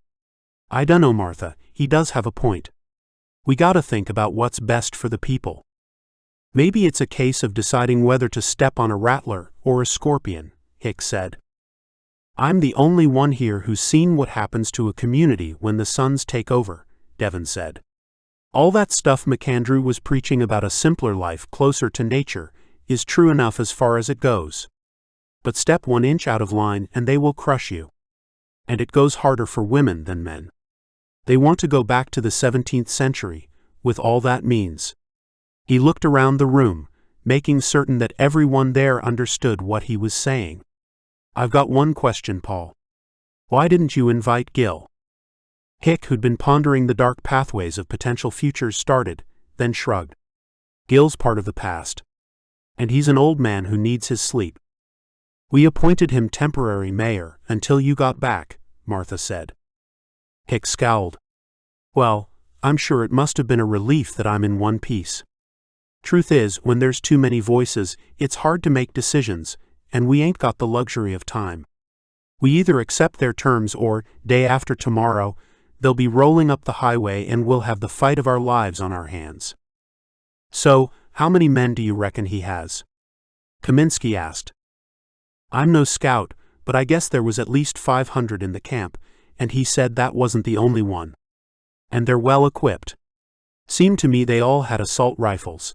I saw army trucks and Crawford said they had mortars and rocket launchers. Devon shook his head. It's odd. The impression we got was that they were stretched thin. We only ever saw a handful in any one place. How would they have gotten such a big force together? And why bother? Why is hope so important to them? It did seem to me that Crawford was puttin' on a show for my benefit, Hick said, scratching his stubbly chin. We turned up a bit ahead of schedule, and I got the impression they wasn't quite ready. One poor sap fell over in the middle of a drill. Got beaten black and blue. Gert leaned forward out of the easy chair, suddenly engaged. Tell me more about that. So, Hickman recounted the event, answering Beckman's forensic questions as accurately as his memory would allow while the others watched. Finally, the Dutchman seemed satisfied. He grunted acknowledgement and settled back in his chair. Well, what do you think? Hick asked. I think it's crazy to fight them, Beckman said, but to capitulate would be utter insanity. And perhaps there is hope. I believe Mr. Crawford was attempting to intimidate you. He was like the big bull elephant, puffing himself up and trumpeting his challenge, so his opponent sees the hopelessness of fighting, saving the bull from any risk. An experienced male can remain dominant for many years after his peak merely through honing this skill. Hick shook his head. If you're suggesting that Crawford was bluffing, well, I saw the men he had there. I saw the equipment. Sure you did. You saw people marching, and you got the impression of an organized military camp with vehicles and heavy weapons. And yet Devon here tells us that the Suns are not so numerous. Why should hope be so important, that they would concentrate here rather than anywhere else? No, I think you saw what Crawford wished you to see. And yet from what you have told me, it's clear that he is not a military man himself, and I guess the same can be said of most of the people under his command. Martha Bowie took a deep breath from her oxygen mask. Are you saying they're a fake army? I don't know. I suspect they still outgun us, and even if many of them aren't trained soldiers, if Hick's count is close to accurate, they can put a lot more people in the field than us. I mean, how many fit, able, and armed do we have in Hope? All eyes turned to Rusty Kaminsky. Well, I didn't exactly get the chance to finish my census, but the real problem is weapons. We got the assault rifles you brought back from Ezra, along with the M249s and a few grenades. Aside from that, we're packing shotguns, pistols, and hunting rifles. Look, I have to be realistic, Gert said. We're grasping at straws here. They have the advantage in manpower and weapons. As I said, resistance is futile. Hick chuckled. They ain't quite the Boer, Gert. But anyway, we don't have a choice. The question is, how do we go about it? And so, as the night crept by, they drew up their plans even as the noose tightened. Chapter 15. Many Partings. Jay was in the kitchen when Hick surfaced the following morning. For a moment, Hick's mind couldn't process the presence of a strange man in his house, and he looked around as if double-checking it was his own kitchen, before the fog cleared. He'd only had a few hours of restless sleep, but his mind wouldn't allow him to drift off again, however much he sought oblivion. "Mornin'," Hick said, glancing up at the clock to double-check it was still morning. "How are you doin'?" Hick moved past him, and it was all he could do to stop himself from gasping as he saw the boy from behind close up and in the daylight for the first time. The back of his head was a mass of angry, lumpy burned skin, framed by stubbly hair that wrapped around the front and gave him an almost normal appearance from a certain angle. The burned skin spread down his back to where it disappeared beneath the white t-shirt, one of Sam's, Hick noted, before emerging again on the backs of both arms. Right down to the elbow. "Geez, son. What happened to you? They didn't do that, did they?"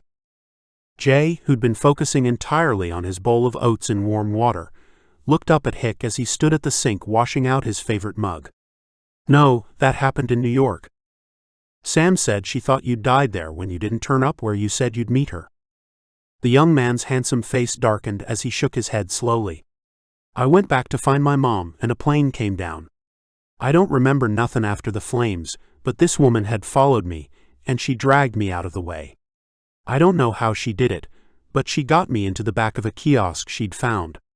She looked after me. Did her best." "Why did she follow you?"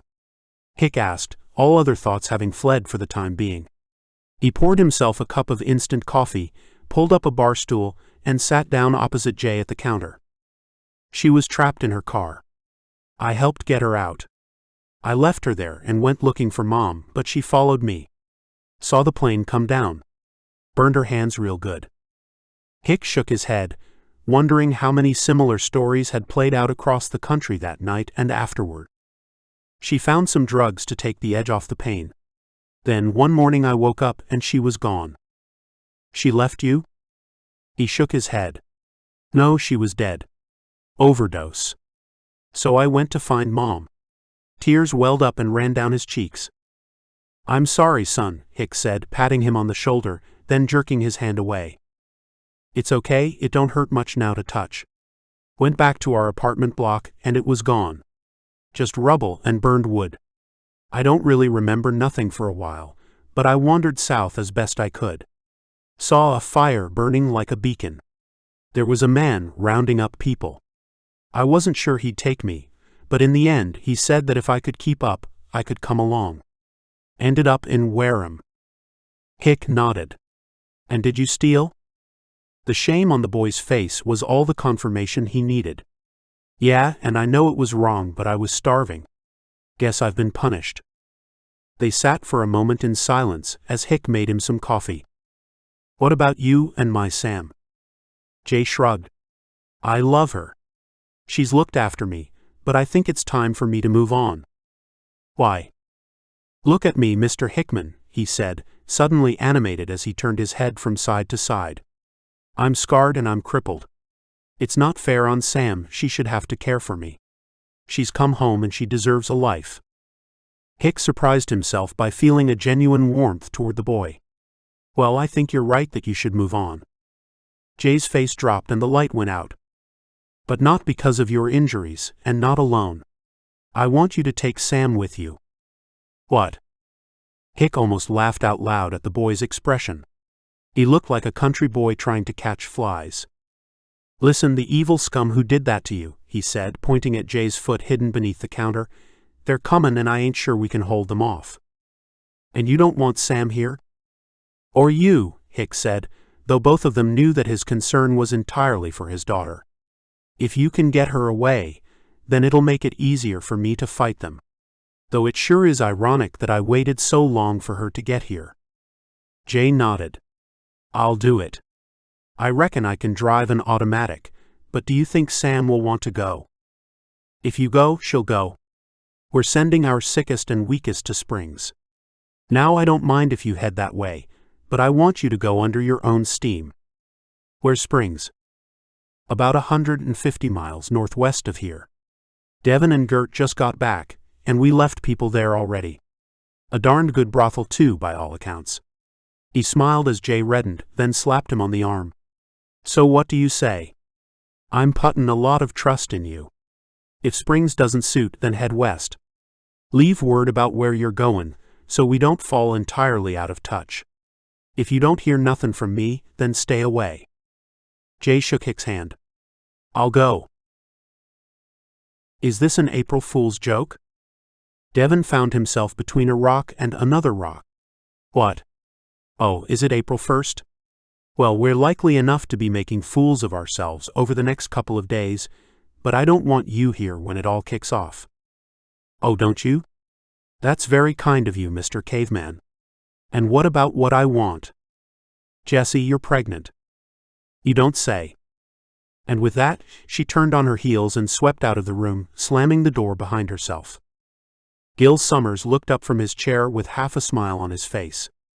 That brings back memories of her teenage years. But you can't be surprised, surely?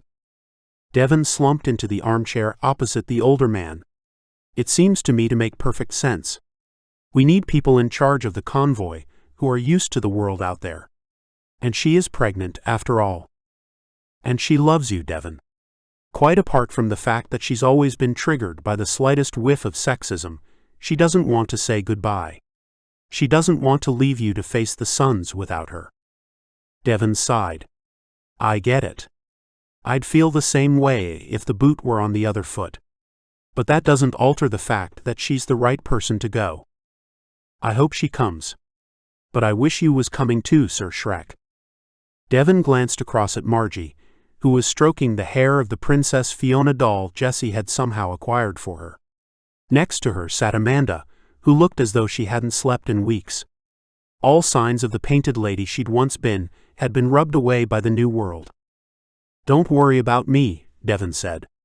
I'm indestructible. Margie looked across at him. Those men are bad, real bad. But I know you can beat them. He smiled back at her, but one glance at Amanda's hopeless expression showed what she thought of his chances. Can you be ready to leave by sundown? Devin asked. We'll have to be. I feel as though we're at a crossroads, Devin. It's odd, but this feels normal to me now, and I would hate to lose it.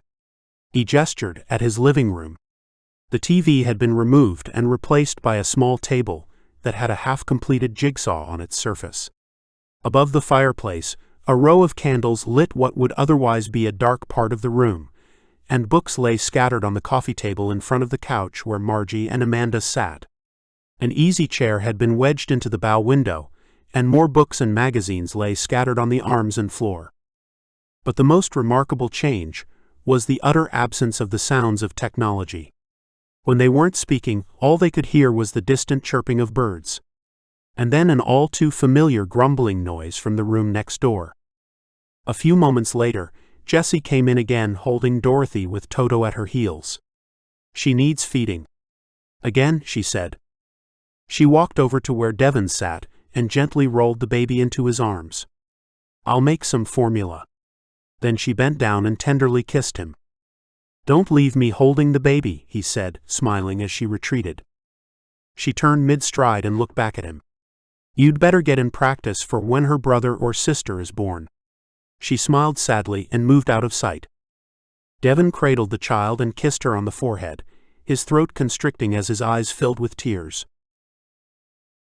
He didn't watch the convoy leave that evening, but he'd felt the town empty, as those who couldn't or wouldn't defend it gathered in the parking lot of the school. Fleetingly, he wondered whether there was truly any point in staking the lives of those that remained on defending what was, without its people, just a collection of buildings in the desert of northeast Nevada. Why not simply follow the convoy to Springs and settle there? Because Crawford would follow them. They would have to face him at some point, and Hope was more defensible than Springs. But then, even if they did defeat Crawford, wouldn't he be replaced by some other fanatic at the head of another army? Devon shrugged to himself as he thought. Maybe, but looking into the future was a fool's game, as anyone who'd made a New Year's resolution 3 months ago would know, if they'd survived this long. The world of today bore little resemblance to its predecessor, and he didn't doubt that tomorrow would be as different again. One day at a time, Devon. One day at a time. Penny for your thoughts? What? Oh, life. The universe. Glad to see you back safely. Jensen Bowie picked up a spade and stepped down into the trench between Devon and the next man along. It had taken most of the afternoon to break up the road surface with picks and shovels, and they were now into the stony subsoil. The trench would run between barricades made of old cars and other junk, dragged out of town and laid beside the highway heading north. Seems like a lot of trouble when there's no sign of them this way, Jensen said, heaving another spade full of soil onto the heap behind the trench that could be used as cover by the defenders. Devon wiped the sweat from his brow, enjoying the tingle of the cold evening air playing across his face and the back of his hand. Yeah, well, we've got to concentrate our forces on defending the approach to the south, and we don't want them coming from up here and biting us in the butt. We know they're to the east of here, and I reckon they're likely to be in Salt Lake City by now. You sure are a strange one. I mean, I get that you were a cop over in England, but you seem to know a lot about military tactics too. Devon leaned down and grimaced as he forced the blunt end of the spade into the compacted earth. Not really. It's mainly common sense. The truth was that Devon had learned a lot during his time infiltrating a terrorist cell in London. Those guys obsessed about urban warfare, as if their plans to blow up a theater would push the city onto the streets in a battle against the authorities. Their ambitions were way beyond their capacity, but the materials they'd been given to study, and therefore the discussions they had together, were absolutely credible. It was guerrilla warfare 101. And he was glad he'd paid attention. At the time, he'd been merely gathering evidence. Now he was preparing to go into battle. He stood and looked along the trench. It was around 4 feet deep and 6 feet wide, running from one side of the smashed road to the other. He raised his voice above the clinks and thuds of spades and picks. I think that'll do. Let's get cleaned up here and head back. A groan of relief went up as they shuffled along the trench and climbed out, and then through the piled-up carcasses of trucks and cars to the Hope side of the barrier. They still had plenty to do, but it would have to wait for tomorrow when the light returned. The barricade to either side of the road needed closing up, and the earth piled up on this side of the trench had to be shaped and reinforced before it would offer adequate cover. Of course they could always come across country, Jensen said as he stared into the gloom. Devon turned to walk back to the truck they'd used to bring people out here. They could, but they'd struggle to get vehicles across the mountains, especially without anyone noticing. We've got watchers posted, folks who weren't fit to fight but wanted to help. If we see smoke from either side of the highway, we'll know they're coming that way. But I don't think they'll bother. Crawford will come in overwhelming force up from Ezra, and we've got to hold him off at the bridge. He climbed into the front of the pickup and waited for the last of the laborers to get onto the bed and pull up the tailgate, before swinging the truck around and waving to the pair of hardy souls who'd volunteered to keep watch for the night. Jensen's eyes glinted in the reflected light of the dashboard as he glanced across at Devon. I'm gonna call in on the school. Doc told Ma she needs intravenous antibiotics. Then he said what was really on his mind. You reckon we got a chance, Devon? He grunted noncommittally. The school I went to in England had a motto, Dum Spiro Spero. What does it mean? While I breathe, I hope. For a few moments there was nothing but the rattling of the engine, the rumbling of the tires on the asphalt, and the occasional tip-tapping of raindrops. Well, you gotta hand it to them, Jensen said finally. The Chinese sure know how to make a point. Chapter 16. Prelude to War. Paul Hickman paced up and down behind the barricade like a caged tiger. Almost 200 fighters had remained to defend Hope, 150 or so here at the bridge over McGill's Gulch, and another 4 back in the town under Devon's command in case any of Crawford's forces bypassed the bridge. A couple of guards manned the roadblock to the north of the town, though their only role was to light the beacon fire and escape as best they could if any significant force came down the highway.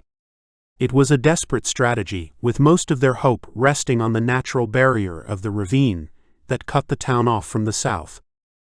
Cars had been driven out of Hope and across the bridge to block it just beyond the far end. The cars were arranged in an arch, giving the defenders the ability to fire through a full 180 degrees. More cars had been used to seal up where the bridge went out over the riverbed, and the plan was to use that as a second point to fight from when they were overwhelmed. One of the machine guns they'd taken from Ezra was set up in the forward defense position, and the second was on the Hope side of the bridge and would give covering fire to any retreat. Hick stood beside the second machine gun and gazed across the gulch at the empty road beyond. It was afternoon on the second day after his meeting with Crawford, and so his 48 hours were up. Elwood Miller and his folks had been the last to cross the bridge. The farmer himself and his 2 farmhands had joined the forces defending the barrier, but he'd sent his wife to join Cassie in the makeshift hospital. Hick watched Cassie leave with regret, wondering if he would see her again. He sighed and kicked at the dust. What was he doing here? He just wished one of the 2 equally matched sides of his personality would win decisively so he could have some peace in his mind. Would it be Gollum or Smeagol? Gollum wanted him to sneak up the highway half a mile to where he'd hidden his truck and follow the others to Springs. Then he could pick Sam up and Jay if she insisted on his coming too, and drive toward the west coast. Maybe find a shack in some deserted bay to hide in. Smeagol, on the other hand, wanted to honor the promises he'd made as the city's elected leader. And he desperately wanted to give the middle finger to Crawford. That would be precious. Only a few weeks ago, the internal conflict would have been as one-sided as the real-world battle they were about to face. Smeagol might have briefly protested, but Slinker would have easily won the day. He could have been halfway to Springs by now. Hickman ground his teeth in frustration. The prospect of becoming the good guy in this particular story filled him with horror. He did what was best for himself and his daughter. That was the start and end of it. Except that he couldn't persuade himself of that anymore. After years of living in Hope without ever really feeling part of the community, he found, when the chips were down, that he inconveniently cared about too many of the bozos to abandon them now that Sam was safe. What's the problem? You look as though you're chewing a nest of termites. Hickman grunted. Well, I sure am sorry that I'm not feeling the joys of spring right now, Sheriff. What with a horde about to appear over the horizon. I'm beginning to know how Custer felt. Then I think you'd better read your history books again, Paul. 'Cause if this is Little Bighorn, then we're the Indians.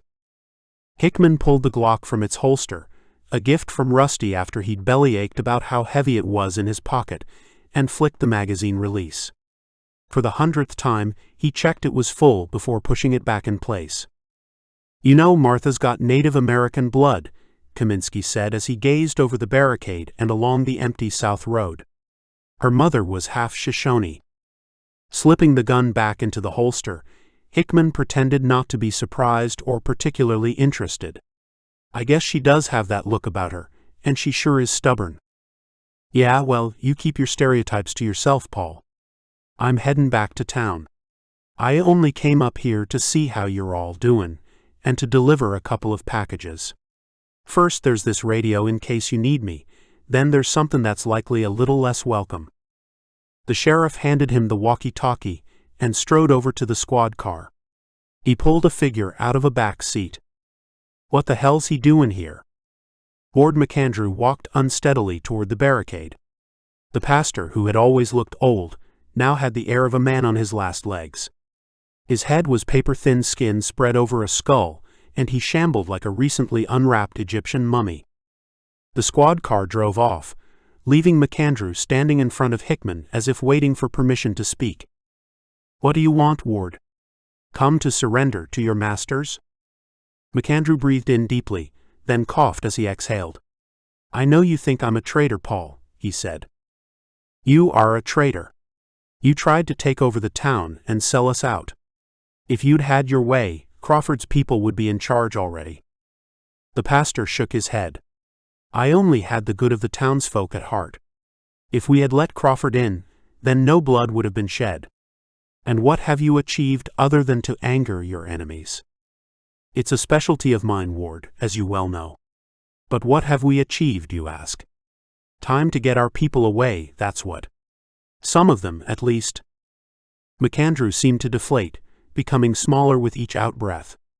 "I only wish for you to know that I acted for the best." "Why do you care what I think?" Hickman spat back, stabbing a finger. I do not expect to live past the next hours. But you're a survivor. I needed to tell someone who might remember in the days to come that I tried to save the people of Hope." Hickman shrugged and glanced again along the highway. Still nothing. "I don't care, Ward. But if you want me to take you seriously, I suggest you spill the beans on your involvement with the Sons." McAndrew sighed and leaned against the rusting VW Beetle that the machine gun was mounted on. "What do you know already?" "That you cut the power that night, and that's why Hope survived." "Yes. And don't I deserve at least a little credit for that? You would probably be dead if I hadn't done it." Hickman gave a perfunctory nod. "Sure. But the only way you could have known was if you were one of the Sons in the first place. And that means you're part of all this. So forgive me if I don't pat you on the back and call you a good old boy." Ward McAndrew pulled a cigarette packet out of his pocket and lit one using a lighter with an image of a naked woman on it. "Really throwing caution to the wind, aren't you?" Hick said. "Do you want one? Suit yourself. Yes, I was involved in the movement from its beginning, when it had a different name and a different purpose. I'd been in Ghana, you see, working as a missionary. And I saw for myself the problem that out-of-control birth rates were causing there, so I got involved in some research, met some people with similar concerns, and it all began." Hick, who'd been staring up the road looking for any sign of the approaching army, snapped around to look at the frail old man with his bushy, greasy gray beard. "So this genocide was your idea?" "No. We wanted to find practical ways of reducing the population, but we thought to do it over decades. Education, birth control, emancipating women." McAndrew took another drag on his cigarette and blew smoke into the air. "And the organization grew quickly. Members of all faiths and none, but united in a common goal to restore the natural balance. Let me guess, some of these newcomers weren't prepared to be as patient as you?" The pastor nodded. "That's right. Radicals can come from any philosophical background, and as we gained political clout, we certainly attracted our share of people with, shall we say, fundamental ideas. Some claimed to follow Islam and wanted to impose a sort of global Sharia. Others were like militant Amish, though those two concepts do not sit well together. Yet others were environmental terrorists with no religious affiliation at all. But month by month, year by year, it was the most extreme of them that gained more and more power. You know what they say rises to the surface?" McAndrew ignored him, plowing on with what seemed to be a confession. And then they began to whisper about what they called a bold plan to accelerate our aims. A single blow to return the planet to a pre-industrial age, and an opportunity to begin again. How long ago was this? 5 years. I tried to stop them, tried to mollify them, but I was too weak. I didn't dare resign from the board, because then I'd have been shut out of their plans, and wouldn't know any more than the rest of the population. I wanted to save one place, to have at least that to weigh against my terrible sins. So I left them when everything had been set, and hired a truck to run down the electric cable." Hickman gazed up the road and sighed. "But you must have known they'd catch up with you." "Yes. That's why I tried to convince Gil, then you, that we should adopt a simpler life. I thought if they found us applying their doctrine already, they might leave us be." "You're an idiot, Ward." The pastor didn't respond, and Hick finally turned to see him with head bowed, sobbing silently into his hands. He couldn't bring himself to feel sorry for the old man. "So, you've unburdened yourself. Whatever good you think it'll do you. Now what?" McAndrew wiped his face with the back of his hand, and looked over the bridge to the road north into Hope.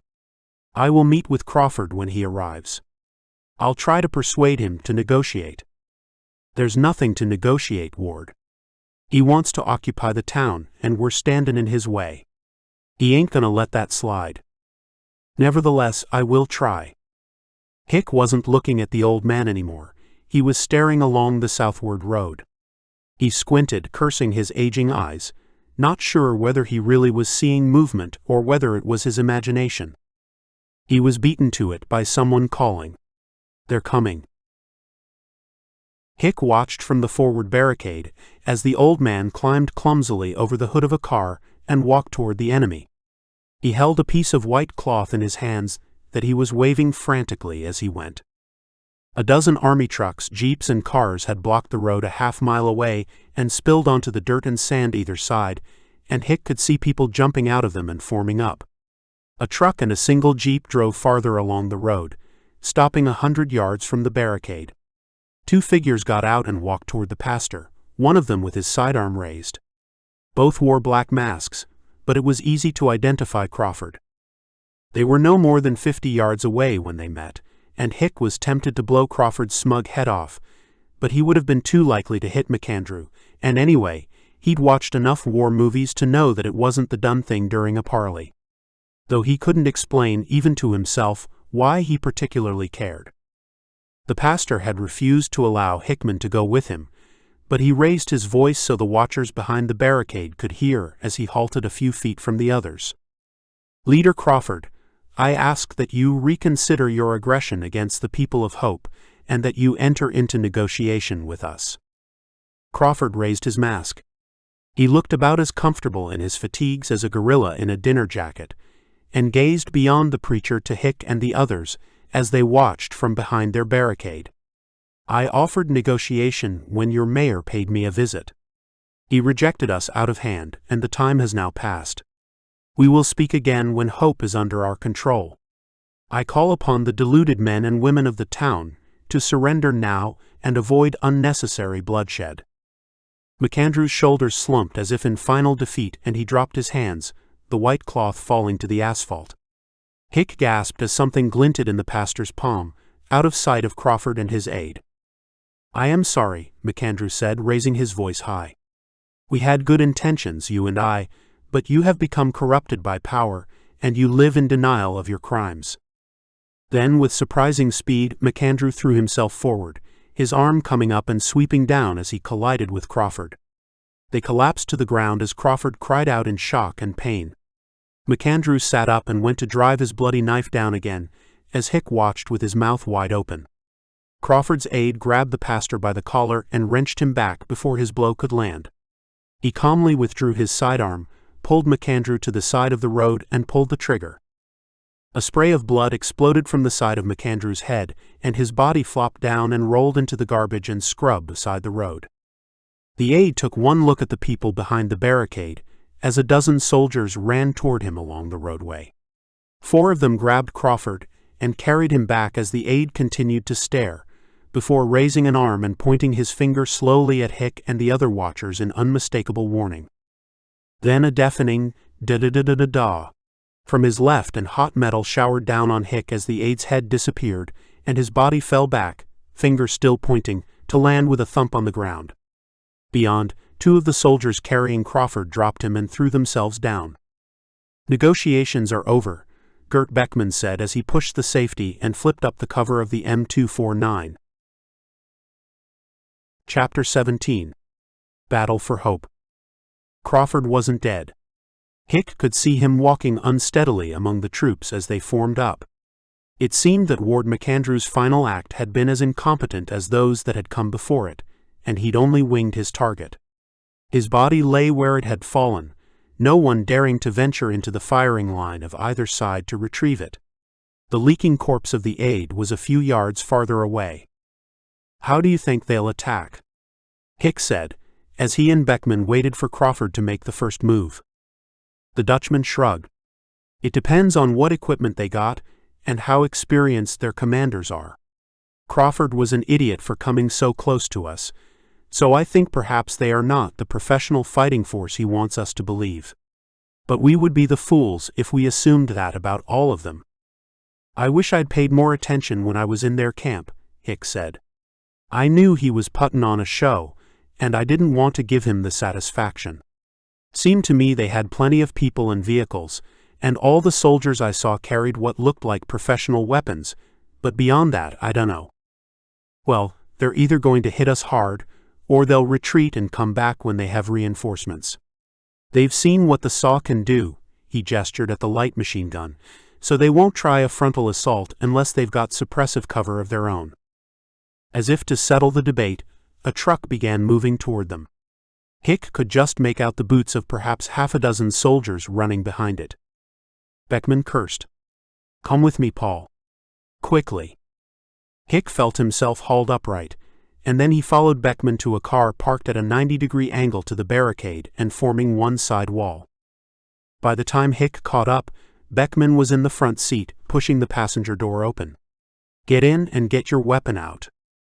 Hick didn't have time to protest as the Dutchman started the car up. "What's going on?" "They're going to use the truck as cover." "For what?" "It's too tall to shoot over." Hick grabbed the handle at the top of the door and groaned as the car accelerated away, wheels spinning on the loose soil. "My guess is mortars." Pulling his Glock out, Hick rolled down his window and held the weapon two-handed as he fought to keep his butt cheeks glued to the seat while the car bumped and slid its way across the rough ground. Beckman was driving in a wide arc, but they'd been spotted, and Hick felt the fat of rounds hitting the side of the car as the Dutchman accelerated. From behind they heard the heavy da-da-da of the M249. "Whoever's using the SAW, I hope they remember we don't have much ammo," Beckman shouted over the squealing of the car engine. Hick couldn't care less. His focus was on the truck, as Beckman brought the car around and aimed directly at it. He'd been correct. 4 soldiers crouched around 2 mortar setups. "I don't understand why they've gotten so close. They look like M252s to me. They could have launched them from another 100 meters away." "Enough of the analysis, Spock." Hick spat as he leaned out of the window and tried to keep his arm steady. The weapon was heavy and the landscape rutted, so he didn't waste rounds until they were up close and personal. A soldier had been stationed at each end of the truck, so one was taking aim as they approached while the other ran around the back to join his comrade. Hick steadied himself as the barrel of a carbine swung in his direction and punched off 3 shots, just as Beckman yanked the steering wheel and spun the car in a drift right out of a video game that meant Hick didn't have a direct line of fire anymore. "Shoot!" Beckman yelled as he kicked the car door open before crouching down behind it. Hick opened his door, wincing at the pat-pat-pat as rounds thunked into the other side. His chest was heaving as he grabbed the Glock in 2 shaking hands, waiting for a pause in firing so he could take aim. Behind him, Beckman called out something in Dutch, and then the car reverberated to the tinny chatter of his M16, followed by the sound of running feet. Hick crept down so he could inch around the side of the door as gunshots punctuated the air. The enemy soldiers were aiming at Beckman. Instantly, Hick stepped sideways, half emerging from the shelter of the door, and fired off a volley, felling one of the soldiers guarding the truck. He swung his gun around to see another soldier bringing his rifle to bear on the Dutchman, who was weaving toward them, firing as he went. It took Hick 4 shots before he hit the shooter, and then he ran out from cover, heading for the nearest mortar crew. But they were running too. Not back down the road toward their colleagues, but out onto open ground as if they were trying to reach the mountains. Beckman stopped firing and swerved toward Hickman, meeting him as he reached the now abandoned truck. "Not worth wasting ammunition on," he said, nodding at the escaping soldiers before pointing down at the mortar tubes. "Come on, we'll take these." "Better hurry, they'll be after us any second." Ignoring the bodies lying around the truck, Hick heaved one of the mortar tubes over his shoulder, and after holstering his weapon, he picked up the wooden ammunition box. Something was rolling around inside, but he didn't have time to think about it as he ran back toward the car. "There's something fishy about this," Beckman said as they threw their newly won equipment on the back seat and jumped into the car. "There is only one round in each box. It's as if it was a decoy. But why? Let's get out of here and worry about that later." Then, just as Beckman was reversing the car, Hick heard over the thrashing of the engine a noise from above. He stared up to see the spinning blade of a helicopter through the sunroof. Beckman swore as he battled with the wildly bucking steering wheel. "It's heading for the barricade?" Grabbing hold of the car's frame with both hands to steady himself, Hick looked up into the sky. "No. It's veering off to the right. What the hell are they doing?" "Staying out of range of the M249s. Maybe it was a mistake to have them both here." Hick glanced across at the Dutchman as he slammed his foot on the gas and headed back toward the barricade. "Have you heard of the Maginot Line?" "What?" "Second World War. The French built an impenetrable row of fortresses along their border with Germany. Didn't work. The car slid to a halt beside the barricade." "Why not?" "Because the Germans went around it." He jumped out. "Come on, Paul. We have to move." "Where are they going?" Hickman followed him back into the barricaded area in front of the bridge, watching the helicopters recede. "They are going to Hope, Paul. They intend to rip out our hearts and make our defense of the bridge pointless." Devon heard the distinctive whoopa-whoopa sound of the chopper blades before he saw it flying low in the sky, coming from the south. He ignored the expletive-laden tirade from Rusty Kaminsky and looked desperately around for a likely landing place. "They won't come down here, not once they've spotted us," he said. Rusty pointed down Main Street. "The school. They'll come down on the sports field. We'd better get over there, or we'll lose the town before the fight's begun." Devon ran across to the Toyota they'd been using, shouting to two of the defenders to follow him. "Waden," Rusty called to the deputy, who was watching the helicopter open-mouthed. "Get the rest together and follow us. We gotta contain them." Devon turned the ignition and put the Toyota into drive as soon as he heard the doors shut behind him. Aside from Kaminsky and himself, three sat on the back seat: Deputy Duckdale, Gil Summers, and Elwood Miller. Devon glanced at them through the rear-view mirror, two old men and a former salesman. And they were all that stood between hope and defeat. "I can't believe they've got a chopper," Kaminsky was saying as he pushed shells into the magazine of his shotgun, struggling to keep it on his lap as Devon flattened the gas pedal to the floor. Devon caught sight of Gil nodding on the back seat. "We thought all aircraft had been destroyed, either in the air or on the ground. Clearly they kept some in reserve." "Or they got lucky and found a working one," Devon said. "Remember, they use old Land Rovers because they're primitive enough to resist whatever they did to all the other cars and electronics." "Well, that was a Huey. An old one. Civilian," Kaminsky said. "Just be grateful it ain't the gunship variant, or we'd be dead already." Devon shook his head as he pulled the car into the lot in front of the Water and Sewage District building.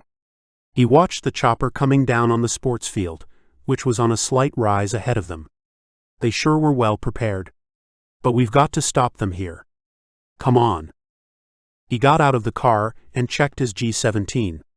How many could there be in the chopper? "Up to a dozen," Kaminsky said, hefting his shotgun. "We better hope we can keep them holed up until we get back up."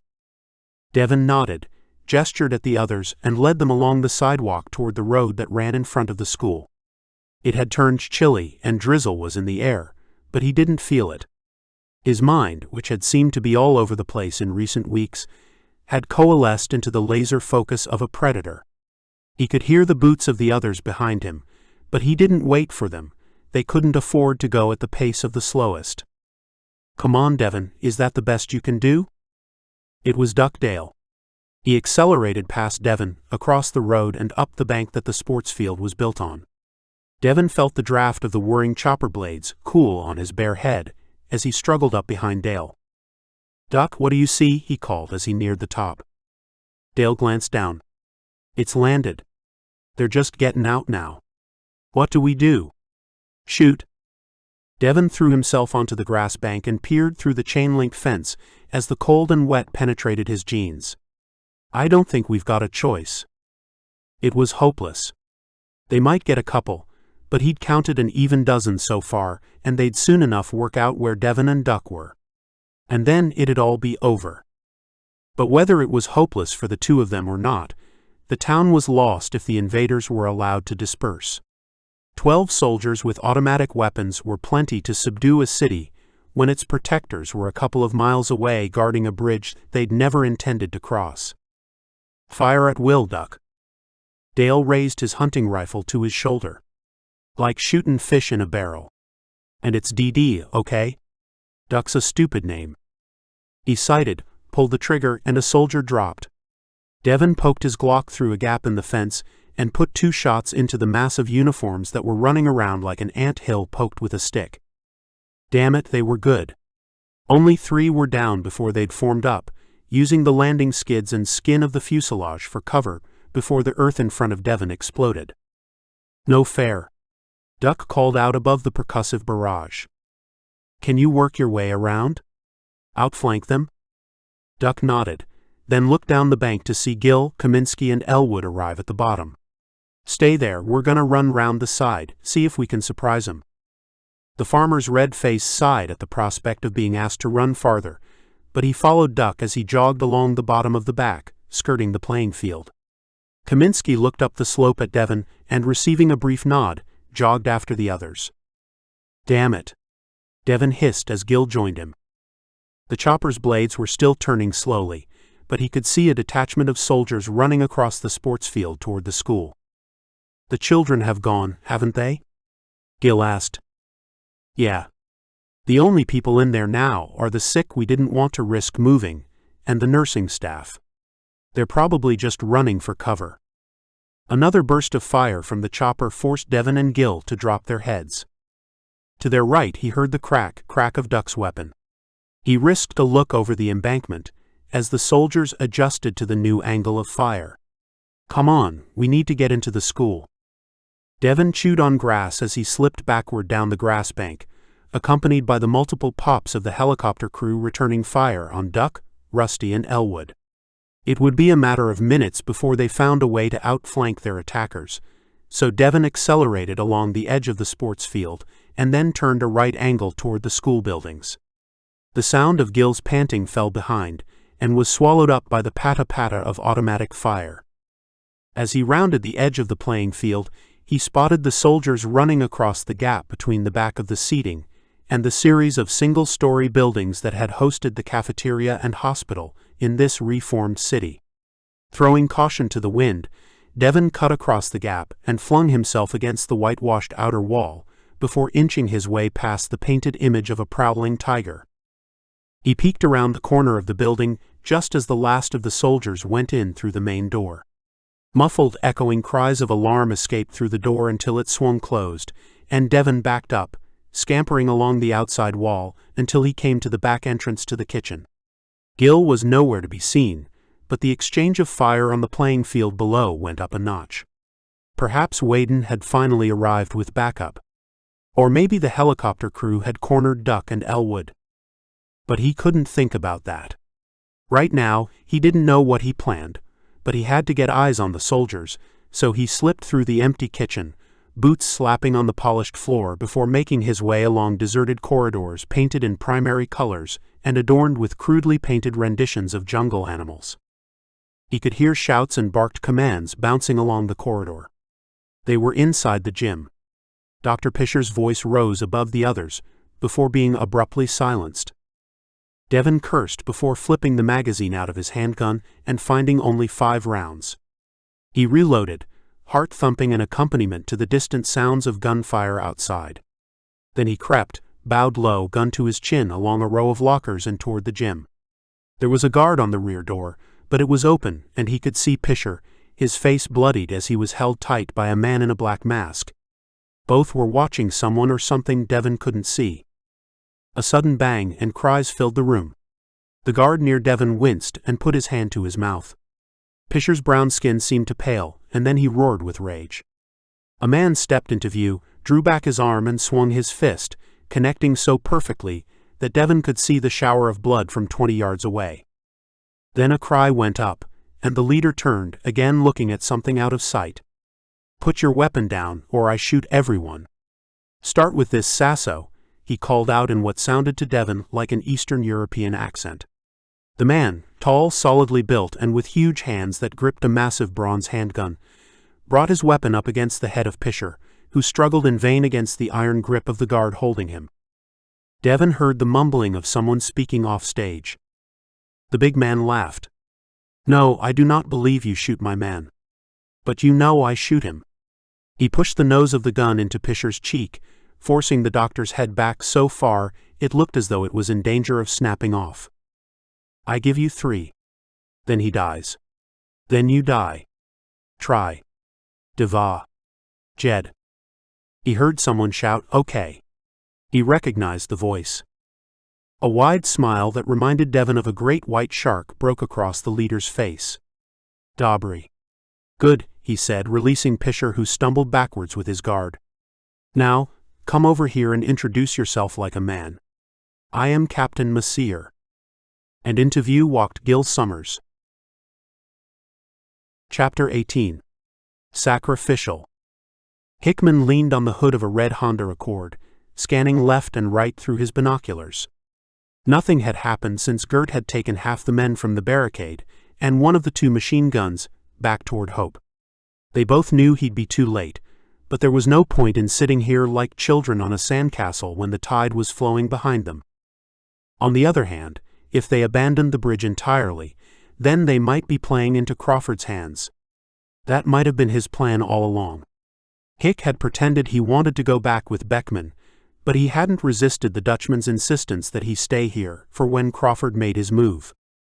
So, with 24 others on this side of the bridge, and another 50 or so behind the second barricade on the other side, he waited.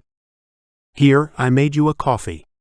A hand appeared by his side, and deposited a steaming paper cup on the metal paintwork.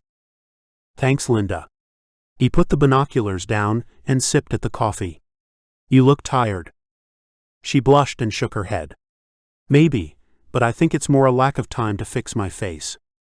Just doesn't seem to matter anymore." "Well, I guess we've all got different priorities now." "I don't know about that," she said, looking out at the South Highway with its parked truck. "You got Sam out of the way, and I reckon she's the only person you truly care about. Aside from yourself." Those were the unspoken words Strickland had left off the sentence. "You sent Jack and Molly." "Yeah, Molly. You sent them off with the convoy to Springs.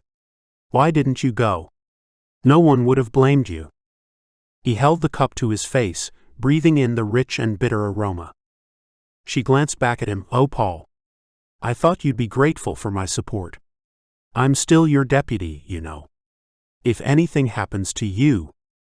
He swallowed too fast and spat a mouthful across the hood of the car. "Geez, Linda," he said, wiping his mouth as she burst into laughter. "You're supposed to keep that sort of political ambition to yourself." "No, I don't want your job." "But he does," she said, gesturing at the distant group of trucks where Crawford's men were gathered. "That's if Ward didn't nick an artery." Hick lifted the binoculars to his eyes again. "We should be so lucky. But I don't reckon that snake in the grass has any blood in his veins. For all we know, Hope could be under his control already." "Maybe, but this bit of hope ain't gonna yield while there's any bullets left or anyone alive to fire them."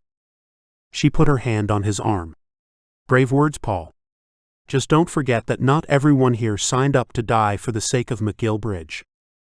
He felt the pressure ease as she moved away. Damn her. She was like a particularly annoying Jiminy Cricket. As far as he was concerned, he would never surrender to John Crawford. There were some battles he was not prepared to lose. "Hick." A voice called from behind. He spun around to see a man pointing up at the sky. A chopper flew low between their position and the mountains, heading south. It was probably in range of the M249, but only just, and they didn't have the ammunition to waste on a likely vain attempt to bring it down. So, he watched and raged against his impotence as it hugged the horizon before settling down behind the parked army trucks. He'd had a forlorn hope that Devon and the small force he'd left in Hope might be able to bring it down, but now he was left with nothing to do but wait for the shoe to drop. A Land Rover emerged from the enemy camp, driving around the abandoned truck that Hick had attacked a couple of hours ago, before coming to a halt 100 yards from the barricade. Linda Strickland moved into place alongside him, attracted by the first sign of activity. Crawford was on the front seat next to a black masked driver. He got down holding a white flag in his hand. Idiot, Hickman thought, raising his Glock and sighting along the short barrel. He'd probably miss with his first shot, but he'd get the SOB before he could get back behind cover. And then a third figure climbed out of the car. Bloodied, disheveled and stumbling, he came to stand in front of Crawford. "Gil," Linda hissed. Hickman groaned. "Oh, for the love of God. We've got to help him." "No, we don't," Hick snapped. "He's gone and gotten himself caught, and for once I ain't inclined to save him. Come back here." Strickland had pushed through the gap between the Honda and the next car and strode toward the Land Rover. And Paul Hickman found himself following her, cursing as he went. Because if there was one thing he hated more than being in mortal danger, it was others knowing more than he did. "What in the name of all that's holy has happened to you?" Gil Summers tried to smile as Hickman stopped a few yards away, standing beside Linda Strickland. His mouth curled just a little before he winced and put his hand to his jaw. "Looks like they beat you up real good," Hick said, his eyes flicking to meet those of Crawford. What did he see there? Regret? Shock? Fear? Surely he knew the level of brutality his organization was used to. These were the sorts of monsters who chopped the foot off a young man because he'd stolen a can of beans. Or whatever. Brutes either way. "I was a fool, Paul. Tell me something I didn't know. What did you do?" Summers shook his head sadly. "I thought I could find a peaceful way out for us all. I thought the soldiers from the helicopter had run to the school to shelter from attack. I didn't realize it was their plan all along." "You see," Crawford said, eyes glinting, "we've taken the school gym, so we have all your sick and infirm as hostages." Gil sighed. "You have to clear the bridge, hand over your weapons and surrender, or they'll kill them. They shot Wally McBride right in front of me. You remember him, don't you?" Hick did. McBride was a diabetic veteran of the First Iraq War. He was also a drunk who'd done nothing to look after his ailing body, and so it had begun to shut down, piece by piece.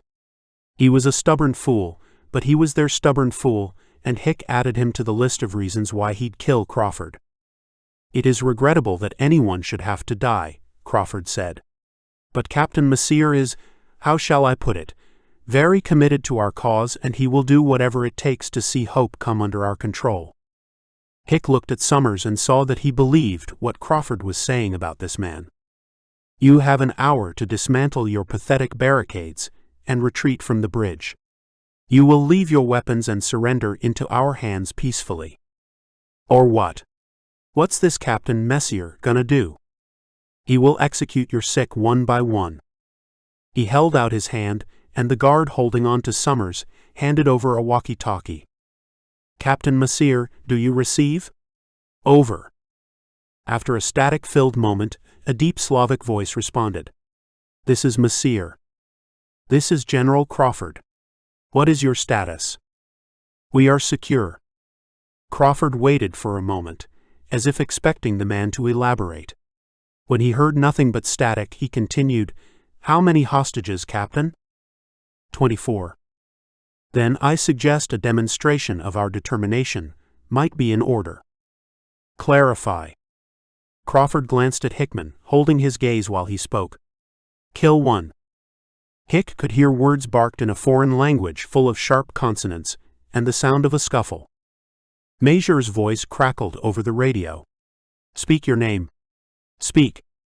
Hick's blood froze in his veins as he recognized the shaking voice that responded. Jensen. Jensen Bowie. Still, Crawford's eyes remained locked with Hick's. Go ahead, Captain. You son of a bitch. Hick leapt forward, but the guard holding Summers brought his gun up and Hick stopped. There was a single crack, and Hick braced for pain, but a Slavic voice calmly said, "It is done," over the radio. In the background, folk were crying and screaming. His head swimming, Hick stepped back to where Linda Strickland stood sobbing. She put her arms around his shoulders, but he didn't want comfort, and he wasn't going to offer it to anyone else. He looked across at Crawford. Jensen Bowie was a fine young man, a good young man. I am neither of those, and I swear to you, in front of everyone here, that you will die for what you have done, if it's the last thing I ever do. The words came out like bullets from lips he could barely move. Never had he felt rage like it, and he saw with the tiniest hint of satisfaction a flicker of fear on Crawford's face. He wondered whether Crawford had ever seen death up close. One day he would, Hick promised himself. After a moment of silence, Crawford pushed Gil Summers back into the Land Rover, using him as cover from Hick's anger, and the vehicle reversed before swinging around. Hick held on to Linda, his rage breaking like a wave, and turned to go, when a movement caught his eye. The Land Rover had reached the truck that the mortars had hidden behind, and suddenly the door flew open, and Gil Summers fell sideways onto the asphalt. He scrambled awkwardly to his feet and began running toward them. Hefting his gun, Hick accelerated in his direction as the Land Rover stopped and the guard who'd held Summers stepped out, raising his assault rifle. Hick called out to the former mayor, "Get down." But Summers kept running, his arms pumping, sweat and saliva spraying from him as he made his bid for freedom. And Hick was looking directly into his eyes when he heard a crack, and a hole appeared in Summers's torso, the bullet zipping past Hick as he ran. He didn't even look to see the Land Rover take off again toward the waiting trucks. He was too late to catch Gil Summers, but he kneeled beside him as he lay in a growing slick of red. He didn't register Linda Strickland's scream, he just held on to the dying man's hand as he waited for the light to fade from his eyes. "Sorry, Paul," Summers managed, his words pushed out between panting breaths. "No need, Gil. No need. You did your best, as always." Summers's body convulsed, and he gripped Hickman's hand before finally looking into his eyes. "Promise me." "Anything, old friend," Hickman said, marveling to hear the emotion in his voice. He'd spent most of his adult life hating this man, and yet now he felt nothing but incoming grief. "Look after Jessie. And my grandchild." Summers didn't hear the promise of Paul Hickman, but he made it nonetheless. Hickman sat on the cold earth, back leaning against the tire of a car, staring along the road to Hope. He had no idea how he'd gotten there, just a vague memory of staggering back carrying the body of Gil Summers with the help of a sobbing Linda Strickland. Someone had placed a mug of something hot in his hands, the rich beefy smell of the broth penetrating the fog as he mechanically brought it to his lips and sipped it. A small part of the turbulence in his mind settled down now that his bodily needs were being attended to, but still he felt like a lifeboat adrift on a stormy sea, just waiting to be swamped by the next unforeseen wave. A shape settled down beside him. "What are you going to do, Paul?" "They said they'd kill the next hostage in an hour's time." "I ain't negotiating with terrorists, Linda." He marveled to hear how calm his voice sounded. Calm? Or was it dead? "You can't let them kill all 20. He glanced across at her. She was sitting beside him encased in a dusty quilted coat that she'd pulled around herself. It looked to him as though she'd cried so hard over Gil and Jensen that the liquid had been sucked right out of her, making her look dry and old. "I ain't negotiating. If we surrender to them, they'll kill all the sick in any case." "You don't know that." Hick shrugged. "I'm pretty darn certain that's exactly what they do. They don't want the sick or the old. And anyway, why should we sacrifice the hundreds of folk hidden in their houses right now so 24 might survive?" He could hear her head shaking within the hood of her coat. "We've got to do something, Paul. How can you be so inhuman?" "I didn't say I wasn't going to do nothin'," he said. He reached into the inner pocket of his coat and pulled out the walkie-talkie Rusty had given him.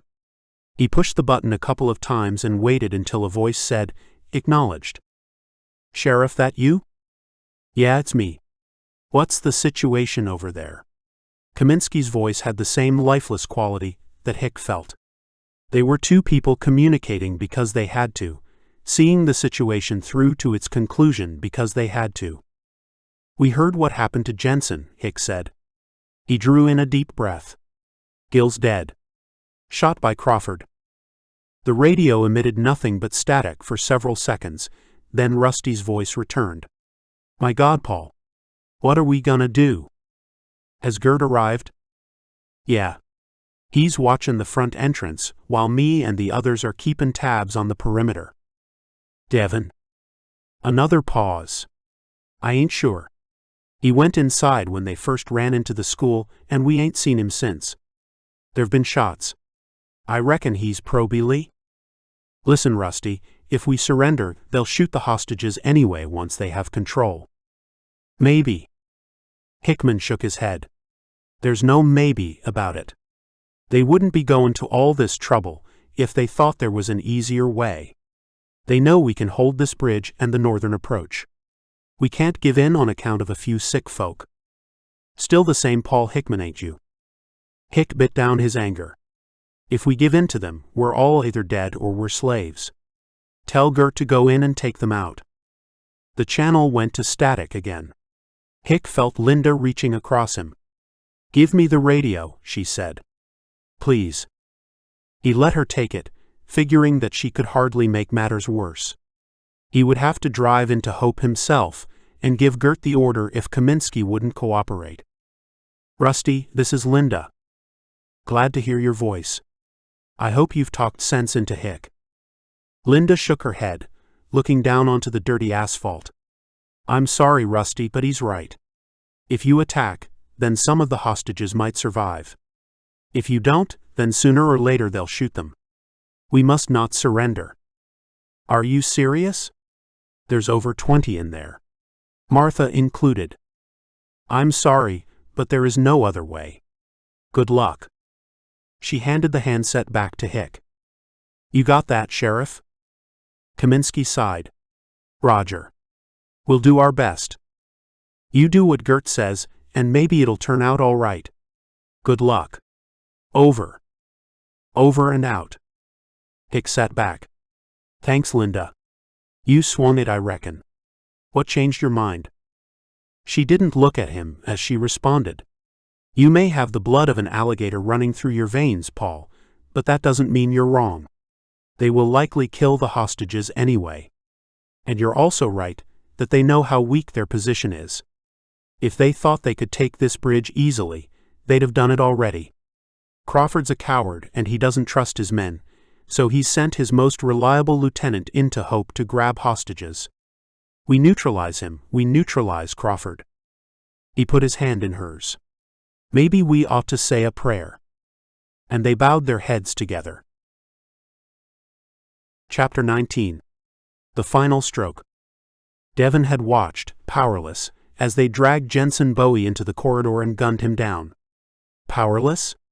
Well, he could have fired on them, but then Jensen would still have died, and so would he. He'd crawled into a neighboring classroom and hidden in a corner under a desk. He could hear what was happening, but only risked looking from time to time. The Slovak captain was a brute, and he had a corps of 4 or 5 similarly flint-hearted murderers, who were only too happy to kill innocent people while they were begging for their lives. He'd heard the helicopter taking off about half an hour before Jensen was executed, but since then he'd hidden here without a plan other than to stay alive. He hated himself for his fear, though he knew that alone he couldn't hope to achieve anything other than martyrdom. Jensen's body had been dragged out and dumped on the pathway outside the school entrance as a message to any who might attack. It was an excellent plan: subdue a town with minimal force. And then what? He'd seen what the Sons did when they ruled a community: dominance and punishment in equal measure. And the old and sick would die. No baggage for this new society. He breathed in the smell of polish, wood and bubblegum, and gazed out of the window that ran along the top of the wall. A gray sky was beginning to darken, bringing on a night of murder. His mind turned to Martha Bowie. Devon knew that Jensen had been checking on his mother when the helicopter had landed. Martha had been moved into the hospital so she could have her antibiotics intravenously, a gift from the pharmacy at Springs. The confrontation with Ward McAndrew had been too much for her, and she'd taken a bad turn.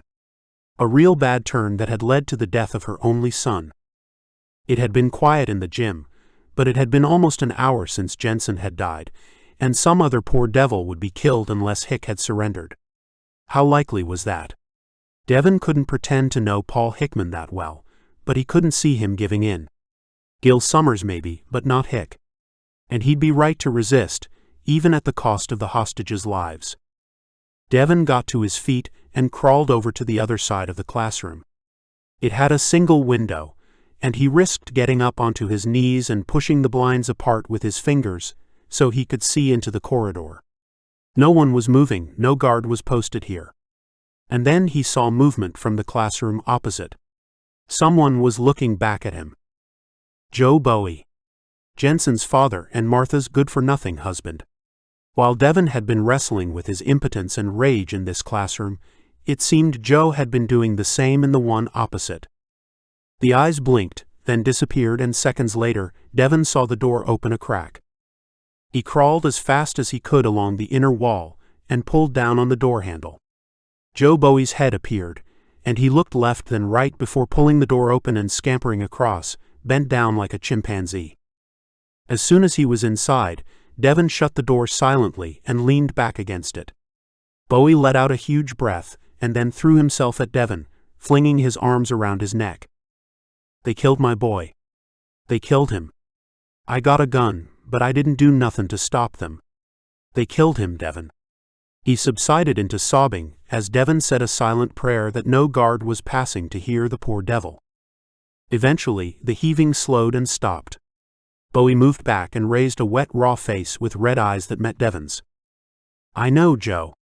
I couldn't stop them either. If I was any kind of a man, I'd have. Devon shrugged. There was nothing you could do. They listened as they heard voices coming from the gymnasium, some barking orders and others protesting. "I guess the hour must be almost up and some poor sap is going to get shot," Bowie said. Getting to his feet, Devon looked down at the man. Joe Bowie was small, thin, and inoffensive. He was the last man you'd want by your side as you went to war. But he was all Devon had. He put his hand out and helped Bowie get to his feet. "I'm not going to let them shoot another sick person without at least trying to stop them." "I thought you said we couldn't do nothing?" Devon checked his Glock and tried to project calm confidence to the trembling little man. "Each of us on our own couldn't do anything, but together we might stand a chance. A remote chance. A really remote chance." But the arrival of Joe Bowie had changed Devon. Suddenly, all the self-pity and fear had evaporated. He was Detective Inspector Devon Myers, of the Metropolitan Police's Counter-Terrorism Command. And it was time to deal with some terrorists.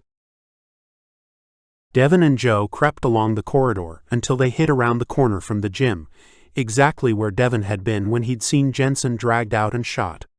The young man's blood stained the polished floor, and he sensed Joe's eyes settling on the pool, the little man's frame shaking as if he was on the verge of breaking down completely. Devon reached back and grabbed Bowie's arm before putting a finger to his lips. 3 men in military uniforms and wearing black masks came out of the gym, dragging another figure who was protesting feebly. A 4th man carrying a bronze handgun followed. "It's Martha," Joe hissed. He went to move, but Devon pulled him back. "Wait. But they're gonna kill her." "Wait, Joe." Martha was dumped on the floor, and Devon saw her look down at the bloodstain. He'd never imagined she could be defeated. She'd always seemed to be a force of nature, but in her face he saw utter hopelessness and grief. He saw a woman with nothing to live for. Captain Messier walked around her until he stood in the center of the corridor, his bronze weapon in one hand and the radio in the other. The helicopter hovered above the forward barricade. The side door was open, and Crawford's voice boomed out. "If you attack this aircraft, then all the hostages will be instantly shot. Your hour is up. You will surrender now, or the next hostage will pay with their life." Hick simply watched, itching to grab the M249, swing it around, and bring that chopper with Crawford in it crashing down. "Captain Messier, are you ready?" Crawford's voice called. "I am ready. She is an old woman, but she is the mother of the boy I shot before. She wishes for me to put her out of misery." Paul Hickman. "Will you see another of your people executed, because you will not bow to the inevitable? Surrender now, and I guarantee the safety of the hostages." Hickman didn't move. He was more certain than ever that Crawford was a liar, though he didn't doubt that Martha Bowie was about to die.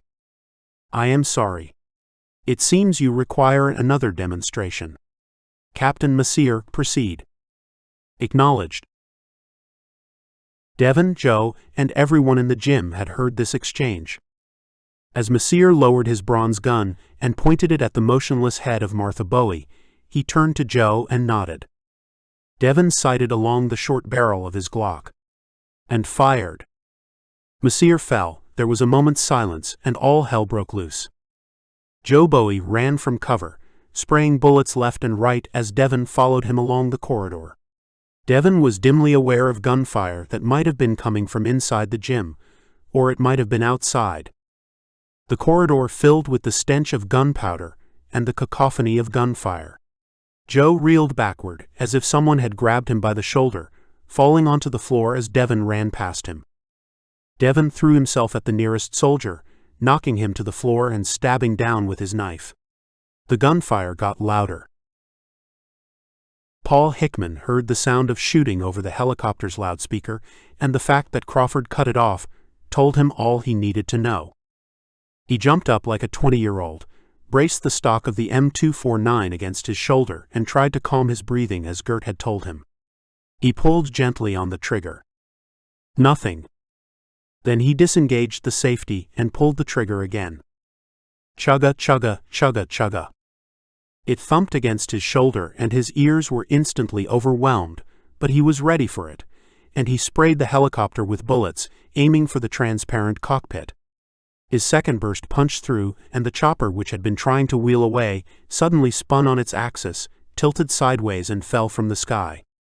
Hick ducked down as the rotors hit the asphalt, and pieces of the chopper exploded in all directions. "Told you I'd get you. Murdering scum," Hick muttered as the wreckage caught fire, lighting up the dusk.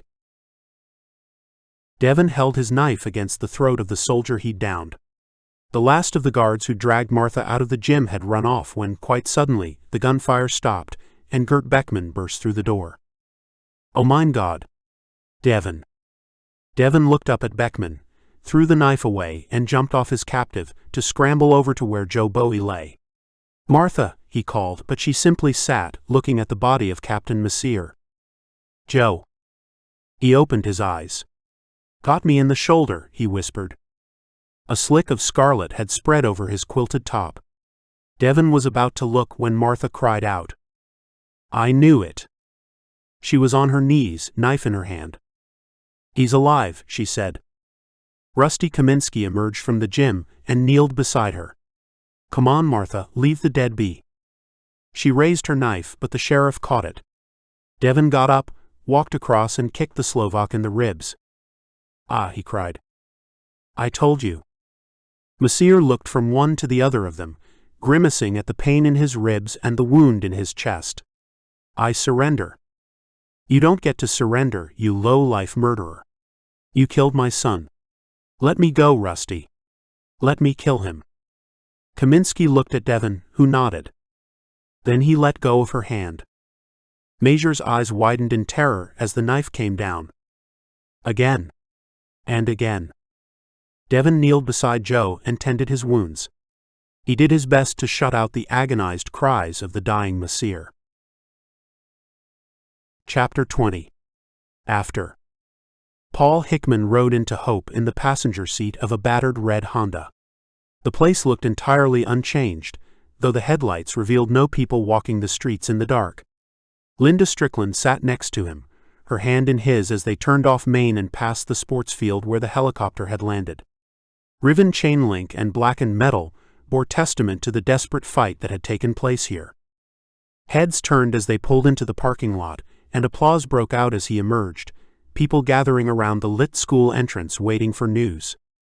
Hick stumbled under the force of hands beating on his back, merely nodding as people asked whether the enemy had truly withdrawn, whether they were safe. For now, he would add in the privacy of his mind. He shielded his eyes from the bright lights of the interior, a tiny normal part of his mind wondering how much propane was being burned right now. Hickman swerved to avoid someone walking toward him. "Paul. It's me." He stopped like a remote control robot. His AA batteries sure needed changing. "You look like death warmed up. Come on, I'll get you a coffee." He followed the man along a corridor and into the cafeteria. Faces turned as he entered, and many people stood up, hands clapping together. "Come on, Paul. For once, you deserve it." Hick looked up at the dark face. "Devin. It don't feel right to celebrate somehow."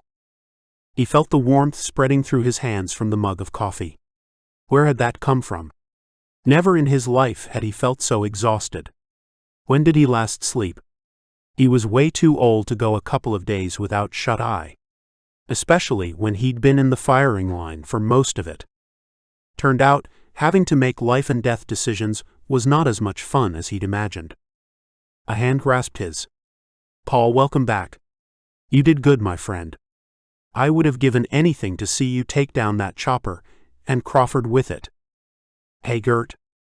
He felt himself led to a low table and directed into a small chair. "When did you last eat?" Someone sat in the chair next to him. "He's been like this since the enemy truck started moving away." It was as if his mind and body have been given permission to shut down. "I left Vern and a dozen others to watch the barricade, and brought him here." "Well done, Linda. Now you eat your cereal, Paul."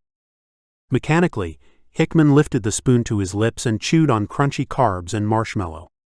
The milk was thin. The canteen had been watering down the powdered stuff to make it last, but he felt the effect of the sugar almost immediately.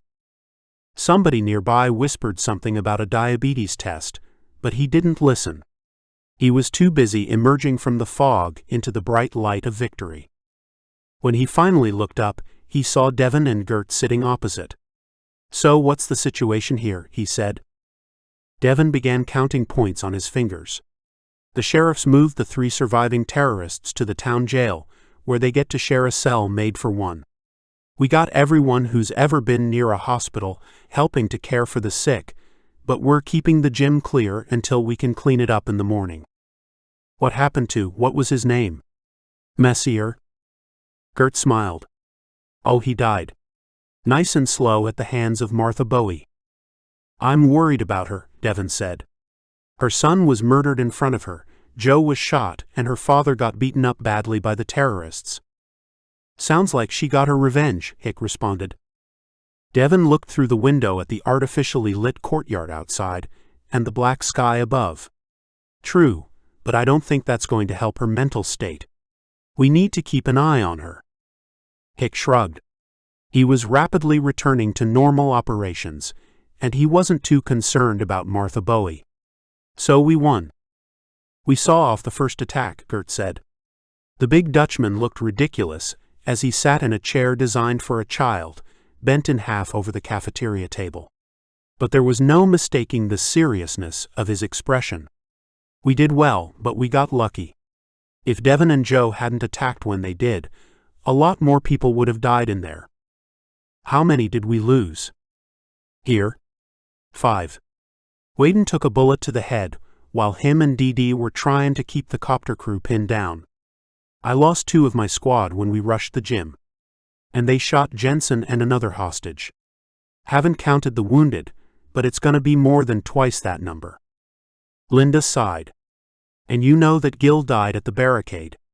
And Ward, of course." "Well, I ain't crying any tears for McAndrew," Hickman said, rising from his seat and looking around at the people of hope gathered in the cafeteria.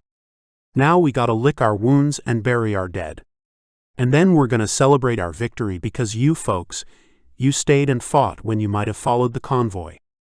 A cheer erupted all around him, but he waved them to silence again. "And then we're gonna get our folks back home, and we're gonna dig in. We won this time, and we cut the head off that snake." Someone called out, "You did that. Shot down the chopper." Hick smiled, feeling heat spreading through his body. "It was a victory for hope, and we all share in it," he said, though he would claim it as his own at the right time. "But make no mistake, they will be back, them or others like 'em. And we will be ready. Are you with me?" The survivors of the battle for hope cheered him, and Paul Hickman smiled. To the victor belonged the spoils.